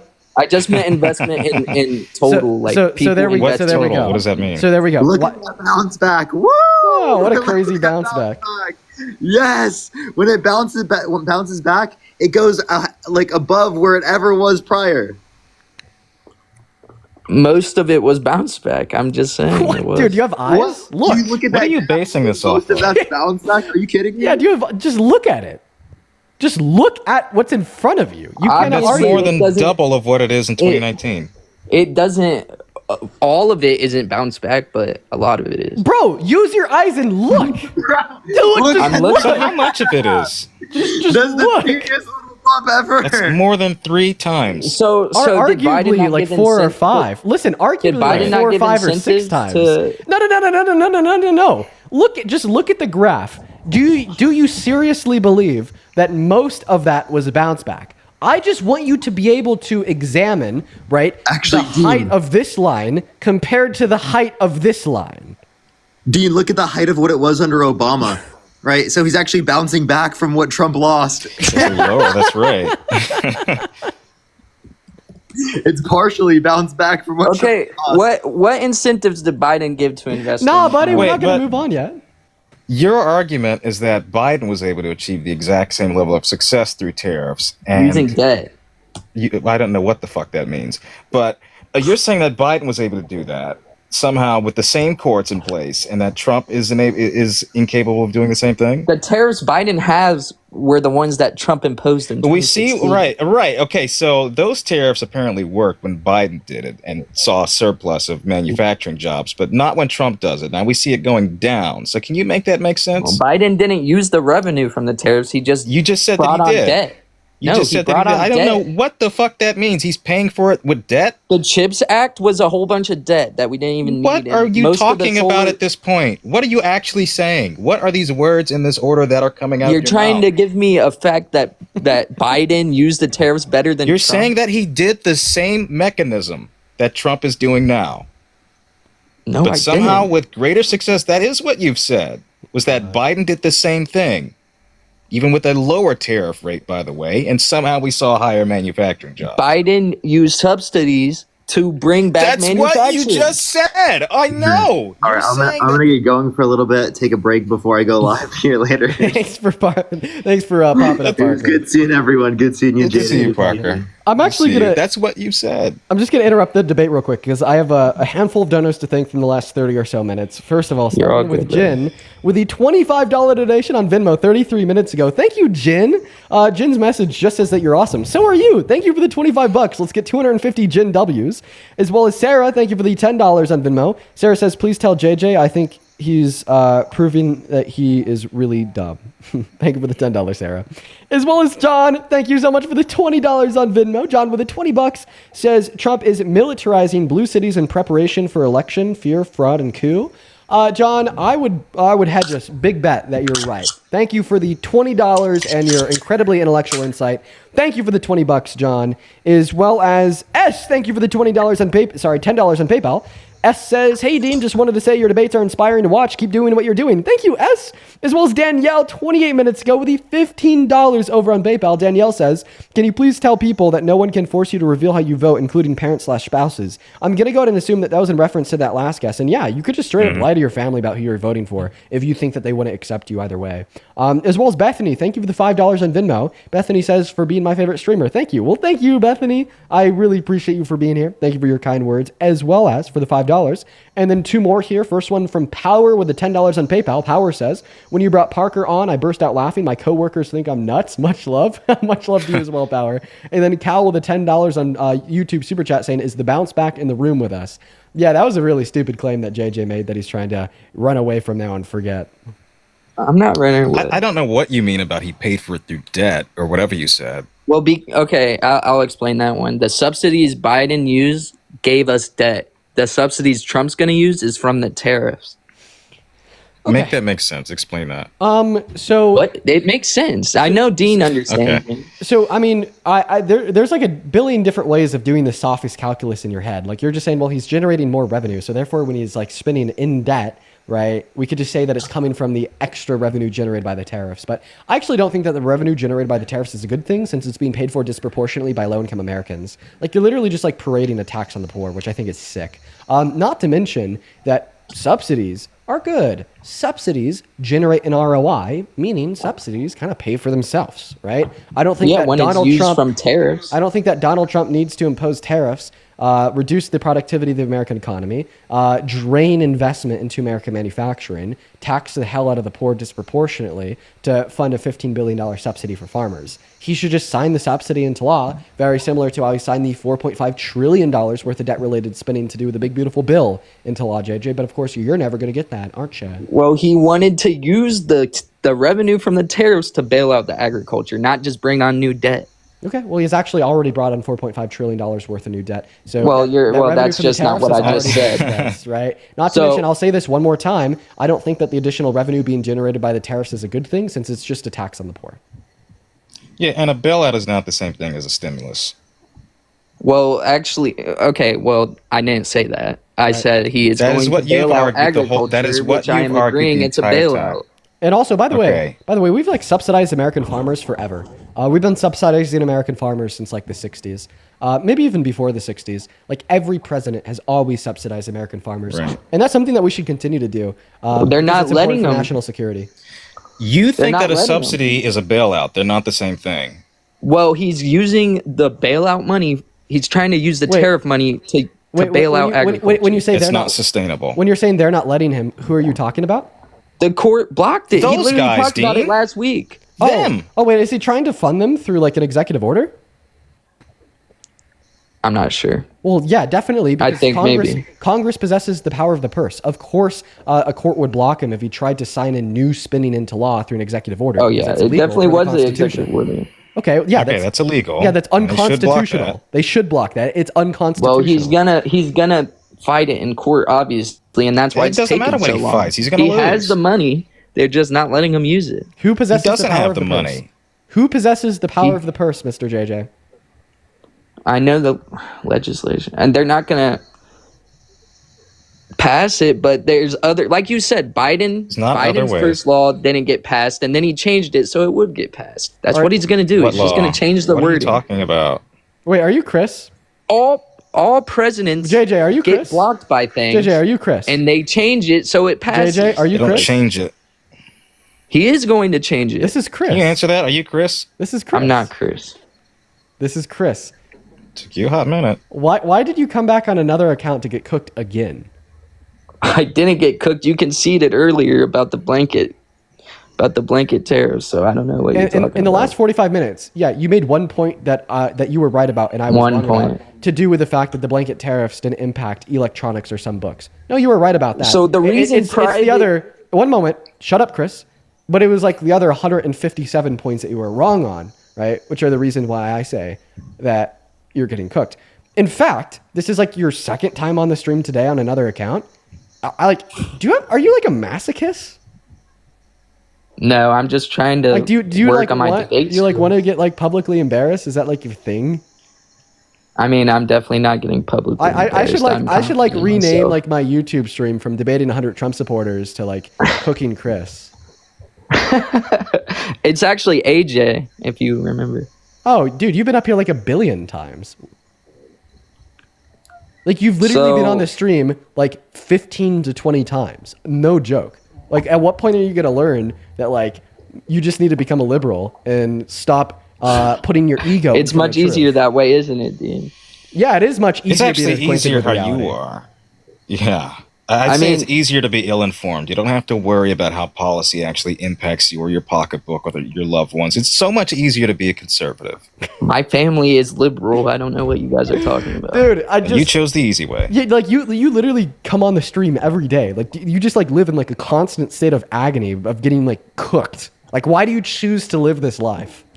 Well, because I know my values and my morals, and it's not what you think. So, like you've been fighting like a war. I just want to debate. Like you've been consenting to like fighting a one-sided war for like the last month of your life by spending an hour on live with me every day under new alias. At what point are you gonna learn?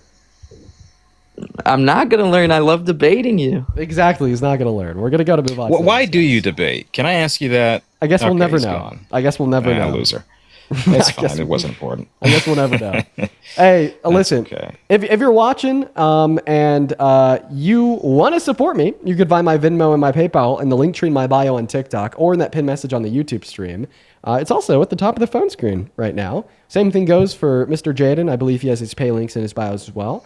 That I do. We both get 100% of the proceeds over on all of those platforms, as well as you could attach a message. And I'll be able to read it off on live, such as Nike. Thank you so much for the 50 Canadian dollars over on Super Chat. Thank you for the love, Nike. Dude, let's get 500 Nike W's. Nike with a $50 says, I'm sure he will say that Carney was played like a fiddle yesterday. Carney got no deal because Canada already has a deal, the USMC something, but that deal makes 90% of Canadian products non-tariffable.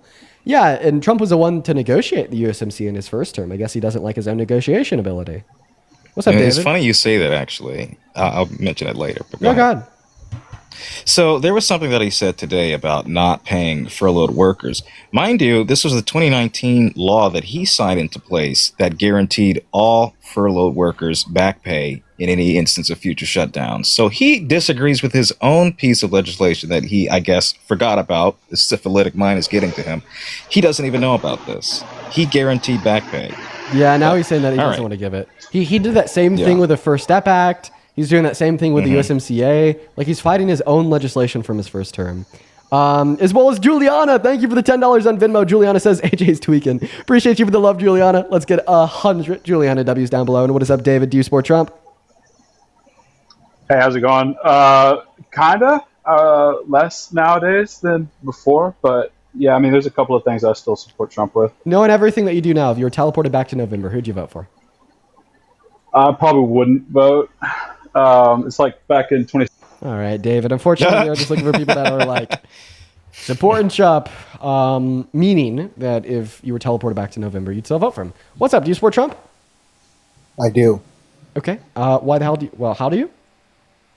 I'm 37. Why do you support the worst president of your 37 years of life? Because he's not a career politician. He's in my mind, he's worse than a career politician. Like, do you care about the Constitution at all? I do. Yeah. Actually, was in the U.S. military, so. Oh, you took an oath to defend and protect the Constitution. If Donald Trump said that he took your free speech away, would you still support him? Just, it depends. If he like It would tried depend to on pass, what? if he passed an executive order that infringed on the First Amendment and attempted to take your free speech away, and then he said, "I took your free speech away," would you still support him as somebody who took an oath to defend the Constitution? Well, like the burning of the American flag. I know you say freedom of religion and everything, but I believe burning of the American flag is wrong. You're not answering my question. All I'm saying is if Donald Trump took your free speech away illegally and then told you that he took your free speech away, would you still support him? This one should be easy. Why is it tough? Why is it tough? You were literally willing to lose your life to defend the Constitution. And all that I'm asking you is if Donald Trump told you that he's trying to take your constitutional rights away, would you still support him? Like, what's tough about this? This is, obvious. Because you're backing me into a corner on it, If Not really. kind of. If Donald Trump... What is your contention with that? Right, if Donald Trump just looked you in the face and he was like, hey, so I'm kind of taking your constitutional rights away, would you still support him as somebody that took an oath to defend the Constitution? Well, he wouldn't, so... If he did. No, he didn't, Jaden. This guy's wrong. Jaden doesn't know what he's talking about. If he did, which he hasn't, because he's a great guy, outstanding fella. If he did, would you still support him? Tremendous. No, I wouldn't. Okay, Jaden was right. I gaslit you. He did. So today he actually said he took your free speech away when he passed an executive order to try to ban the burning of the American flag, which he tried to, right? Because we had the Texas v. Johnson SCOTUS case in 1989 rule that banning the American flag is protected under freedom of speech. Trump knows that. So he said he took your free speech away. Still, I think burning of the American flag is wrong no matter what. It doesn't matter what you think. That is a constitutional protection. He doesn't believe you ought to have that. Any other country, I think, that would burn their flag, would be... Okay, but we're not any other country. I mean, whatever happened to we're the greatest country about American exceptionalism and all that other stuff Republicans used to believe, but now seem to discard. We aren't other nations. We don't follow their constitutions. We have that. Okay, you don't have a limitation on whether or not you can burn your own property, which is a flag. Okay? Trump wants there to be limitations on that, as do you, apparently. Boo, yeah. Hey, guess what? I think that you're a fucking traitor, right? Can I tell you why? Tell me why, Dean. Yeah, because you think that the government should be able to force me, legally speaking, to be loyal to them. And the government should be able to force me, legally speaking, to not do anything in which they would view as a symbol or token of disrespect to them. If you're not loyal to your country, then why are you here? At what point does it become a tyrannical government? Wait. If the government wants to force me to be loyal to them by criminalizing actions that they deem as disloyal, then I will never be loyal to that country in a million years.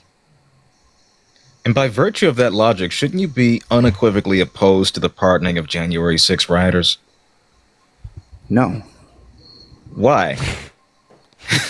Because you guys make... Oh, we need to criminally force you to be loyal. If you burn the American flag, you're going to go to jail because we need to force your loyalty. But if you try to, I don't know, break your way into the Capitol, kill the Democrats, and, I don't know, try to kill the cops, guess what? You're a patriot and you should be let out of jail, right? Did I say that? No. Yeah, you kind of did. You disagree with me. Why do you disagree with me? Why do you disagree with me, though? On what? Which? Say it again. On what I just said. Okay, you agree that January 6 rioters ought to have been pardoned despite their disloyalty to the federal government. I never said that I agree. I point blank asked you if you agreed, and you said no. So if not no, then yes, meaning you agree. I think there's a false narrative put on the January 6th riots. There absolutely is not. Like to push that, that it was some big insurrection when it wasn't. I've seen the videos too where they were getting led around. About a dozen people were charged with seditious conspiracy. That's the plot of insurrection on the federal government. From a biased. It wasn't biased. It was Trump's own appointed judges and Trump's FBI. It was a biased court. No, it wasn't. I mean, actually, it was a biased court. It was like a pro-Trump biased court because it was his FBI. True. And his Supreme Court. But that doesn't dispute the argument here, which is disloyalty to the country. If you think in any way it's loyal to your nation to storm the Capitol and smear feces over the goddamn walls, then by all means do it today. Show your patriotism and take a shit on a desk. I don't need to do that or degrade myself. Because it's disloyal, right? It's degrading and disloyal, right? Degrading to yourself, yeah. Yeah, it's pretty But we disloyal, also have the right to What- stand what- up to tyranny. Would you say, what tyranny? You don't believe that? I do. Oh, actually, no. Jaden's right. You don't believe that. Why? Because you don't Why think is I that? should have the legal right to burn the American flag if it is in protest Hey. to tyranny. It's not in protest to tyranny. If I say it is, it is. No. Why not? No. Also, you said that like the courts were like biased in January 6th. Yeah. Okay. So, DJ Rodriguez, for instance, tried to kill Officer Fanone, then pled guilty to it. He was also caught on Officer Fanone's body camera.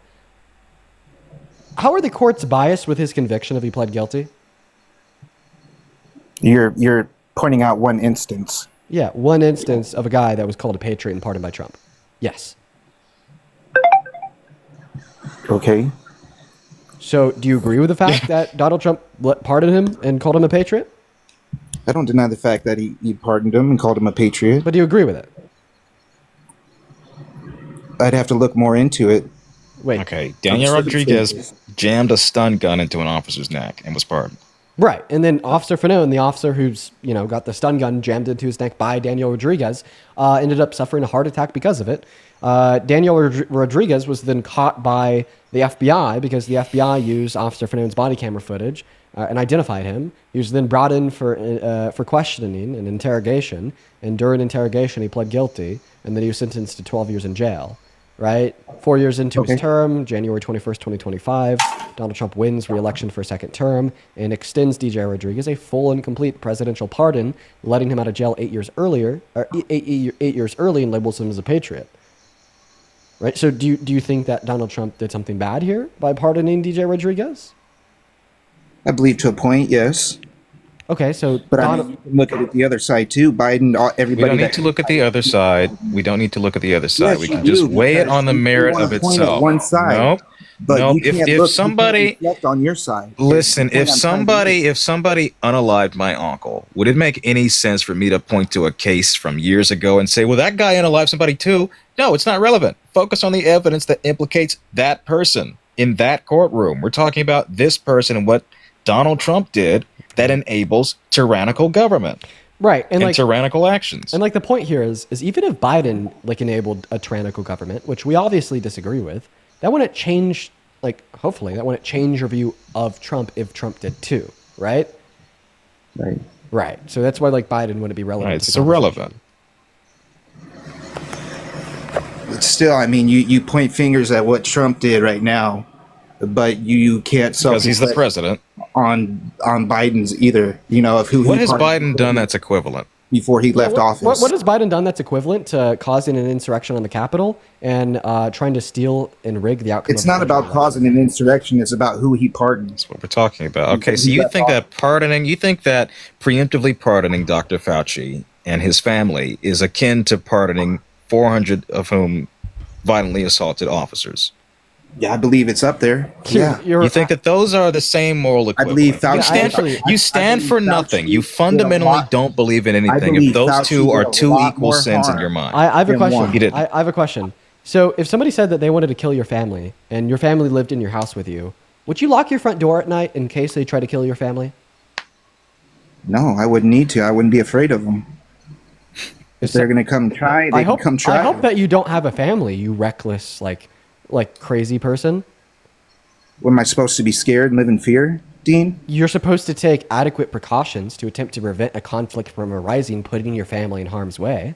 Yeah. Yeah, that's the second. Right? And one of those adequate precautions would probably include locking your door. Do you disagree, tough guy?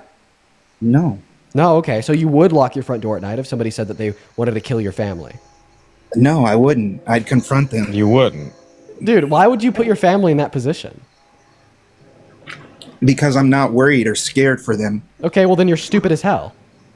No. Yeah, if you want to be worried or scared, if you want to be if you want to be worried or scared for your family with like if you want to be so therefore you have this self-righteous attitude, and that's why it takes two of you, even three of you with Parker, to debate one guy. Okay, the only self-righteous piece of shit here is you, because you just told us that you wouldn't be No, worried for the that's safety you, of your D. family if a gunman That's came you. into your It's house. In Jaden. fact, you would invite the gunman into your house by leaving your You front guys door are unlocked. young. You lack any real world experience, yet you claim to be the That's not smartest. true. Yeah, let me go ahead and make this clear to you, my friend. I don't care. Like, how old are you? 30, 40? I don't care if you've been around the sun more times than I have. My maturity is rooted within the fact that I have been vastly better educated Maturity on the world comes around with me. real-world Well, I'm going to ask you to experience, just suck on the binky not and with pipe the down, book. little boy, while I'll continue to speak, right? I don't care if you've been around the sun more times than me. I would still say that your immaturity is ultimately rooted within your inability to vest any of your time or local resources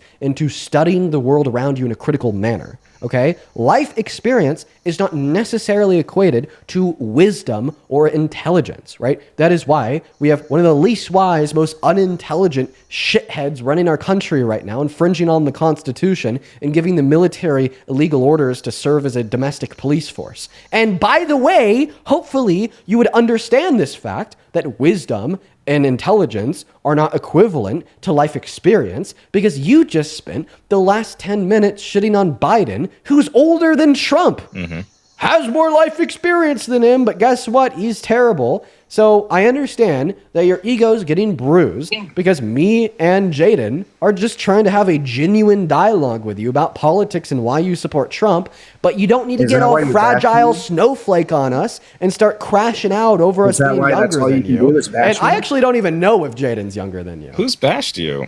Both of you are trying to. It takes both of you. How did I bash you? Okay. So you can't give an instance. That's okay. I know you guys get in your feelings often, but listen, let's take a deep breath.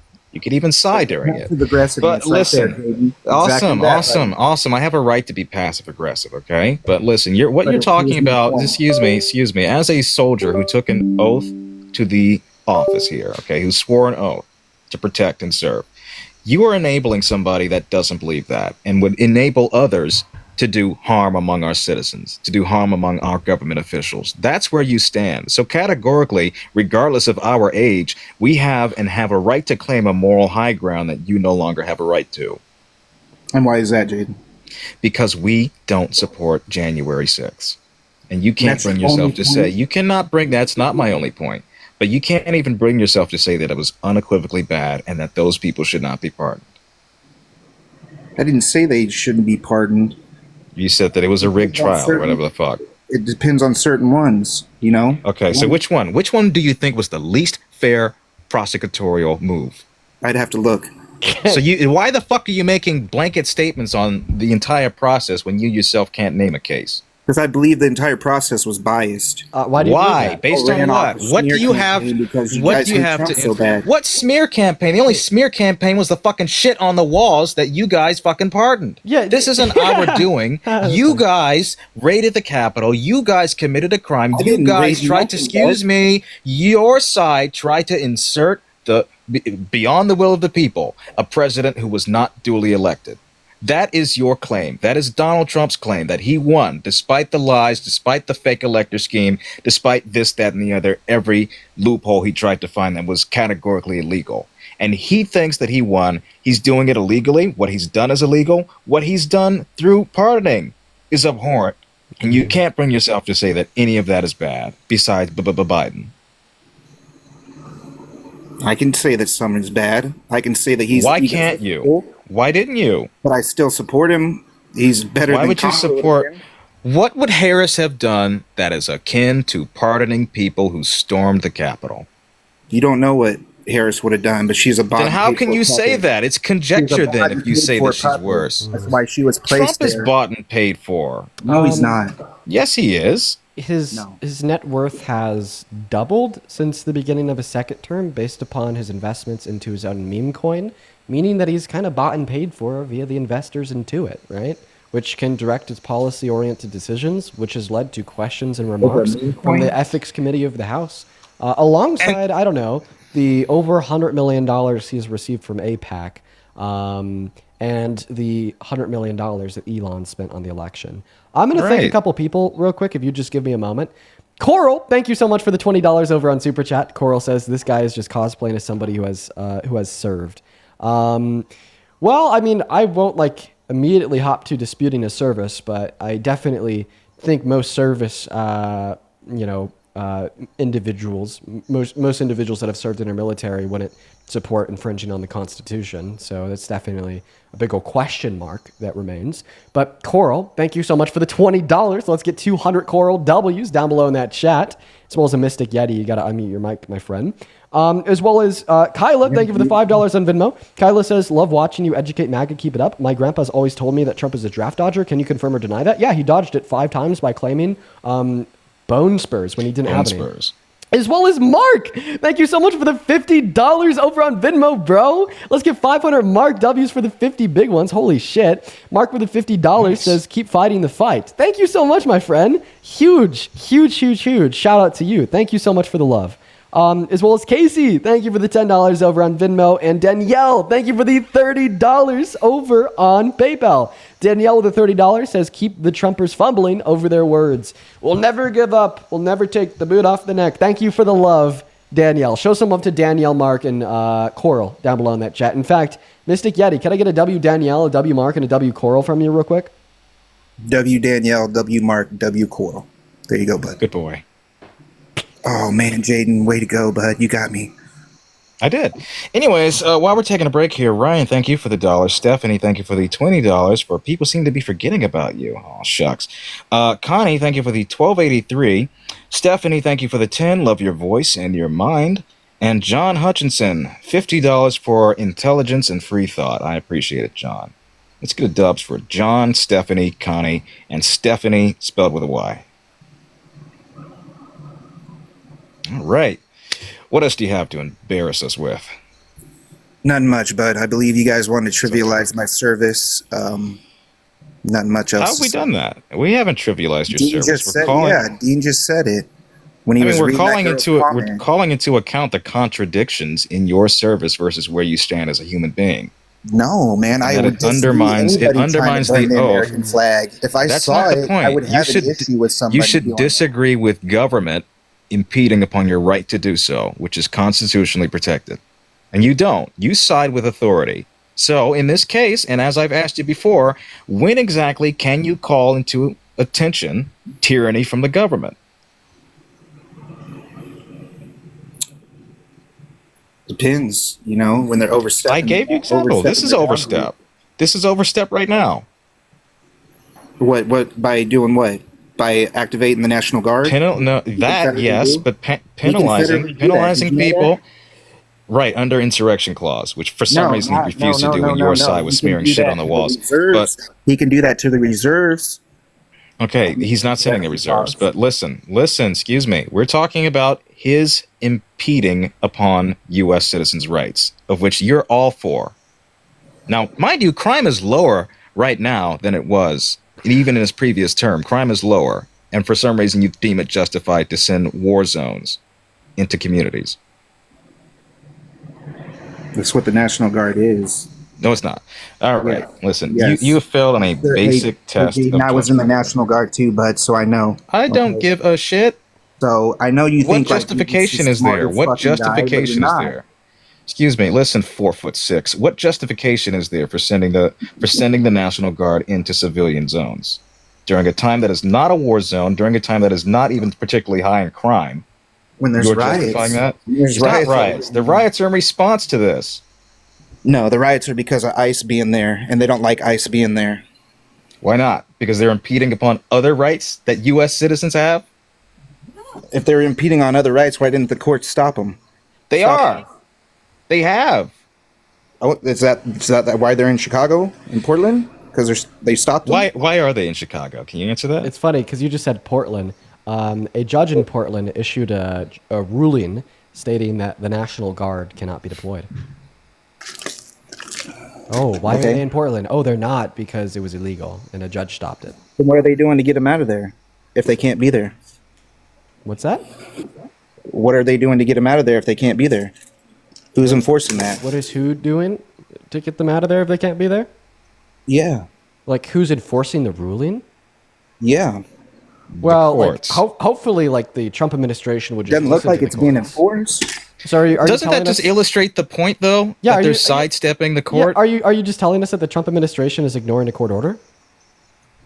No, I'm not saying that directly. Oh, well, that is what you're saying, because if you're telling us that nobody's enforcing it, they're still there, then you're just telling me that a court made a ruling ordering the Trump administration to pull the National Guard out of Portland, and they're not doing it in violation of said order. Is that not like government overreach? Is that not a consolidation of powers to the executive branch and actively ignoring and side-skirting rulings from courts? Is that not like an obvious mark of authoritarianism in the dawn of a new dark era for this country? Then who's stopping it? If it's So your question This is the instead point of I'm trying to make. Who's stopping it? Well, I mean, hopefully people like If me. he's such an authoritarian, where is hopefully the people like me. judicial- Hopefully people like Jaden, and hopefully people like the millions of Americans that understand Donald Trump is exactly what we've described him to be. But I will tell you exactly who's not stopping it. People like you that actively continue to prop up the regime, and instead of disavowing the Trump administration when they ignore a court order, they ignore the judiciary and attempt to side skirt around them, you instead ask, well, who's going to stop them, right? Those questions right there are the ones that empower authoritarianism, socially speaking, in America, and kind of, oil the gears of this very treacherous machine.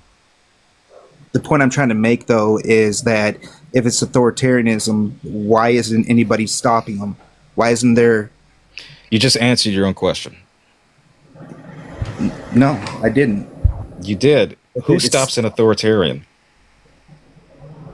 Should be the well, it's supposed to be the courts, and you got me on that. Uh-huh. Right. And so when civilians align themselves with a tyrannical government, then it becomes very difficult to decipher who exactly is down there on the civilian level to stand up to this, especially as they're now arresting people who are protesting, as they're limiting the ability to protest, as they're impeding on your right to protest, and as labeling people as T groups now who disagree with this government. So who is left when the government has eradicated every person with a voice? The government wouldn't eradicate every person with a voice. Then why is it doing it? Why is it doing it? Donald Don't you have to file for permits and stuff like that? Donald Trump said that he was going to take your free speech away today, man. As well as Julene, thank you for the $20 over on Super Chat. Thank you so much for the love, Julene. Show some love to Jolene down below in that chat. Thank you so much. As well as Angel, thank you for the $30 over on PayPal. Angel with the 30 big ones on PayPal says, hey, Dean, I just wanted to say I really appreciate you and Parker for being so educated on this and trying to make society better as a whole. Love and support from Australia. All the love and support to you as well, Angel. Thank you for being here. I'm happy that you enjoy the stream, and thank you for the $30. That is so incredibly kind of you. As well as Valkyrie, good to see you. Thank you for the $10 over on Venmo, saying, if Yeti's a real veteran, ask him what he raised his right hand to serve and protect. What did you raise your right hand to serve and protect? Constitution. Valkyrie, I don't know if that's the right answer or not, but it's kind of funny because you raised your right hand to serve and protect the Constitution, yet now you're telling us that you support a regime that's ignoring the courts, violating the Constitution, and starting insurrections. Very interesting. Jojo, thank you for the $15 over on Venmo. Appreciate you for the love. Show some love to Jojo for the 15. As well as Jams, thank you for the $10, saying you are a light for the younger generation. Keep up the fight for the good. Keep fighting the good fight. Thank you so much, Jams. Oh, there goes my phone. And let's see here. Ellen, thank you for the $1.50, and Madeline with the 4. Thank you, guys. And by the way, we're already at 4 hours, so after this conversation, I am going to be ending for the evening. Go ahead. Not much else to say. I appreciate you letting me up, bud.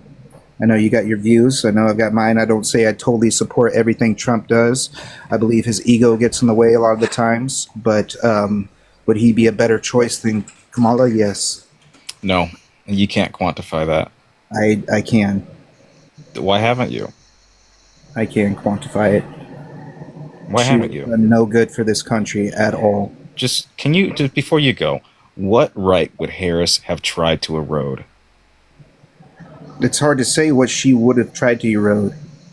Then how can you say she She's bought and paid for, so she'd have followed whatever orders that were given to her. She wouldn't have been a true president. What right would she have chipped away with?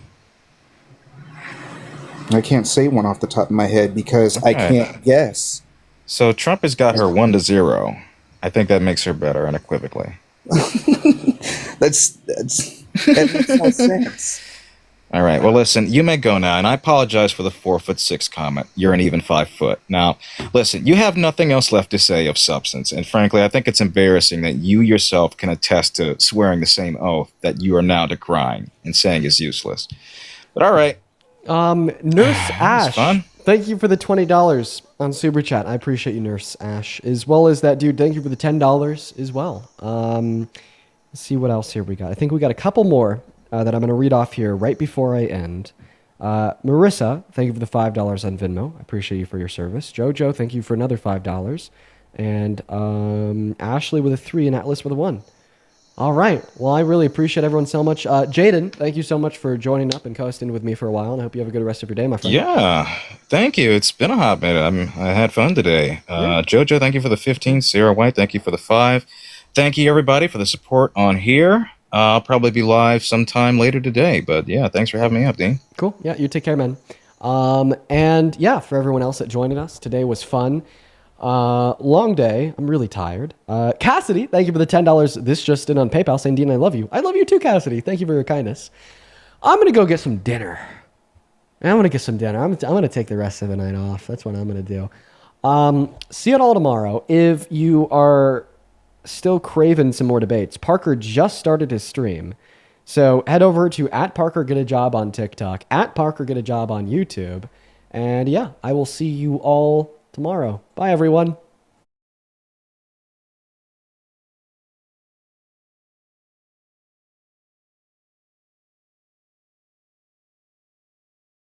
$2022.